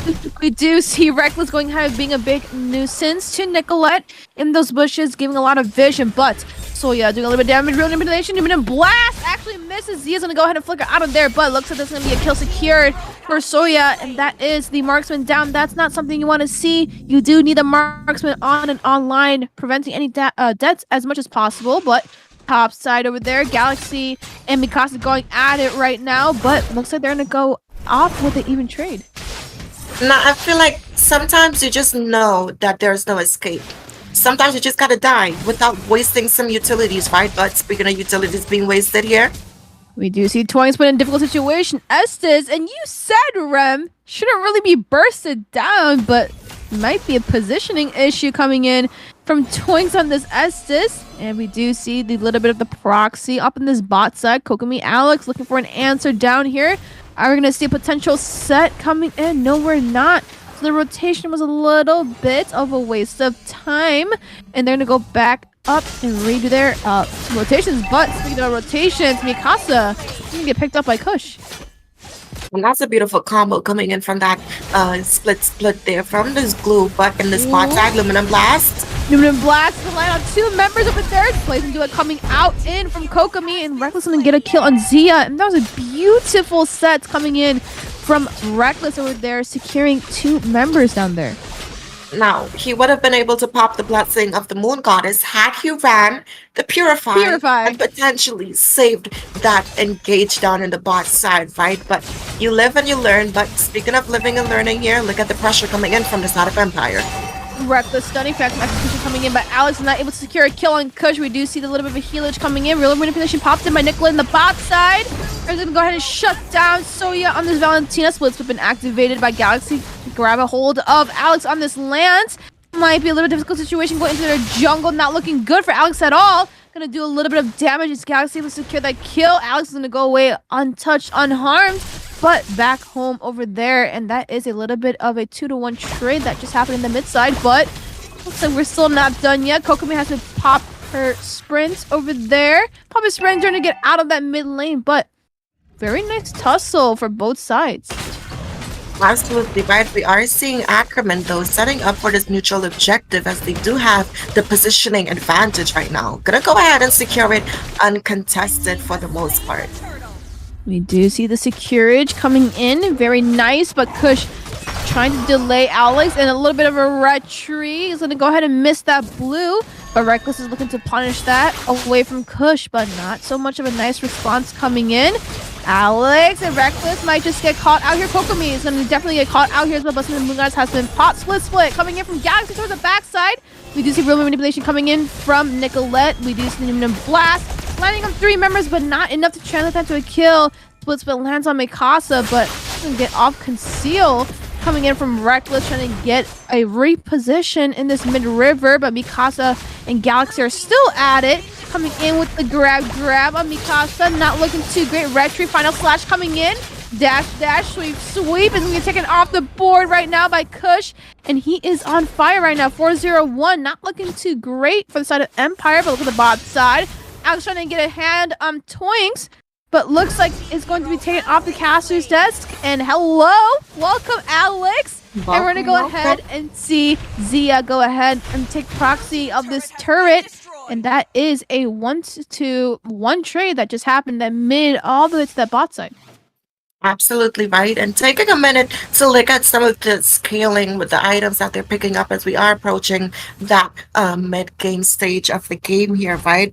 If we do look at some of the items that they do have built in their plot, is building into that Demon Hunter sword right now. We do see Soya picking up this enchanted talisman as well, pushing out some of those skills there to kind of mitigate some of the damage. But Galaxy says, oh no, he's gonna go ahead and disengage. But looking at Kush, man, and engage. We do see the engagement happening. Galaxy coming in with the grab. Actually misses. Mikasa coming in and blast coming out. That land split being landed. Mikasa still in that backside trying to chase down Galaxy, but that is a utility wasted. And Kush is going to go ahead and start this turtle. And looks like it's going to be uncontested. But we're still not done yet. Real manipulation pops in by Nicola in the box at 20. So the Blessing the Moon Goddess has been triggered as well. Final Slash coming in by Mikasa. Blazing Duet coming in from the box. The sprint has been activated as well. Zia walks out with 1 HP. Alex going in. Factor Execution is going to go ahead and do that as well. Tempest Blaze coming out from Kush, not being able to land and kill. Gets taken off the board. Hello, Kush. Welcome back. Soya is going to get taken off the board as well. Galaxy getting a kill on Soya. Alex is going to do a little bit of dance up with Galaxy. And Galaxy is reaching for the stars right now with that glue. But looks like it's a 1 for 3. Oh, no, that is 4 for 3 trade. That is not good right now. But at least the jungler is standing for the side of Empire. But Kush has been shut down for the side of Empire. And that's what they want, right? That shutdown gold. But Kokomi coming in, gonna force Galaxy to use the split. Ooh. Did you just see that combo there? I did. A little bit of a DDR waltz happening on Blue Split over there with his little minions. But let's look at the setup right now. They're going to go again and start pressuring up that bot side. But the thing is, these fights, right? Empire is trading it pretty decently well. But major objectives, the macro, not looking into their favor. But Lumina Blast locking on 2 members, but no follow-up. Looks like a little bit of a miscommunication coming in from Reckless and Soya. Might just get caught out here, but looks like they're just gonna back off and just start their normal rotations once again. Whoa. Mikasa getting a kill on Wheezy? Rem? What just happened? Can't be doing MLSA like that, but in this mid lane, another engage happening here. Galaxy coming at the split's gonna go ahead and grab onto Reckless. Real ammunition coming in from Nicolette's gonna take away Twinks off the board, which is a healer down. They do know that they don't have the spin anymore. Pokemon coming in, doing a lot of chip damage to Galaxy. Grab, trying to get away, but Alex not able to find the mark. We do see Kush coming in, Tempest of Blitz landing directly on Reckless and not gonna hit all the blades as we thought. Final Slash coming from Mikasa, Dominant Blast. It's gonna be triggered, but he's able to secure a kill. That is going to be a 1-for-3 trade. We get to turn upon memories. Actually blocks from Soya from coming back into the casters. That's a very nice wall coming in. I will protect you is what Lolita says, and Reckless is making sure nobody is going to be reckless from the side of Ackerman over there. Absolutely right. Good responses coming in from the side of Empire right now. Kokomi kind of scaling. He doesn't have any kills yet, but the assist says it all. And the damage from the Blazing Duet is definitely something that you can't overlook, right? But speaking of things that you can't overlook, Reckless there, being able to land some good Luminum Blast here. And the times that they do have that communication going for them, they capitalize off of it beautifully well, right? But what the side of Ackerman do have going for them, they have the sustainability coming in from Twinks there on this Estes. They have Nicolette for that zoning potential, so they have to potentially bait out some of these utilities from the side of Empire before they commit to an initial team fight. Maybe for Soya to use that flicker or use that IMU prematurely to then burst her down, right? So Galaxy can potentially go and zone out on that backline. So once they play to their win conditions, they're definitely going to have an easier time in this team fight. You see a little bit of a waltz happening around this Lord, and we're going to see a lot of these Lord dances conceal play coming by Reckless. Might have just checked the wrong bush in that mid side. We do see Soya coming in, Blessing Boom Goddess having popped. We do see Blazing Duet in that backside. Zia totally dropped down dangerously low. Alex coming in, trying to go ahead and finish a kill, but not going to. Real manipulation coming in by Eve on Soya, dropping down dangerously low. Numinum Blast gonna go ahead and land in on 1 member. Is gonna go ahead and take off Zia off the board. Twinks coming in, trying to save Galaxy up there. We do see the splits being activated now. Reckless might just get grabbed on there. Coach in the backside getting clawed out the board. Temples and Blades have been popped. Twinks getting a kill on Lolita. Mikasa getting a kill on Ling, which is the backside play that we all been waiting for. Twinks coming in. Phantom execution has been canceled out. Can Alex get that backside? Is going to go ahead and secure one as well. Galaxy going to go ahead and do the grab again. And once on Soya, Nicola drop dangerously low. Mikasa, Idle Slash goes ahead. Unstoppable, unlocked. Flare drop down dangerously low. Galaxy, flicker, grab. Going to go ahead and take him off the board as well. Alex doing a little bit of dance in that mid side. Trying to take out Galaxy, chip him down. But what just happened?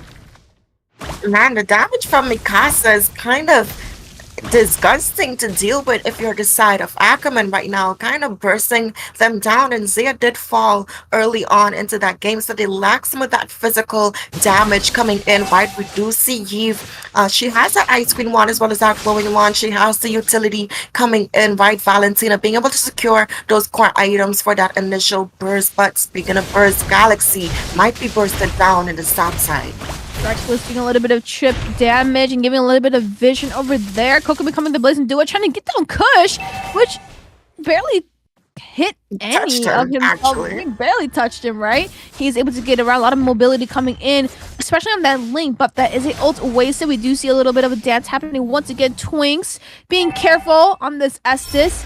And we do see Conceal Flare coming in from Reckless, trying to get to the backside of Twinks, but we do see that spots out Zia on this Brody flicker play coming in. Might get taken off, but there are 2 fights happening right now. Final Slash going in, gonna go ahead and take out Toys, but Galaxy the splits will jump down dangerously low, but Twinks on the run right now, but there's a whole lore dance going on. What is going on? 2 fights happening at the same time, but Kush is gonna go ahead and instead of trying to proxy this lore right now, he's gonna go ahead and sit in that bush, but Mikasa and Reckless smells the blood, smells the hunt.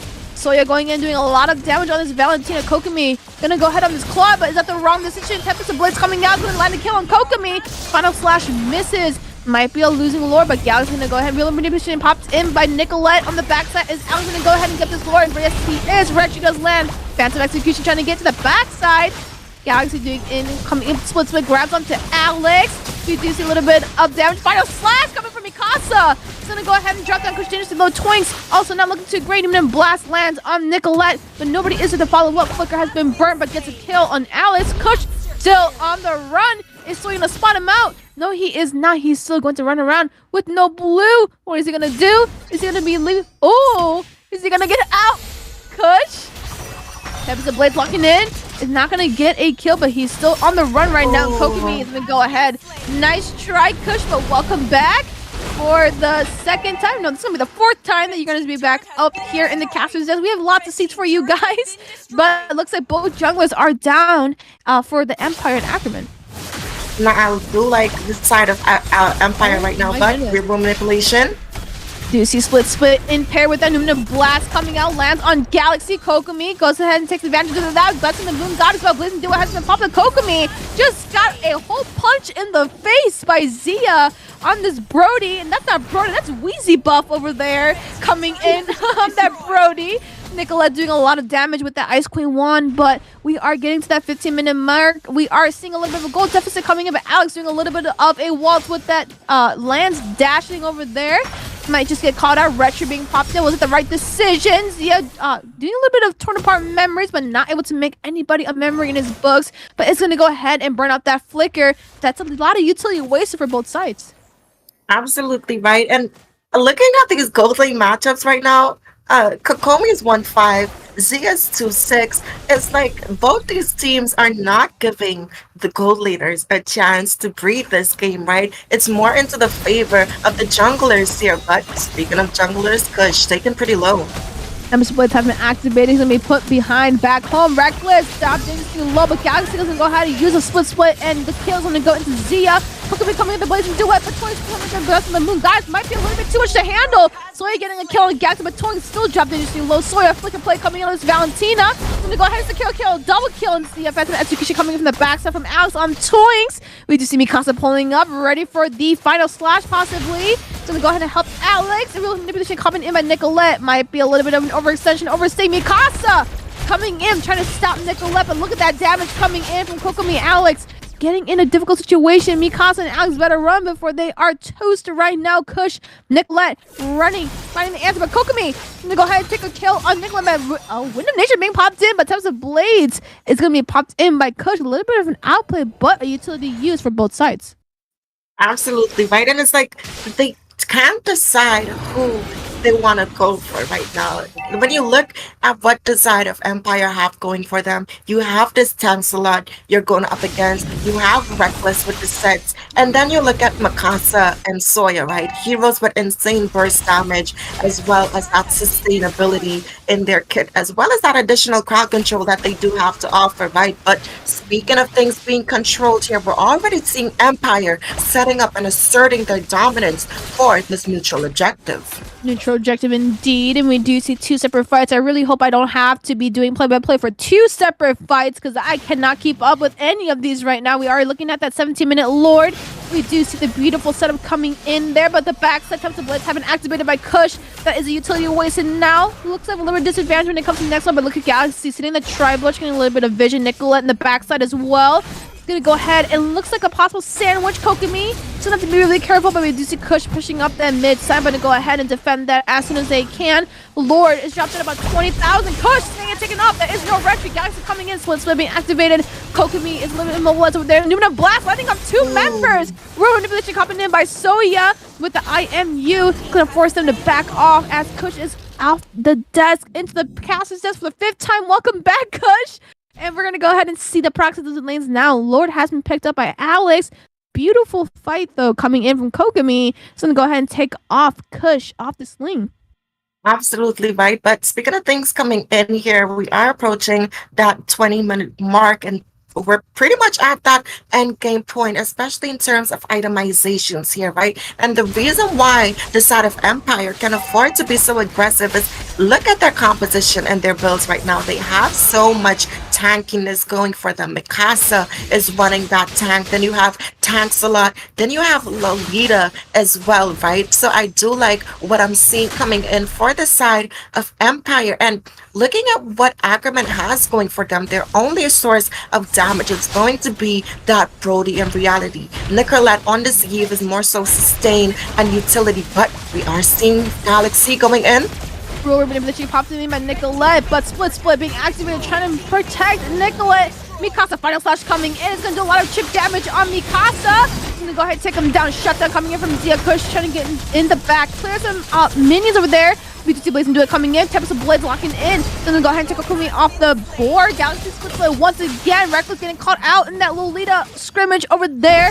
Alex on the chase, on the run to go ahead and protect Soya over here. Was this a mistake for Galaxy for overextending? But that is 3 members down right now for the side of Empire. But Alex still not giving to give up this lane. So yeah, we're all trying to be defensive over here. Brody with the torn apart memory is going to do a lot of damage to go ahead and clean up these minions. But is this the end?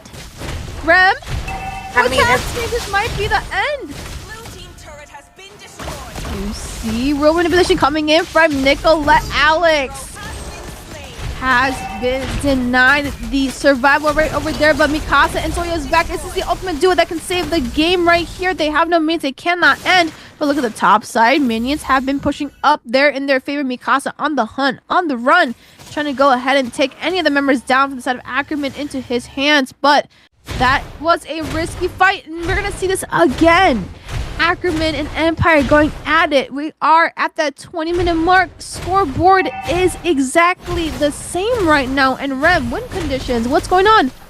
So firstly, for the side of Ackerman, Galaxy has to try to not take so much damage before these engagements, right? We do see oftentimes he has to kind of disengage while the rest of his team is trying to look for that back line when he's supposed to be the one trying to do that, right? They have to rotate around Zia, protect him with their lives a little bit more, as he is one of their main sources of damage here. They have to get some poke in before that they actually fully commit to team fights, right? They're the one with the assist. They're the one with that sustainability and healing coming in. Yes, the side of Empire has the more tanky itemizations coming in for their characters here, but they don't have that healing and overtime sustainability that Ackerman has going for them. So as long as they're able to do some chip damage, it's sort of like Kakura's combo, and it's what I was talking about. Look at Galaxy already being taken pretty low before this team fight, being forced to use that split, and now a team fight.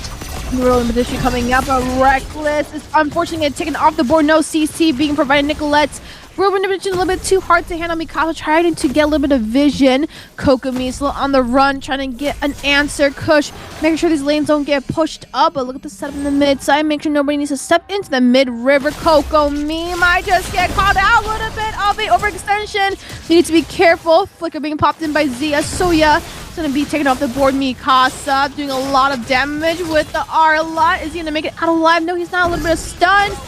Kush is going to go ahead and take out Mikasa. This might be a wrap. That is a mid lane coming down that mid to Alex is all left to defend. What is he going to do? Might just get taken out. Fast execution and is not unable to clean up these minions. Tempest of Blades locking in, putting Alex airborne, and that is a win to the side of Ackerman. Now, this puts the scoreboard at 1-1.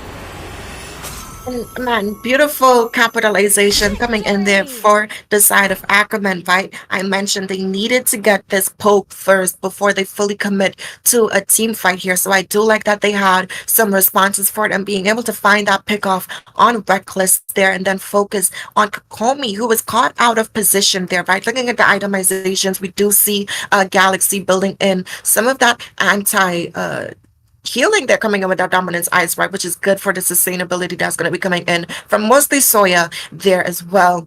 as Kokomi with that healing from the Demon Hunter sword as well as the passive, right? But looking at some of the statistics in this game, heavy team fight participation again across the board for both sides. But we do see it in favor of the side of Ackerman right now, as that's all 70%, and that's what you want to see. They had the Estes, they were required to group up. They had Nicolette on this Eve with that real manipulation. She had the slows coming in from the Ice Queen wand, and then Zia being present to open up the map as well as deal that poke damage to secure them kills with those torn apart memories. So beautiful game and execution and capitalizations coming out from Ackerman, being able to even out this game to 1-1. Absolutely. And we're going to go ahead and see which side is going to go ahead and take the win. Is it going to be Ackerman or is it going to be Empire? We'll see you guys in a couple of minutes.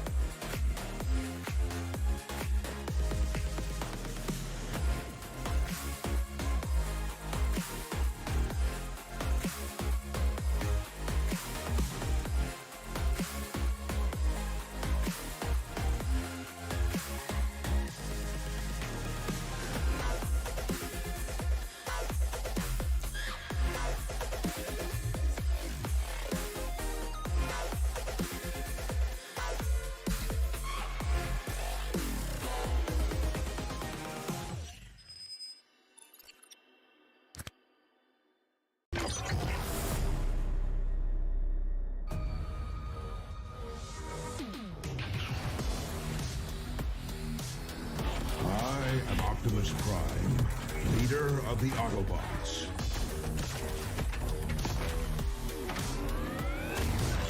I am Megatron.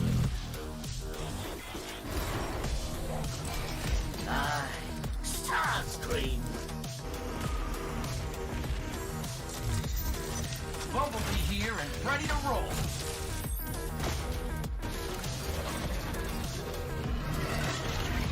Meet Grimlock's greatest warrior! Ravage, attack!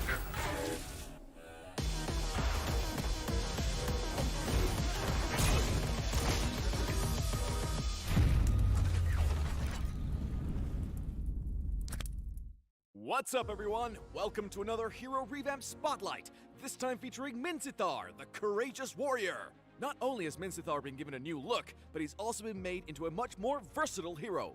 With powerful engagement tools and a direct counter against high-mobility heroes, the fearless Minzithar is a truly formidable presence on the battlefield. Hero Skills. We revamped Minzithar's first skill and ultimate, and completely redesigned his second skill and passive. First skill, Spear of Glory. Minzithar thrusts forward with the Spear of Glory and stuns enemies at the tip of the attack. Minzithar then pulls back his spear after a brief delay, damaging enemies along the way. Prior to the revamp, Spear of Glory only pulled the first enemy hero hit on its way back. The revamped version now pulls all enemy heroes the spear hits on its way back to Minzithar. Second skill, Shield Assault. The new Shield Assault provides Minzithar with enhanced damage and damage reduction. Shield Assault deals damage to enemies in an area and slows them. It no longer shields Minzithar or stuns an enemy, but will instead put Minzithar in the Phalanx state, reducing damage taken from the front and enhancing his basic attacks into rapid strikes that deal AoE damage. Ultimate King's Calling. Minzithar leaps a short distance and calls 4 Royal Guards to form a field around him. The Royal Guards cannot move, but will attack enemies in the field, and their attacks can trigger equipment effects. Enemies within the field will also be slowed. Before the revamp, the field only prevented enemy heroes from using directional blink skills. The new King's Calling now disables all movement skills. Passive skill, Mark of the King. The redesign of Minzithar's passive shifts its function from support to individual playmaking. The new passive causes his basic attacks and skills to apply a stack of Mark of the King. At max stacks, the marks will detonate to damage and stun the target, and restore a portion of Minzithar's HP. This effect can only trigger once every so often on the same target. The revamped Minzithar not only retained his powerful utility, such as shutting down high mobility heroes, but also received a considerable boost in damage with the new Shield Assault. Pro tips. Since Spear of Glory stuns enemies hit by the tip, aim the end of the skill indicator at the target to more easily pull them in. Anticipate when the enemy burst is coming, and use Shield Assault to minimize damage taken. Shield Assault's enhanced basic attacks benefit from attack speed, so Minzithar with a damage build can have incredible burst in the late game. Target key heroes with King's Calling to cripple their mobility in battle. Combo tips. When laning, use Spear of Glory to pull enemy heroes in, then Shield Assault to slow and cut them down with rapid strikes. In teamfights, try to pull as many enemy heroes as possible with Spear of Glory, then use King's Calling to restrict their movement, and finish with Shield Assault for huge damage. Tactics. Minzithar should focus on farming in the early to mid game.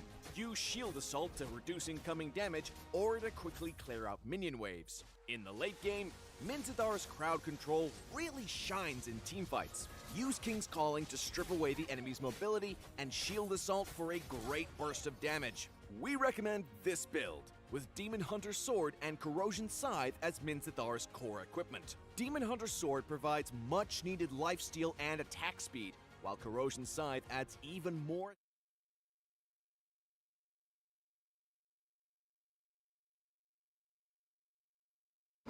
You are fencing a cluster!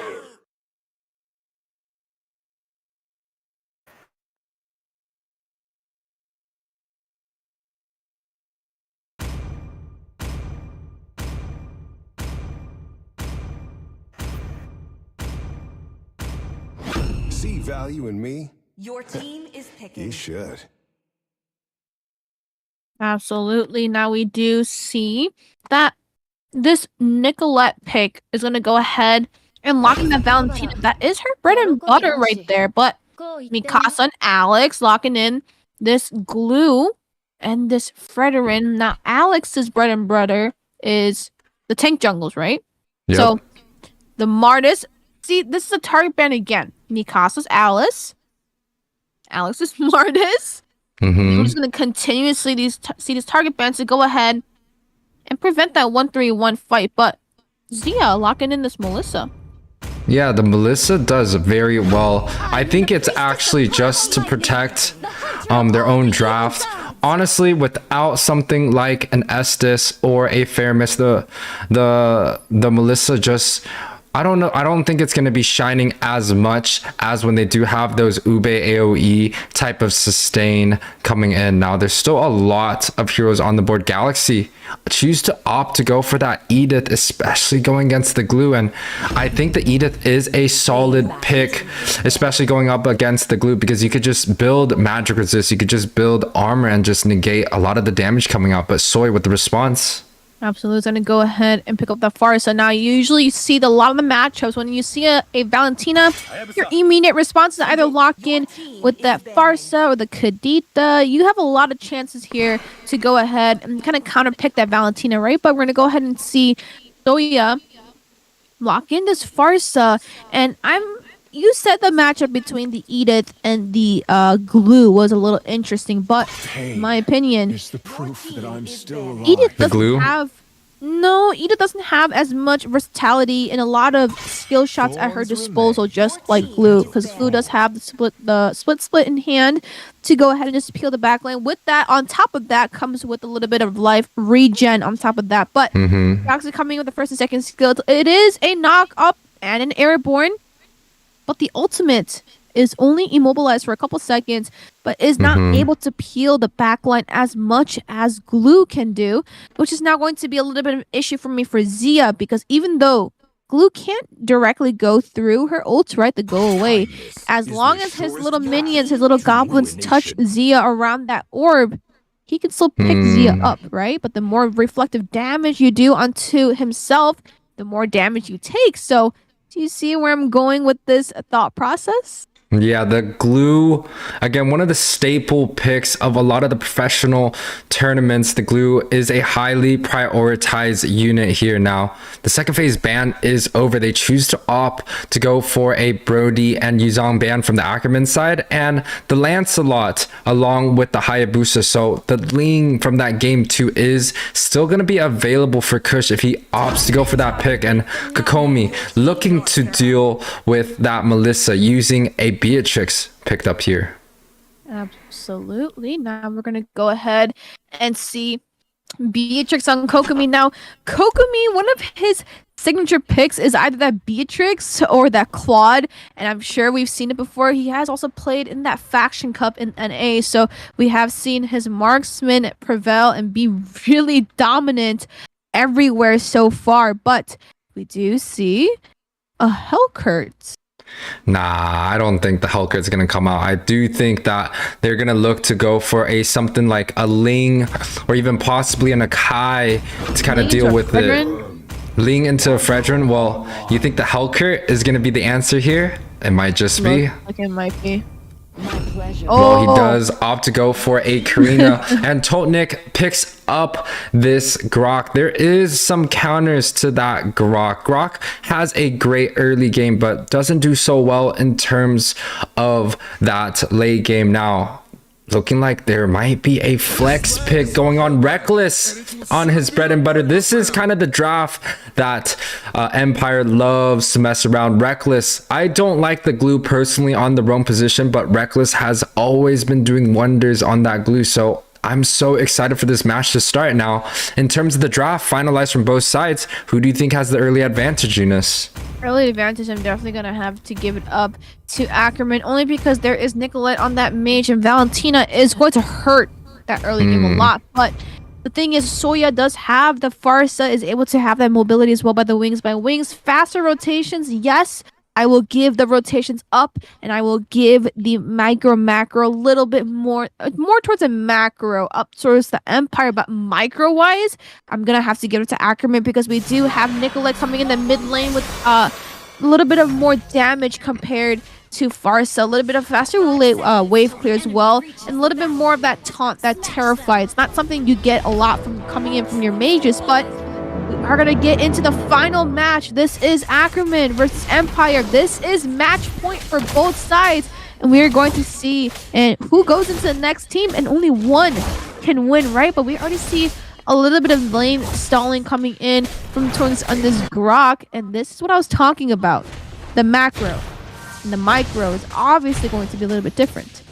Yeah, and you could already see Kush looking to retreat that red buff right as it starts up. That just tells me he wants to jungle really, really fast. Does not want to really look for any fights right now. Just trying to clear as much as possible. And Alex on this Fredrin, also one of those heroes that has an extremely high clear speed, especially early on. The damage is nerfed a little bit, but it is nothing that is unbearable. Now, Kush picks up that little wander, gives a small advantage towards their own team. Both sides have the retreat available, and Alex looking to see if he wants to invade mid side though. You see Flicker being burnt in by Soya, and this is what I meant by that body bag of Nicolette coming in on this Valentina. It's just a little bit too much to handle. Nicole's doing a good job just going around and around in circles around Reckless. And we've seen this glue roam being picked in by Reckless in the NACT actually, but wasn't the best success as he is already out of mana. He is going to have to be on the run this time, but look at Soya coming in doing a little chip damage. Yeah, Reckless kind of just using all his mana up, but was able to kind of chunk Nicolette down relatively a bit, and both of the roam and the tank choose to opt to go back to the base. Right there, Soy looking to grab up his level 4 early. It seems like they are gonna have the advantage because Mikasa is already there at the turtle, and Nicolette actually did grab up that 4 even before she was able to go onto that EXP. But Alex here. You see Alex already getting this turtle, but Soya coming in with the zonage from the feather airstrike. Reckless in the backside, Galaxy. Soya's gonna go ahead and pick up the turtle. Look at this fight. Nicolette coming in. The Bravest Fire says use the IMU. She's gonna go ahead and flicker out of there. Nicolette, was that a good play? Kokomi coming into the game. Now Alex gonna go ahead and try to push up the mid side, but we do see Glue coming in with the split up on Galaxy. And this is what I said, the Blue Menace is a little bit too much, and Mikasa's gonna go ahead and help secure that first kill. Yeah, Reckless was just able to get onto Galaxy and just making sure that he is going to be denying at least one of the targets. We look at the top side right now. Both marksmen's playing so extremely safe, looking to scale well into that late game. Reckless already giving the position of that bush, but Nix and Kush. You see a little bit of a scrimmage in that top side. Points coming in, low in by Reckless. Gonna have to use a wall just to get out of there, but looks like nothing too much so far. Yeah, nothing is happening so far. The kill score on the board is going to be 0-1, and the advantage of Empire and the gold lead just only over 600 now. Kush getting caught out here. Gonna get up into the caster desk with us. Hello. Wow. Another airstrike coming in by Nicolette, but it's gonna be taken off the board. Actually, I thought that was the IMU for a second from her coming in, but that was actually Soya's other airstrike. And looks like Torx is gonna go ahead and try to defend this lane, but looks like the gold and the kill into the lead of Empire. Yeah, Alex kind of able to get a lot of these good early game pressures. He does not end up grabbing that red buff, so just a little bit of the jungle going back into Kush's favor, and both teams without retry. This turtle coming up in 10 seconds. Kush already has the vision for it, but Reckless kind of pushing him out, and this is going to be a tough situation for both teams. Alex only 1k gold lead. That is not enough to just bully their way around, but Reckless coming in with the split zoning out the rest of the members here. Galaxy kind of stuck in a predicament, got eaten up by Glue over there, but look at the mid side. Gonna do a little bit of lane proxy over there. Alex gonna go ahead and pick up the turtle uncontested. Kokomi is gonna be taken off the board for a trade, but look at the bot side. Galaxy doing a lot of damage with that Primal Wrath on Reckless, and Mikasa don't know what to do, but they're gonna go ahead and resync their lanes.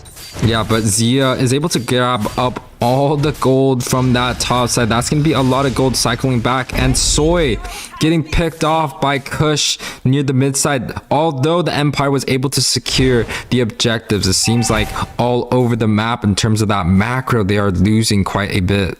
Absolutely. Now Kokomi knows that they are all there, and she is going to pull up the Beatrix and go ahead and do some Brennan's Empathy coming out, doing a little bit of damage. Flicker being popped in to kill Zia off the board. Conceal play coming in. Not going to make it out. And yes, he will. We do see Valentina going back to the mid side and to go ahead and clean up those lanes. And the bot side, Mikasa looking okay up against Reckless, but looks like it's going to be a little bit of a trade, right? Coming from the top side to the bot side. Yeah, they're looking to push some of the outer turrets coming in. Kokomi looking like he is able to get a trade off onto that top side. The minion gets stuck behind the wall, and he does not grab up that tower. But bottom here, Galaxy dropped under halfway, and we do see Alex and Soya kind of stalling out those little bit of the rotations, but already moving up toward the top side to possibly try and siege this turret here. Yeah, they do choose to disengage from the side of Ackerman. They've noticed that Reckless and Alex have rotated up to that top side. The kill sport is 4-2 on the side of Empire, and the gold lead is just neck to neck from both teams. 6 minutes in, lots of items being completed from both teams as this turtle is coming up real quick. Alex opted to go for something like a Guardian helmet. You do see the Bloodless Axe sustaining for the Lapu Lapu now. Turtle Dance coming in Galaxy in a pretty good position. We do see in a good position. Reckless gonna be a big menace to that backside. Wild Charge coming in. Might just take Reckless off the board. Feather Airstrike coming in by Soya. Gonna go ahead and zone at the back. Galaxy doing a little bit of damage. Nicolette having to burn that flicker. Feather Airstrike coming in from Nicolette this time. Alex is gonna go ahead and take up that turtle. Alex and Mikasa put in a difficult situation. Zia doing a lot of damage. Kokomi doesn't know what to do. She's gonna go ahead and back off as she is not in the right position. Beatrix Renner's empathy is not doing enough. Mikasa still on the run. But we do see Kush gonna go ahead and secure that kill in the bot side. Yeah, but Soy right here looking like he's about to get caught off. Does not grab up Kush right there, but looks like they should not be able to defend as Zia grabs up this tower for free. Toknak kind of just zoning everyone away. Now 7 minutes in, the gold lead has started to favor the side of Ackerman's. That puts Team Empire onto that back foot, especially with so many towers and objectives down. Absolutely. Now we see the little bit of the proxy where everyone's starting to go ahead and back rotate around. They do want this win. Wild Charge coming in from Twinks. Is that going to be enough? Reckless is able to get out. Look at all those minions coming right behind him. A little bit of the wall block. We do see the Feather Airstrike from Nicolette this time coming in. Gonna go ahead and lose that as a little bit of zone. Should go ahead and push up the mid side, but we do see Empire might be winning in trades, but not winning in these objectives. Feather Airstrike coming in this time from Soya. It's going to go ahead and do a little bit of zonage, but it's going to be Kush picking up that blue buff and denied into the hands of Alex. Yeah, a little bit of an unfortunate turn of events for the Empire. They had that gold lead early on and just wasn't able to hold on. The side for Ackerman's right now. They have the map pressure. You can see Nicolette and Totnik kind of in the bush, just camping here. You see the rotation camp. Kokomi drop low. Sniper shot coming out, doing a little bit of damage with Twins, but not enough. Zia coming in once again with the go away, preventing the split from going into his circle. Soya coming in on this rock. Grabbed up to Nicolette actually. Reckless has to be careful. Zia because just kind of walking around. This is good to make sure Zia does not make sure to kill Nicolette off of the board. But in response to that, a little bit of a punish. It's gonna go ahead and take him off the board for touching one of my teammates. I'm gonna go ahead and take you off instead. So that is a 1-to-1 trade. Reckless for Grok on this Twins. Yeah, we did see that both the marksmen just wasn't able to scale well into the late game last match, but Zia right here proving otherwise. 3, 1, and 2. Nicolette grabbing up that Feather Airstrike. Go ahead and do a little zoning. Soya, beautiful zoning, but Nicholas gonna go ahead in exchange pick up the Farsa ult from IMU for the airship. But Kush going in and stealing that Lord Feather Airstrike coming down by Nicolette on this Valentina. Now sometimes I have to be careful to see which Feathered Airstrike it is. Is it either Soya or is it Nicolette with the IMU being copied? I do have to be careful as I do not know if those Feathered Airstrikes look exactly the same, right? The same skin, same color. But look at the proxy of these minions coming in. They're going to go ahead and march down the side of Ackerman. And it's going to probably go down that top side. No, it's going to be actually the bot side. Yep, I'm going to go ahead and look at the Feather Airstrike coming in once again. Bravest First Sense coming from Mikasa. A little bit of an early ult. Reckless getting called out again. Look, the being activated. Look at all those little blue goblins getting immediately deleted. Kokomi trying to clear up his leads. Render empathy is going to go ahead and clean up those minions with Zia. Not looking to give him up this tower for free. We're see Galaxy doing a little bit of zoning once again, but the Lord coming down the bot side untouched. Yeah, it does look like the side of Ackerman's just kind of have a better game plan, especially when it comes down to punishing Empire for their mistakes here. The kill is a relatively low kill score. Both teams playing relatively disciplined, but the gold lead 4K towards the side of Ackerman's. You see Reckless running against the back, and there Kokomi's Renner's Empathy doing a lot of damage there.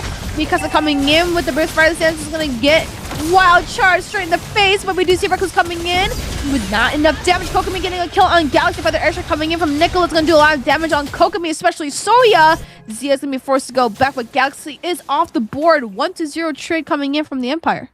Yeah, Empire still has all their outer turrets available. Well, they have their inner turrets available, my bad. A lot of the buffs are spawning in, so this is kind of the time where the Empire has to look to clear waves, group up, and try to take these jungles, because if they don't try to do that, the side of Ackermans is going to start marching and grouping up, just like what they're doing with this blue buff. And I feel like it honestly goes towards that Melissa 4, 1, and 2, causing so much impact, causing so much trouble for the side of Empire, and they have to try and find a response. Soy has to make sure that the feather airstrike hits those right targets, or else the Melissa's just going to be out in the wild, free hitting the whole entire game. Toings getting caught out was a little bit of a vision there, but looks like nothing's gonna happen. Conceal play coming in from Toings once again. Let's put his focus over there. Wild charge of Reckless. Glue getting out once again. Look at all those little goblins getting melted. Mikasa coming with the Brave Spider's hands. We do see Soya this time. Feather airstrike doing a little bit of damage. Alex, did he just check the wrong bush? Go away, being popped in by Sia. Killing spree activated by Kush. And go ahead and take him off the board as well, which is gonna be Alex gonna be taken off the board. And Mikasa, did Alex just check the wrong bush? I think that's just what happened. A little bit of an overextension. Yeah, Alex kind of dashed into that bush, looked at 4 members, and just got completely annihilated. It might be kind of like this best 2 out of 3. Both games were hard fought, and this last game, the gas has just kind of ran out for the side of Empire. They really have to group up. They really have to fight well. You could see the side of Ackermans playing so disciplined in these fights, grouping up so well, making sure that their marksman is saved. But for the side of Empire, I feel like they're splitting up a little bit too much in terms of how they sync their skills, how they fight. And right here, Kush looking at 3-man. And then 3-man might just be taken off the board. Galaxy coming on my war. Flicker Watcher, 4-man done. Oh my goodness, Nicholas coming in with the feather airstrike. Zia's gonna take away Reckless. And that beautiful set coming in. But Alex can do a little bit of damage. See if he can take off Kush. And then go ahead and take him off as well. But the Lord is coming to the bot side. Beautiful set coming in though from Points. Flicker, wild charge is not something easy you can do. Trying to take it off Mikasa as well. Kokomi. Alex left to defend right now. Yeah, Alex has to defend right now. Kokomi is trying his best. Oh no, that is going to be a wipe for the side of Empire. And congratulations to Ackerman. You do take these series home. And YUWEI, break down the stats for me.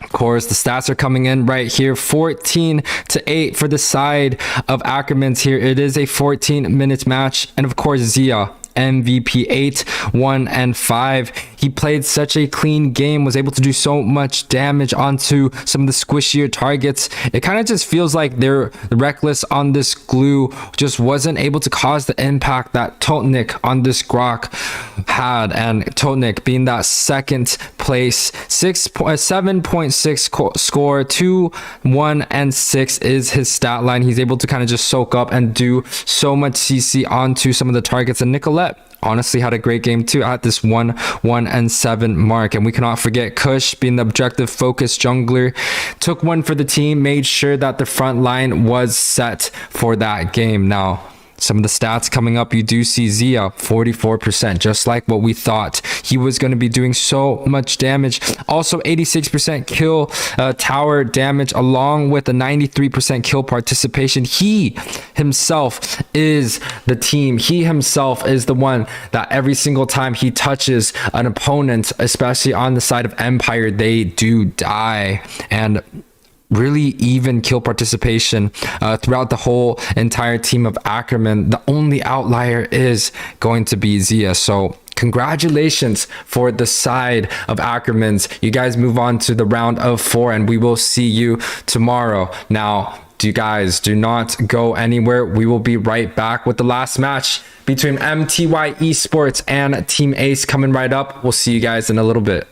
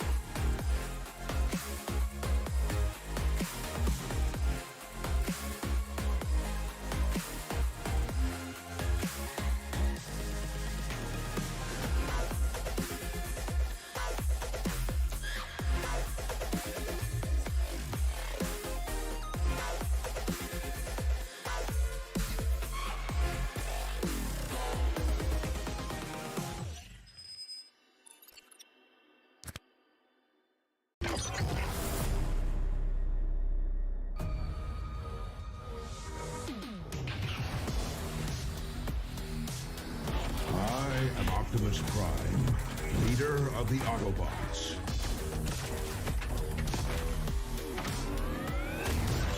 I am Megatron.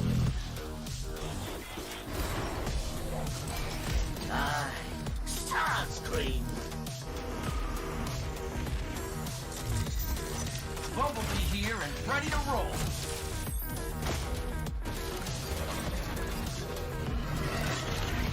Meet Grimlock's greatest warrior! Ravage, attack!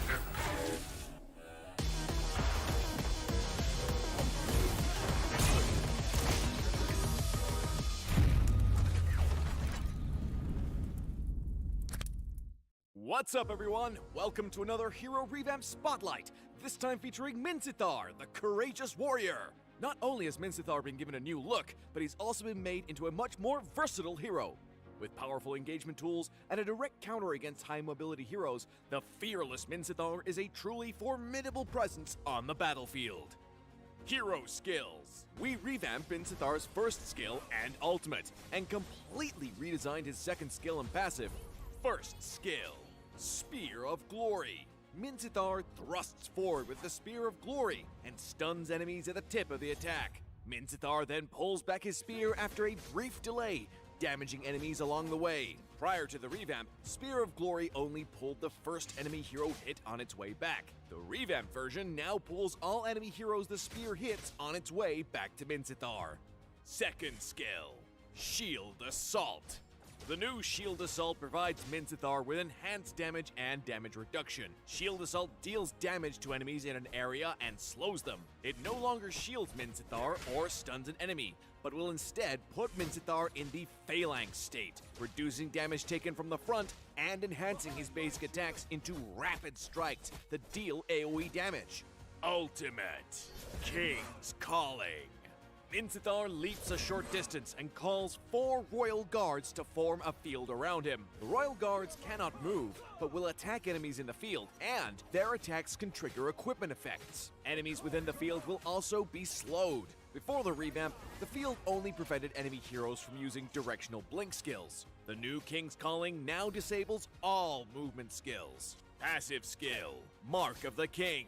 The redesign of Minzithar's passive shifts its function from support to individual playmaking. The new passive causes his basic attacks and skills to apply a stack of Mark of the King. At max stacks, the marks will detonate to damage and stun the target, and restore a portion of Minzithar's HP. This effect can only trigger once every so often on the same target. The revamped Minzithar not only retained his powerful utility, such as shutting down high-mobility heroes, but also received a considerable boost in damage with the new Shield Assault.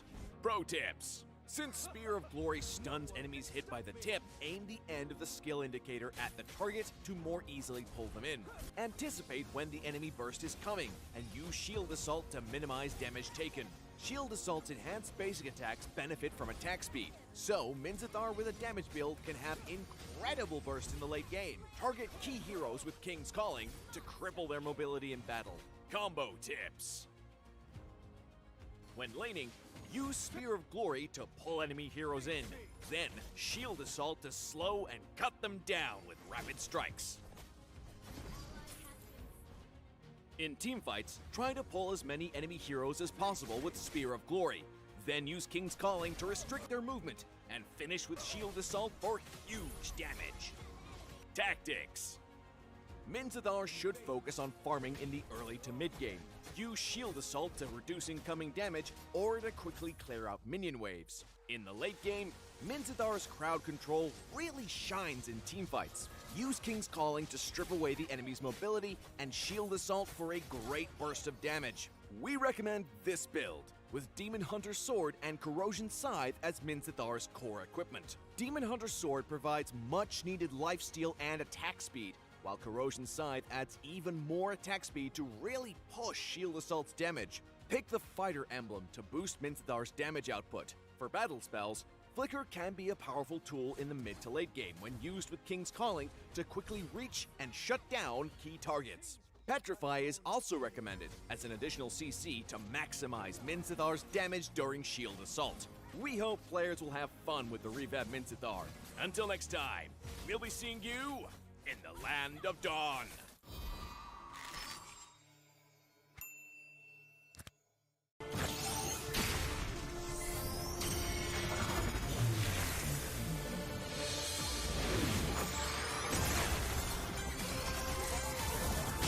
My magic flows as freely as the wind.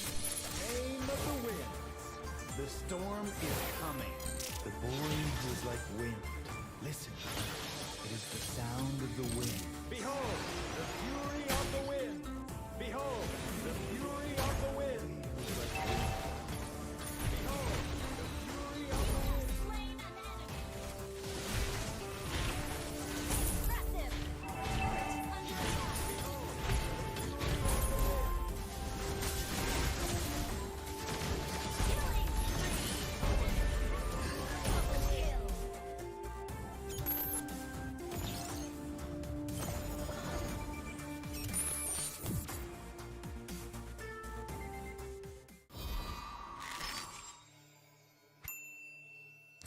Killing spree.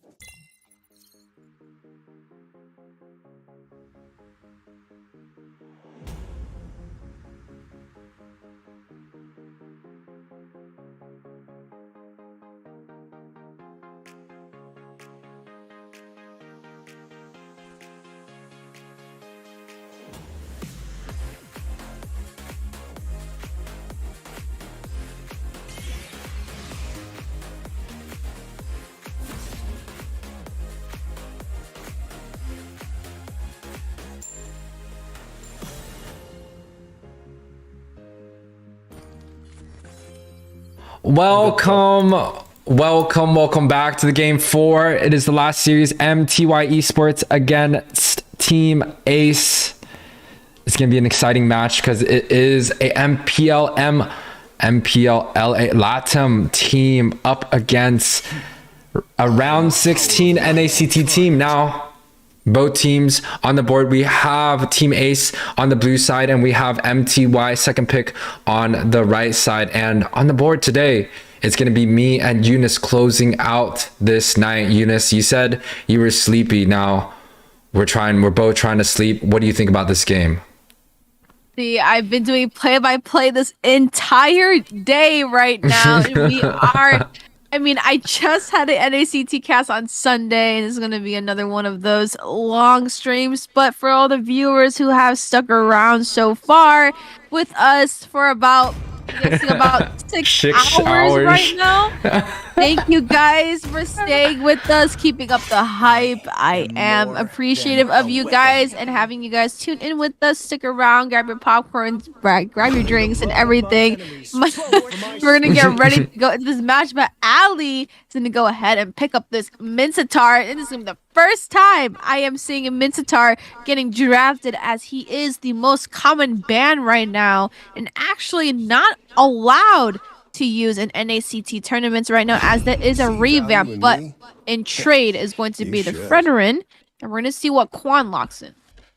Yeah, Quan, that is a cool name. So some of the bans coming out right here, they choose to ban 3 mage picks, all focused on Paul. And I actually got to play with Paul personally. He is a very, very good mage. The Julian does get banned out, but I do know Paul has a pocket Chang of pick. I'm not sure if it's going to be coming out this time around, but Ali with that Minzithar, it might be able to do some damage. It is one of those new heroes that just isn't that commonly picked so far yet. So I want to see if the response, the Fredrin and the Lapu is going to be good enough. I have played with every single member on the side of Team Ace. I think. Yeah, I have played. They play beautifully well. Love their synergy. And Paul as well. I mean, we played with them a couple times on your stream. Yep, Doggo Bogle. The Doggo Bogle. We have played with them a couple of times in that trio with you, YUWEI, on your stream, and you do know that he is a very versatile, adjustable mage as well. But he's gonna go ahead and play that high ground Farsa, and I have not seen him actually play Farsa to this level. I've seen him play the Faramis and the Valentina and whatnot, but I don't think I've seen him play Farsa though. You know, This guy is kind of a troll, especially in the last day of the season. You know what he decided to pull up one time? The Roger mid, and we lost. And then he pulled up the Boxia Mage mid, and we also lost. Oh, we lost. It wasn't even close. It wasn't. Oh, well, we might have won the Roger game, but the Boxia mid was just too bad. Now, dropping finalize for both sides, especially in the first phase. We have that Brody being picked up. We've seen this Brody, Mr. Wheezy, being picked up by multiple different teams and doing so well. We saw it from the last game. Zia was on it. Oh, wait, no, Zia was not on it. Zia was on it game 2. And Brody is a great pick, but Melissa being still available, I feel like that is going to be a priority ban from the side of MTY coming up. That's Wheezy over there. It is Wheezy. It is Wheezy, okay? So, guys, Dog Tour is running the Wheezy buff. But we're going to go see the prioritizations right now. Kobe, locking in this R-Lot. I have seen him play R-Lot. It's pretty disgusting. But, you know, he likes to ping his teammates if he ends up being put behind the caps possessor whenever that really happens today. But Melissa's going to get banned out. We have seen the Brody and the Melissa lineup and the matchup. Not too great. A little bit of a rocky road for both sides, actually. And I feel like this is my philosophy. We're going to have a little pep talk with Eunice, the NACT caster. As I have seen many lineups, right? The thing about Melissa and Brody matchup, out of all the marksmans I have seen is available to slot, like 1-1 is still open, but they're not picking to choose it right now. But theoretically speaking, right? You really do see the Melissa and the Brody matchup quite almost a bit. Like 9 out of 10 times it's going to be that matchup, right? But this is the issue. When you put Melissa and Brody up against each other, early game spike, it's always going to be Brody towards that mid game. So Brody's going to hurt. It's going to hurt your rear end a lot. And we've seen it already in this 6-hour-long stream. You know, the Brody does dominate, but if you do not close out the game within that like 15-minute mark, or like 10 to like after the second lore, which is going to be that 12-minute mark, if you do not close it out, Melissa is going to turn stuff around, and it's going to be the opposite way around. So this matchup, you have to be careful with your team draft and your team comp and how much pressure you are going to put into the marksman lane. But speaking of marksman lane, do you see Grok getting picked up? But what are your opinions on Melissa and the Brody lineup, aside from like all the little issues towards the mid to late game with the power spiking? What else are you finding interesting between Melissa and Brody? I think the most interesting part is going to be the spells that take. Brody does take that flicker, which gives him a little bit more of an escape, and Melissa kind of has to all in every single time with the Inspire, and I think that does make a big difference. The Inspire is an attack spell. It doesn't have too much utility besides the health regen, and I think that is the major difference. Having an all-in attack spell, especially paired up with the right situation, is going to do a lot of damage. But Mobile Wolf looking like he wants to go for the Xborg route. This is something we've seen from A77 in the NACT. This is something we've seen quite often going up against a Fredrin, a tank jungle, and Maxi. The response going with that bread and butter Beatrix. I do know he has a supreme title on this hero. Absolutely. And now Wolf locking in this Xborg. Now I have seen Wolf play a ton of different tank fighter jungles, and Martis is one of his signature picks for Fredrin, but he also flexed at Assassin as well, right? I've seen him play Haya. He plays a decent Fanny, but now I'm alright. That Sicilian is now scaring me. This is like the same thing. Early game, Sicilian is not going to have that damage as much as Farsa is. But that goes the same way we were talking about that Melissa and that Brody. So the longer this game goes, the more it's going to be hard for Team Ace to bring it back around. And as a Supreme X title yourself, YUWEI, I'm pretty sure you know how hard the damage goes on that Sicilian. So the main factor about the Sicilian is balancing a combination of early game heroes and the late game heroes.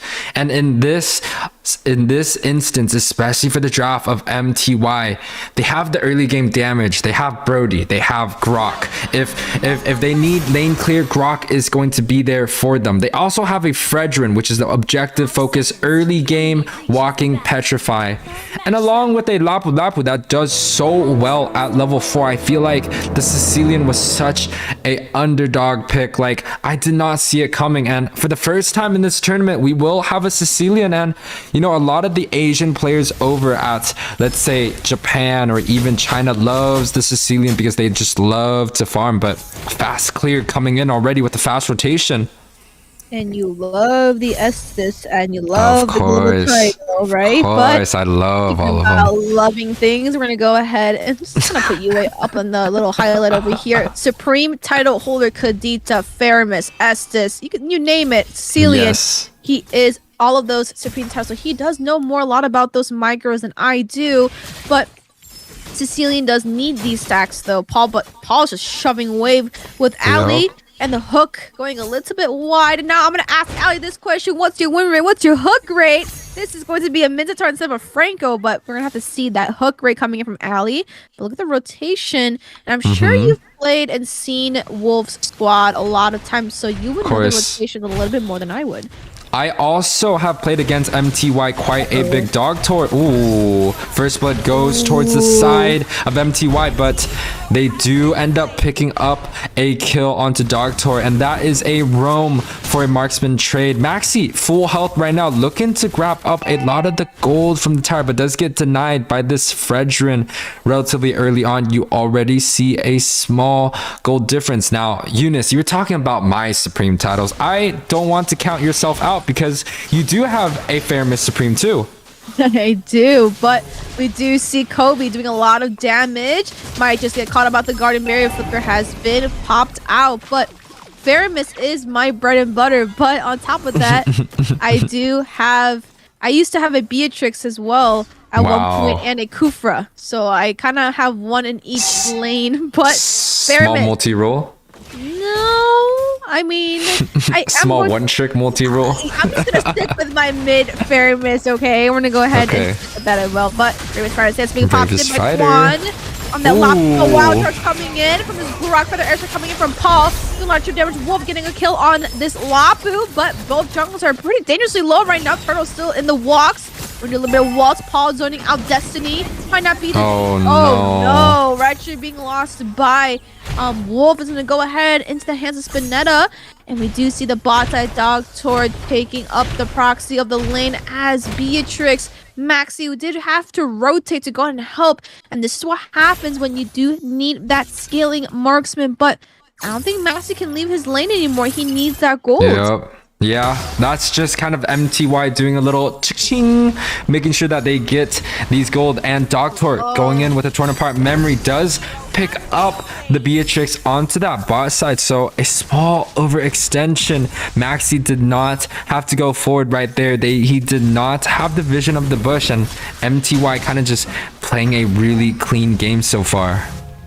Very, very clean game, but 2-3 right now. Gold is actually not as bad as I imagined it to be, but we are looking at about just a 1,000 deficit. That is not too bad, but you do not want to be on that back foot. Want to catch up as soon as you can. Maxi though, Ali getting caught out. Wild Charge being burnt down. Doctor getting a kill on to Ali, which is going to be that Minzithar. Maxi doing a little bit of little tickle on Spinetta. Paul coming in, reduce the bat squeeze, unlocked in by Destiny.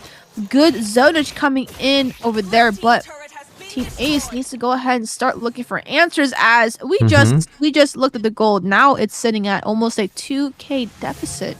Yeah, I think the big difference is that they were allowing Destiny to clear the mid lane by himself. The Grok camped bot was able to pick up Maxi earlier, and he stayed there to wait for the rotations coming in by Ali on this Minzithar. And right here, 4-man on mid side. You see a little bit of damage coming in from Destiny.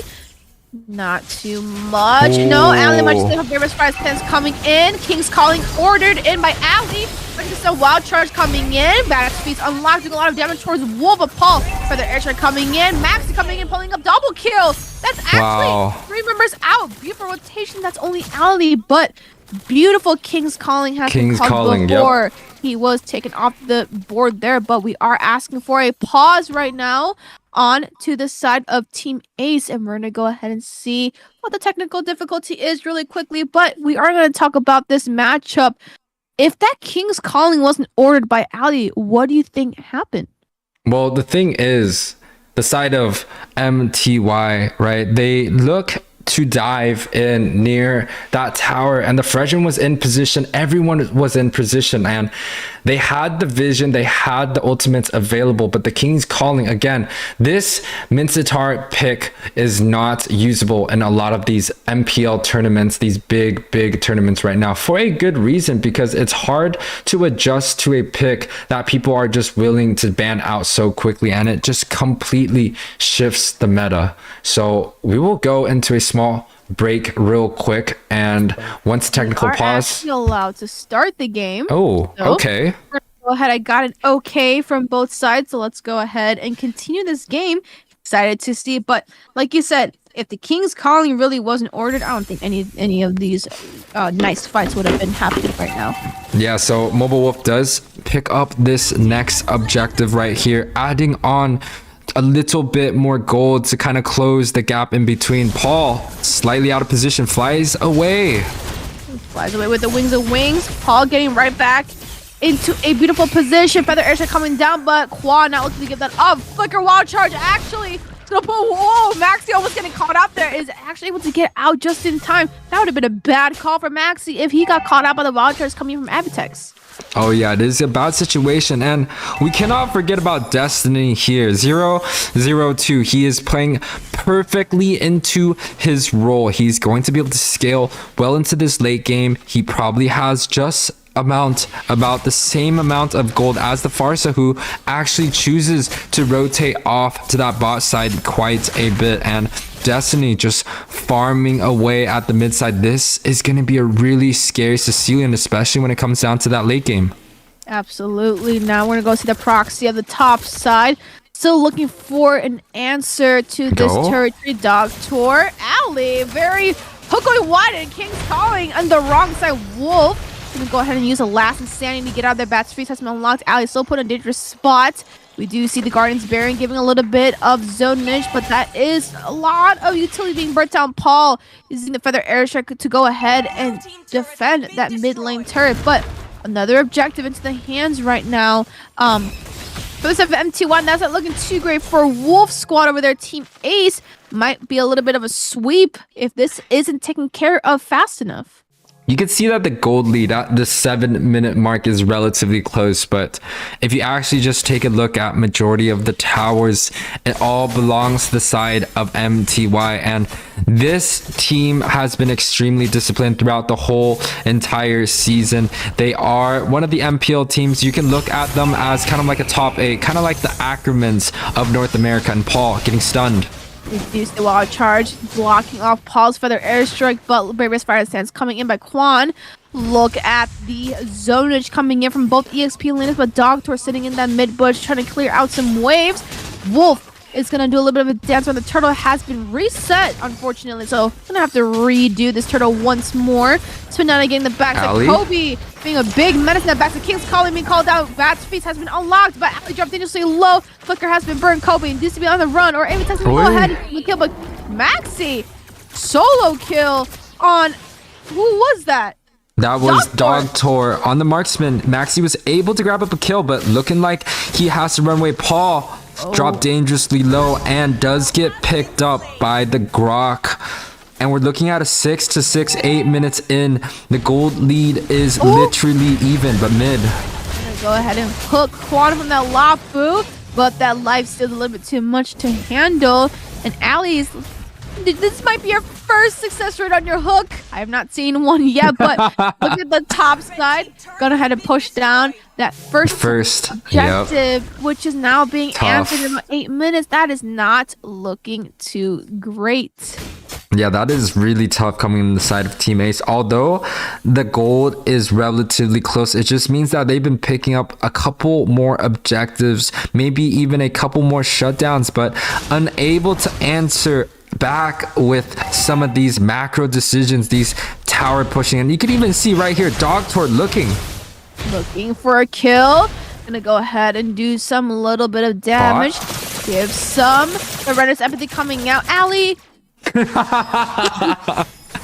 Allie! Gonna go ahead and take Lapu off the board though.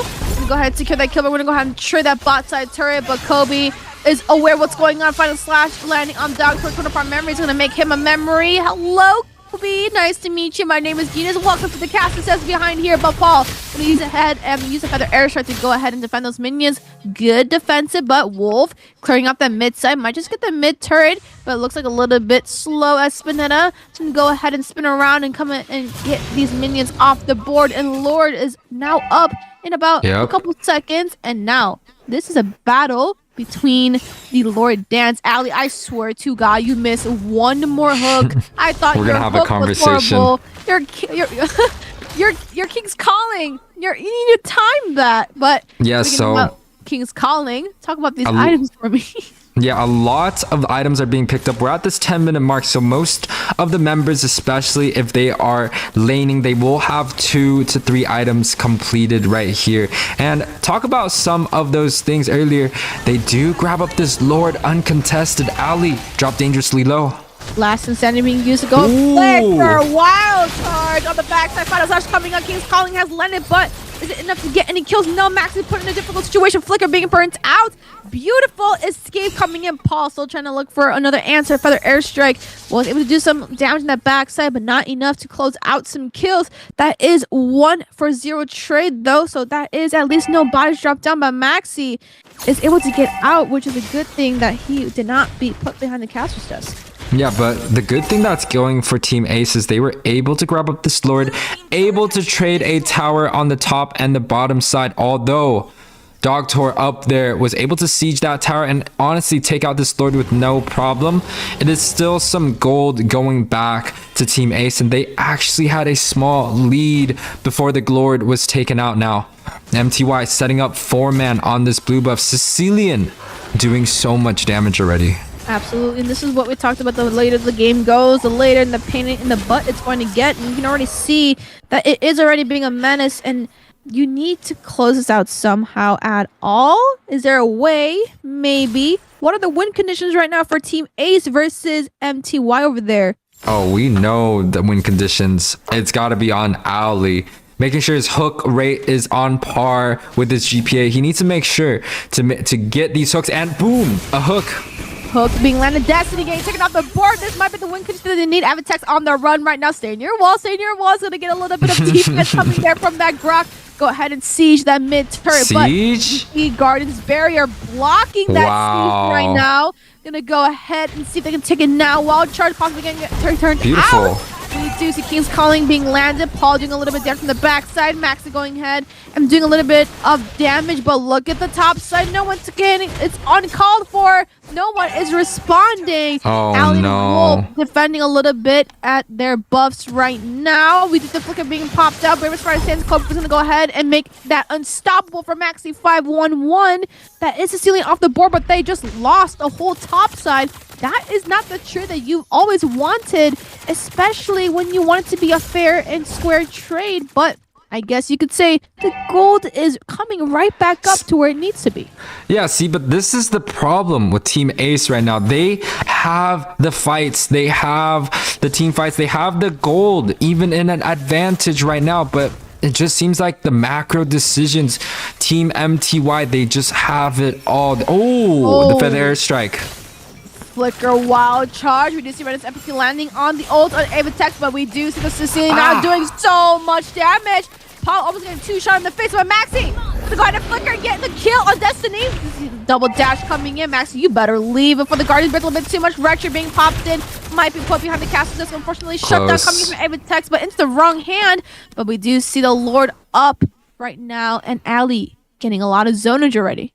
Yeah, but Maxi 6-2-1, able to grab up a lot of kills, but unfortunately died right there. Now Wolf starting with the objectives. It does seem like they have an answer in the team fights. They need to try and make sure that they get this Lord, or else. Last Insanity, Wolf does get the Lord once again, and King's Calling on Spinetta, preventing him to go ahead and use that red tree. We see the Lapu. Wasn't that top side, but now knowing that, hey, that is a roam down, we need to go ahead and put up another fight. This is a 14-minute game right now. Lord is into the hand of Team Ace, and the gold is also in favor of Team Ace, but they are losing those objectives and need to come online with the macro, or else they're going to be looking at a bad day today. So what is the problem coming with Team Ace? How are they up in gold but looks like they are so down in towers? It makes no sense. Maybe that's just the caliber, the experience that just radiates off MTY's team, because it just seems like even with a 3k deficit, they are the one that's choosing to advance and start these team fights. And Kobe getting caught out there. Flicker had to be popped in case of a wild charge coming from Grok. That is a mid-turret. You see the siege feather airstrike for a little bit of zonage. But Destiny dangerously low. We do see with the charge being popped. The last Insanity coming from Wolf. Is able to get that kill on Sicilian. Guardian's barrier is going to be taken down, but Lord is going to be finished. But Max is taking a kill on Lapu. That is a solo kill. But Paul, Wolf looking for a little bit more Kobe. Ali getting a hook on Doctor. King's Calling. It's going to make him burn that flicker out as well. We see the Wild Charge 5-man set. That is enough. Spinetta getting a personal, but oh my goodness, that wrap coming down. Praise's wrap is a little bit too much. Double kill coming in from Doctor. Might be a little bit of a throw coming in from Team Ace, but this is winnable. They can close this out if they make the right fights. Now, that top side, unfortunately, was not pushed with that Lord, but that is a 3-for-2 trade that was up in their base. So still up in gold, now up in kills. They gotta be careful with what picks and fights they choose to do. And also for the first time ever, Team Ace is up in towers. I repeat, they were able to get this mid, both the mid towers, especially that inner, and they were able to grab up that bot side. And if you just look at all the outer towers right now for the team MTY, it is really, really low. So with just one team fight, especially with the marksman, if they're able to grab up Maxi, or if Maxi is able to live throughout any of these team fights, MTY is going to have a lot of trouble. But we're going to go into a small break real quick, try to figure out what this technical difficulty is.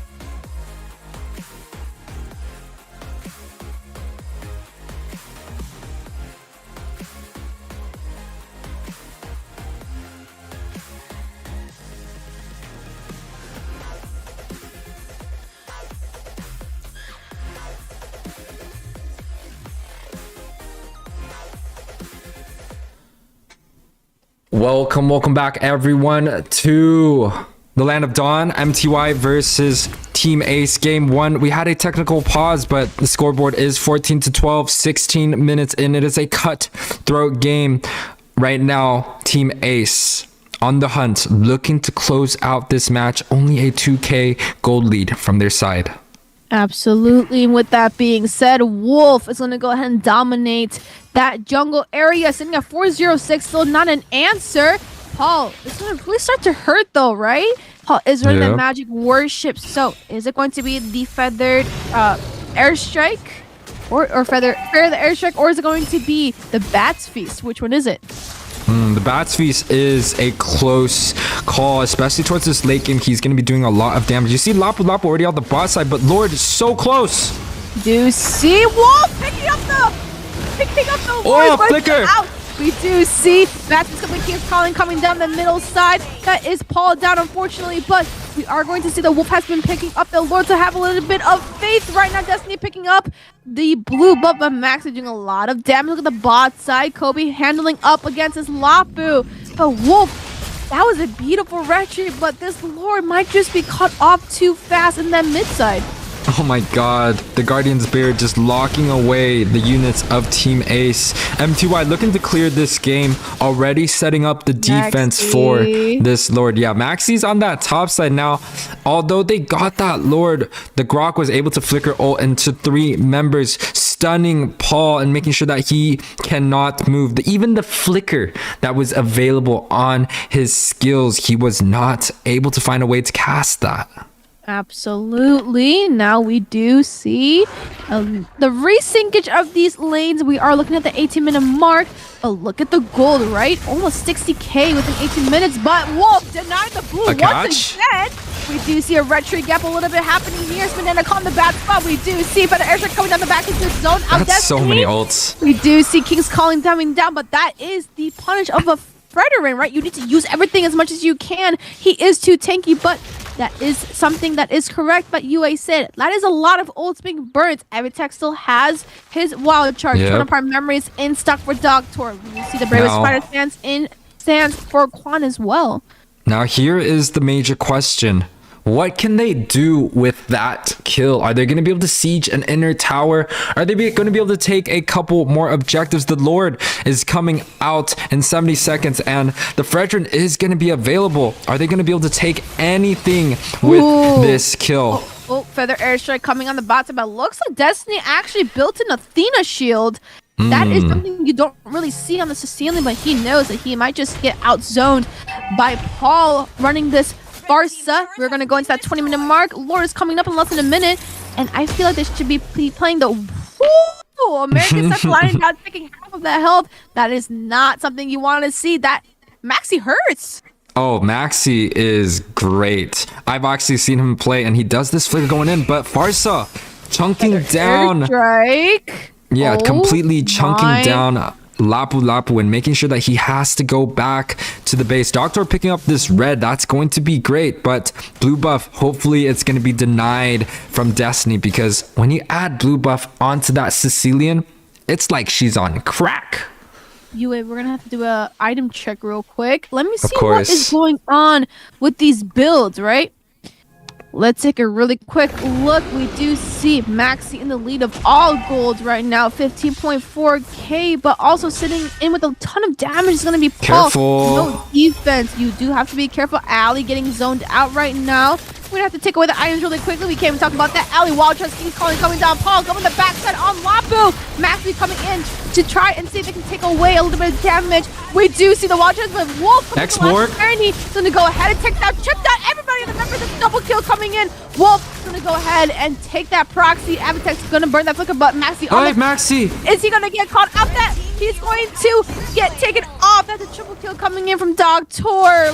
Little cat and mouse. But we do see the bot side minions getting pushed up. Are these going to be Winions? Wolf, let's take a quick focus. He does not have retry right now. Is that a really good call? But Paul, if he did not have retry and you just took that away from him, he would have been mad. So, yes. Interesting. You should have communicated that with Wolf. But anyways, that Ace is reset. going to be a reset. So we're going to go ahead and resync all these lanes. But beautiful team fight. And this team fights are up in chat on top of each other. What I'm hoping for right now is for Maxi to come back with this Lord. Hopefully this Lord doesn't march down too quickly, because on the side of Team Ace, they really do need Maxi to be able to hit all these outer towers down, and the Lord is marching down. You do already see Kobe on this top side. I don't necessarily agree with this. I kind of would like to see an all-in, because this Lord looking like it might just go to waste here. You also have to think about that, right? They have to be careful. They kind of have to play the patient game no matter what. For their airstrike coming in, doing a little bit of chip damage to that back side. But even if that Lord is down, they have the wave advantage. Look at the sinkage coming in on the map. There is lanes coming in. It is up to them if they really want to take this and fight it out. And that is what we're going to see.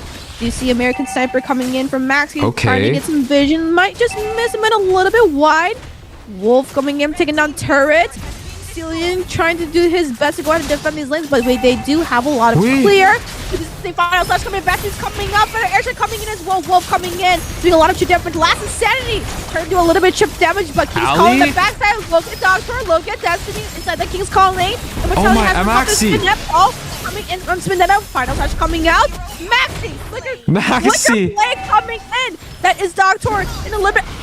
Oh my goodness, double kill coming in from Doctor. Triple kill, Wolf coming in the last Insanity. Is he gonna do it? He's a win of nature. Looks like Winter has been popped by Wolf. It's gonna get out. Lafu coming, their bravest fighter stance. Wolf is on the run. Ellie's on the run. Oh my that is not something we wanted to see. What is going on, YUWEI? Dogtor, the king of all marksmen right now. I've said his name plenty of times. I've played against him plenty of times. He is crazy right now, and I believe he is the leader of MTY. He was the leader of TSU at some point. He was the one that controls pretty much when the team practices. This guy with the leadership and the skills to be able to carry his team onto late game, turning a situation from bad to good, and now they deny away this blue buff. 23 minutes in, the kill score is even. The gold is even. Guys, you know YUWEI is so excited when his mic starts to go fuzzy because he is all That's how you know he is excited, right? But this isn't something that, honestly, if we're being bluntly honest, right? This is not what the casters expected this game to turn out. We did not expect it to turn it out like this. You want to know the truth? I thought Wolf is going to get smacked. Oh yeah, we really thought he was going to get smacked. I'm sorry, Wolf, but it really is a reality, right? This is an MPL team. From MPL teams. But they're holding up. Is the Retro going to be their last Insanity being popped in by Wolf? Is that going to be into the hands of Wolf? Oh no, Spinetta's going to go ahead and take this. Wolf King's calling coming in by Alex. Shutdown coming in on Wolf. That is legendary. Unlocked. Destiny getting a kill on Kobe. Paul getting a kill on Spinetta though. Destiny getting a double kill on Maxi. Alex on the run. Paul going to go ahead and shut the pit, but that is unfortunately his people. Look at the minions. Is that going to be lenient? No, that is that triple kill coming in from Doctor, and that is a Doctor we've all been waiting for, and we've been hoping for. That is a full sweep on the side of Team Ace. I think this is where we call this the game. That is a wave pushing on the top side. Beautiful game. My goodness, that is a beautiful game. 25-minute game, and man, top 16 NACT team put up against a MPL team. This was a very impressive game. I mean, you made. I'm not even gonna mention it. But 24-21 is gonna be the kill scored for this game. 24 minutes in, just like Eunice said, Doctor, the leading MVP. We're about to see like a 35% damage on this Brody. And the Sicilian, that last team fight, was able to just knock out 2 of the players coming in from Team Ace, kind of skilling into that late game. But the Fredrin and the Grok coming in, also doing extremely well. You can kind of see both of these heroes are looking to be very, very objective focused, very peel heavy. Now the data is going to come up, Eunice. Take your time. Absolutely. And you got your guess right. 30% damage on Doctor, 71% team fight participation. But look at Maxi, 26%, and Paul doing the same equal amount of damage, and that team fight participation coming in. And Ali coming in with 76% team participation, was there for pretty much every single fight, even though he was kind of, missing his cook a little bit here there, right? But was able to use. I've seen pretty good King's Callings coming in from Ali. Was able to block out a lot of Dogtor and Destiny's skill shots actually. So that was pretty impressive. But if you can't keep up your hook rate on that Minzithar, I wouldn't recommend using it because your team kind of needed that hook right there. But we are looking at a beautiful game. This is a 25-minute game.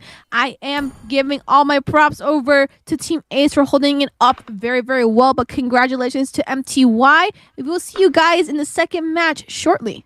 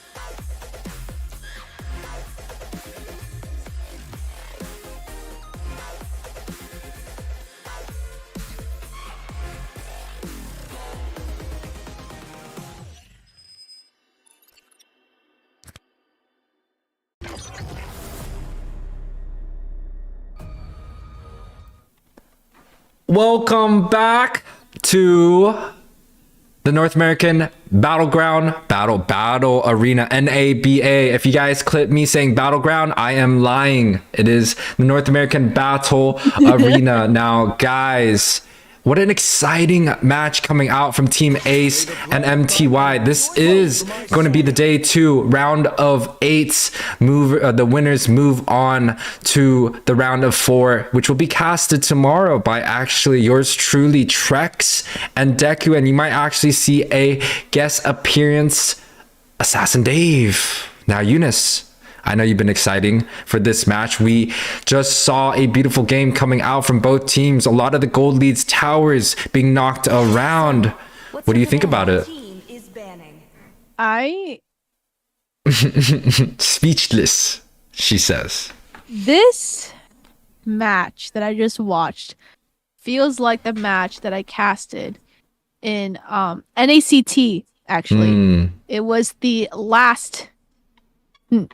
match between, I believe, Wasians versus, I think it was BTK. It was one of those matches that actually went longer than we expected. So it kind of put me in that spot of, ooh, I'm kind of liking this right now. Paul, to go ahead and pick up the Valentina. That is one of Paul's bread and butter picks. Yep, Valentina. I'm excited. You know, that last match, when they choose to decide to ban out 3 of Paul's hero, I think they're actually putting Paul in the trap. They choose to ban out the Minzithar. They choose to ban the Julian, which we don't see the Julian being banned out quite a bit. Now with the Valentina up on the board, I believe MTY has the answers. That's why they're looking for this Valentina being picked up on the first end. We've seen Paul play a lot of different mages, and his Valentina, I believe, is 80% in win rate on crack. Absolutely. And we're just going to have to see how this goes, but Spinetta's going to take Wolf's bread and butter pick, which is going to be that Mardis and Dogtor going ahead and locking in that Brody once again. I am going to hope the response this time is going to be either the Melissa or the 1-1. Now, the 1-1, I feel like would have scaled a little bit better in that last game, only because it was very easy to get the trigger stacks off of the Fredrin. But Ali, bread and butter pick, is going to be that Lolita.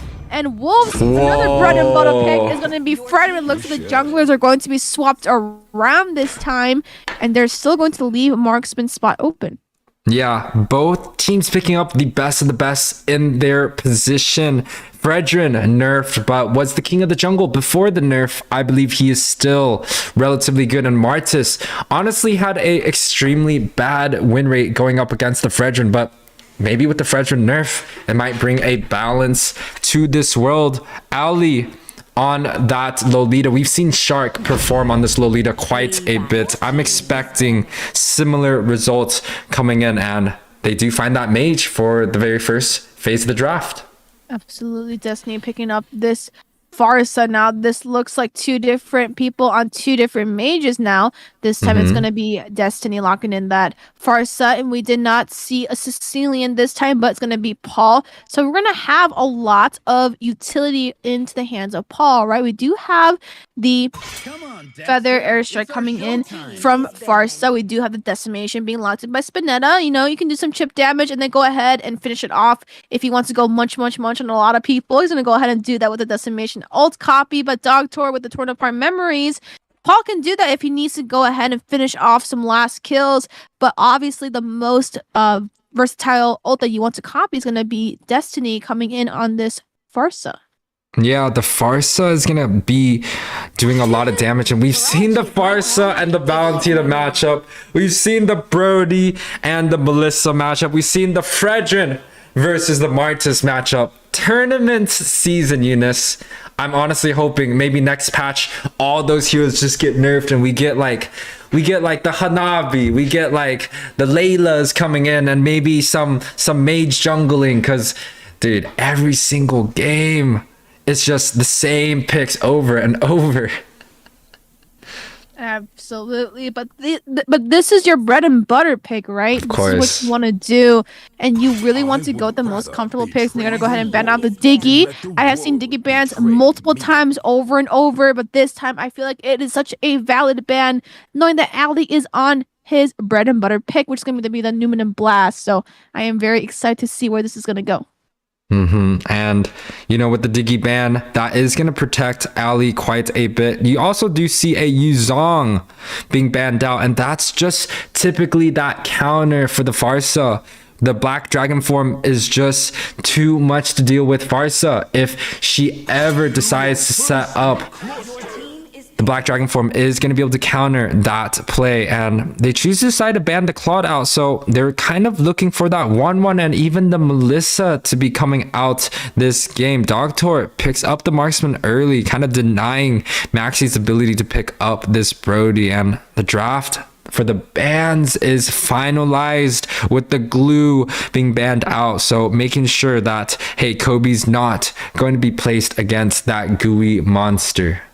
Absolutely, and we do see Lapu getting locked in once again by Quan, and I feel like that is his bread and butter. So we're looking at a lot of picks, right? Instead of going for these more versatile picks, we're gonna go for your comforts right now, because they did realize this is gonna be a fight that they can win, or possibly, have to be put back behind and not be able to join with us into the next round. But Kobe is going to look at some interesting things, and Max is going to be here trolling us like always. Yeah, they're trolling, dude. Oh yeah, they're to troll us like always. But Kobe is going to looks like Esmeralda is not a bad pick, but I would like a more tanky, sustainable EXP laner. But looks like the glue and the Yuzong has been banned out, so I do see there's going to be a little bit of a flex. I wouldn't even mind a Hilda here. Oh no, I love the Esmeralda pick. The Hilda is great, but I do think that, especially if they're not opting to go for a carry, opting to go for a Lunox, I think the Esmeralda is a great pick, especially going against the Lapu Lapu. That is a winning matchup, and honestly does super well early on, able to cut waves by himself, invade the jungle at level 2. I think Esmeralda does wonders, and Maxi picking up that Beatrix again. That American sniper was doing so well in game 1. I honestly think he's gonna do well again game 2. And a Jawhead? Jawhead? What? Is that going to be a Roam Jawhead? That's that different we don't because traditionally see, right? This is obviously 2 different teams, 2 different play styles, 2 different bands.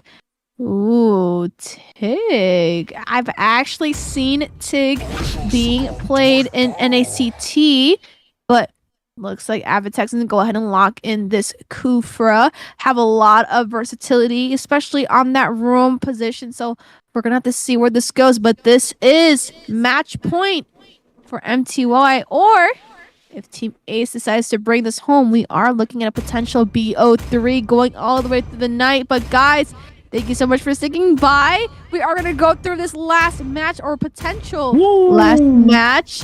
And we're going to see who takes this match home. Team Ace, or is it going to be MTY?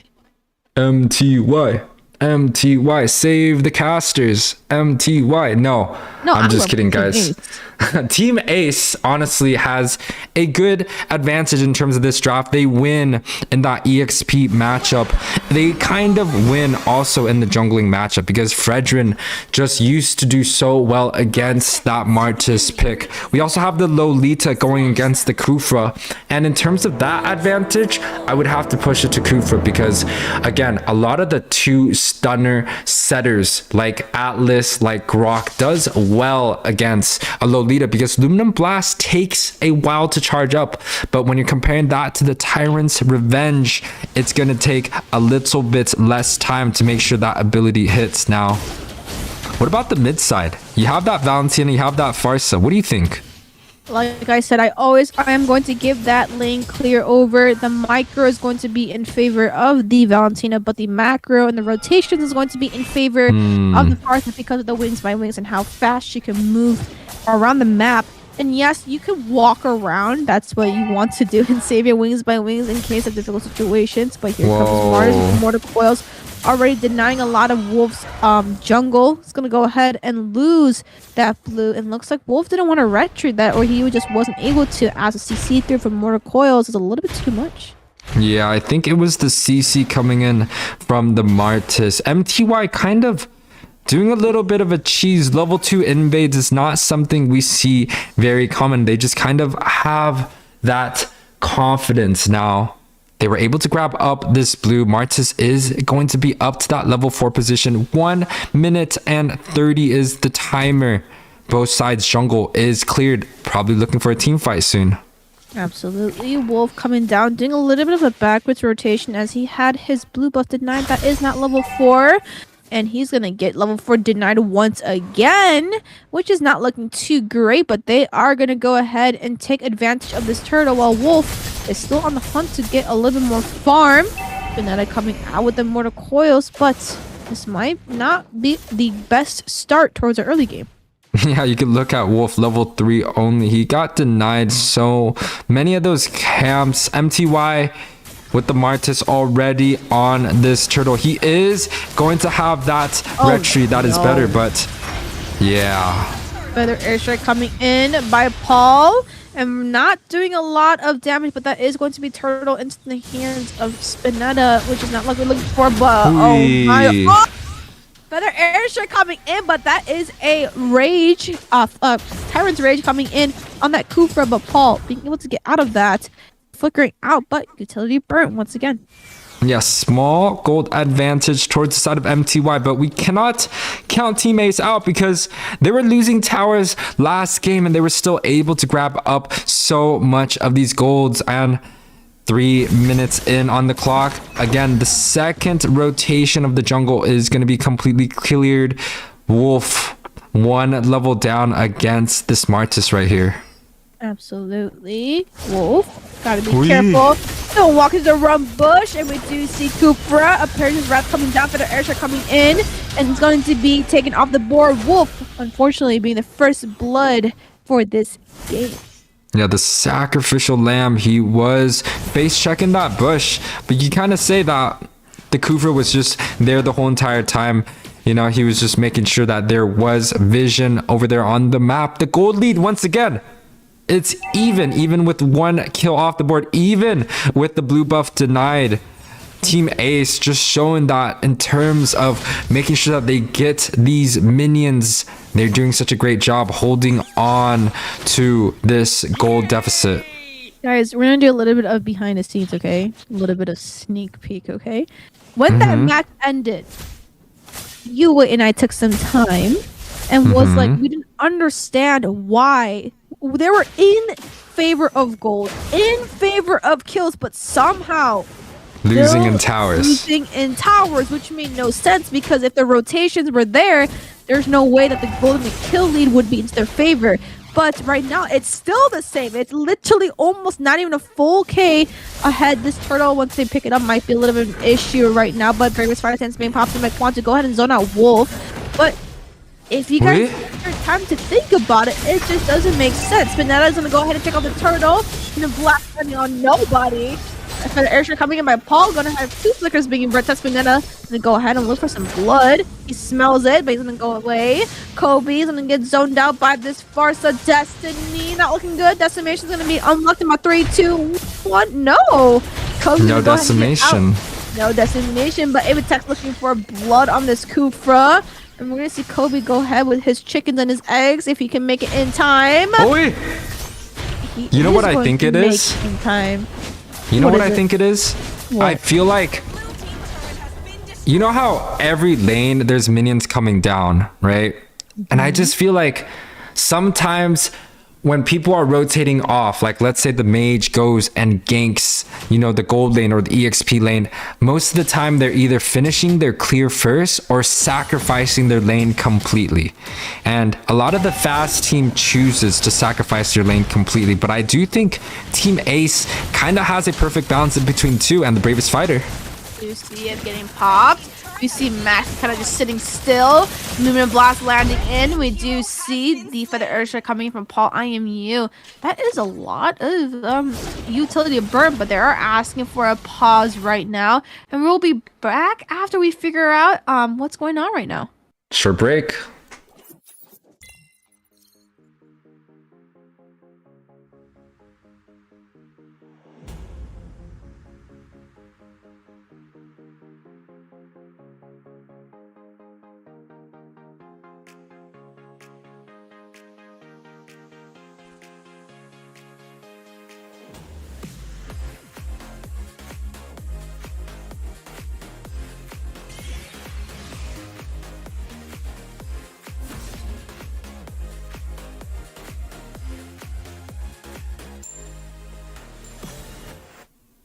Welcome back, my friends, ladies and gents, families and friends, dogs and cats. Heading on to game 2 between Team Ace and Team MTY. Team Ace. Oh, Tyrant's Revenge. Gonna go ahead, and that's actually Tyrant's Rage locking in from that Kufra onto Paul. And that is not a good trade in the mid side. A kill and an objective, not something you are really wanting to look for. And looks like we're gonna go ahead and take up this top side. What are you saying my bad for? Tyrant's Rage. Tyrant's Rage. Tyrant's Revenge. My bad, Sensei. Tyrant's Revenge landing on Kobe. He's gonna be taken off the caster's desk. Looks like 25 memories made him a memory, but look at Max, he's kind of split pushing everything from back and forth. We see him again. Revenge locking in again, misses. Paul is able to get the Feather Airstrike, take down Destiny, very low. Luminous Blast from the backside. Purify has been activated by Destiny, but we see Ali taking a kill off of Destiny. Avatex, you better run with that ball somewhere, or we're gonna go pull up on you. But look at the backside. Spinetta and Fun kind of hanging on the mid bush, kind of saying peekaboo. So we're gonna see what happens after that. 7 minutes in. That was indeed a peekaboo, making sure that they can grab up some of these kills, making sure that there is a punish going on at the map. Again, MTY, one of those teams, MPL certified. They know how to macro, they know how to play, and the Kufra jumps in. Cooper jumping in, but not going to secure that into a kill. Looks like a little bit of a hello. I'm here to give you guys some warm hugs, but I'm going to go ahead and back off. Not today. I'm going to go ahead and clear up these lanes, but we do see... Look at Dogtor, dude. Just look at his position. He is not moving. Scared. They literally are making 4-man rotations without the marksman. No, I like both teams' rotation right now. Dogtor actually has a super deep position, but it does see like, hey, MTY taking the right side, Team Ace taking the left. When you see Render's Empathy coming down the bot side, Tyrant's Rage landing on 3 members, but it's going to get back off. We're going to drop dangerously low. Destiny going to get a few shots in the face by Maxi on the SMG gun, but Quan is not pulling up. But look at Dogtor taking proxy of these minis. This is a macro that they are losing, and I think that's why... Oh, Maxi, hello. Let's check the bush. But Dogtor might get caught out here by Wolf. We do see the retry coming in. Oh my gosh. Overkill. Ali. Looking to secure. Later. Looks like maybe it's secure, but that was a little bit of an overuse, right? We did see Maxi blow out his ult, but retry also being popped out by Wolf. But you still have the Lord up in your favor, but the utility is just not going to be there anymore. Well, here's the thing. Didn't you see Dogtor kill 3-4 members onto that last fight? They're just making... Ali's making sure that big raid boss is going to be down for sure. Making sure that Wheezy is not going to be able to come back alive. And, you know, it might be an ultimate use, but those ultimate cooldowns do cycle back in. 9 minutes in, you see the gold lead. Once again, the same gold lead. They're losing in towers, but the gold lead is still so close. The Lord going down real quick. Gonna go ahead and give a little bit of zone, but looking to give that up. Wolf is going to go ahead and fight this Lafu, but he is trying to take him off the desk. Max is gonna go ahead and secure that kill. Whoa! Flicker coming in from this Cooper, not able to land. The Praise's Wrath still missing once more for the airstrike, but you see Kobe in the backside. Falling Star Moon's gonna land.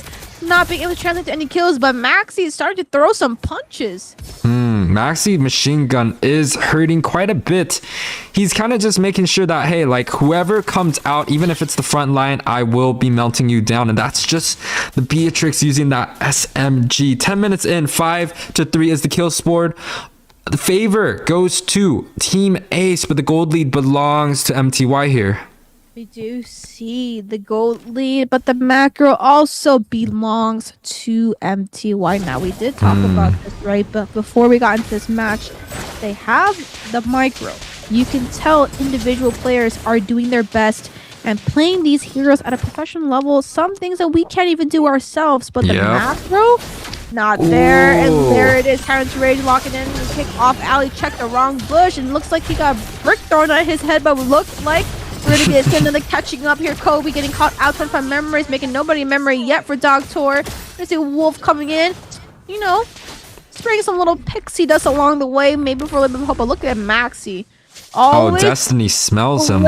Pushing, right? Destiny is going to use a wings by wings, but Maxi knows that, but he's going to go ahead and farm as much as he can. But Kobe left in a difficult situation. Tyrant Revenge locking in. Bear's Fat Sands locking in. Stun on Kobe. But we do see he's got an airstrike going to the backside. Wolf dropped him low. Doing a flat. Letting up 3 members. Paul is not able to clean that up, unfortunately. We do see the Renner's Empathy coming out from Maxi, but not there to finish up the set for Ali. The one time he makes that good set, nobody is able to follow up. Yeah, that's just a little bit unfortunate in that situation. But even take the look at the gold lead right now. It is just a 2.5k at 12 minutes, and the longer the game goes, the shorter this gold lead makes a difference. But so far, I would kind of have to say this is a reverse of that last match. Last match with the X-Borg, it kind of just felt that they had the kit, especially on Team Ace's side, to win some of these team fights. But this game, it feels like the Kufra, the Tyrant's Rage set is just a little bit too much. And the time that Ali was able to grab up something, Tyrant's Rage in response. We do see Renner's Empathy dropping down Destiny dangerously low. Nobody's dropped but Ali. Wait, where did Ali's health go? Where's he going? Oh my god, he's walking back home. Ali. Oh, Yeah, Ali, you know, tanking, soaking in so much damage, was able to tank the Kufra ult and the first skill, along with the Feather Airstrike coming in. Barely made it out. Paul in a scary situation right now, but Ali does get caught up once again. Almost getting caught out, but we do see the Renus everything from Maxi doing a little bit of damage, but looks like Spinetta is going to go ahead and deny that.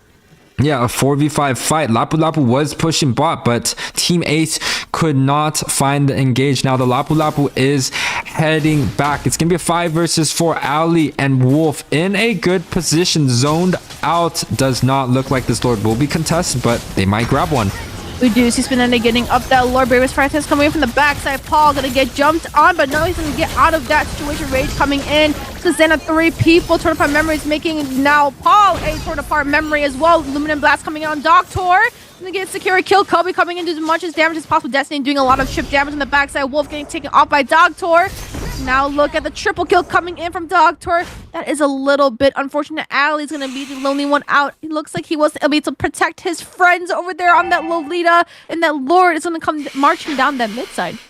Oh yes, Ali's the last one left. It does look like Team Ace has gone past their bedtime. 13-14 minute game.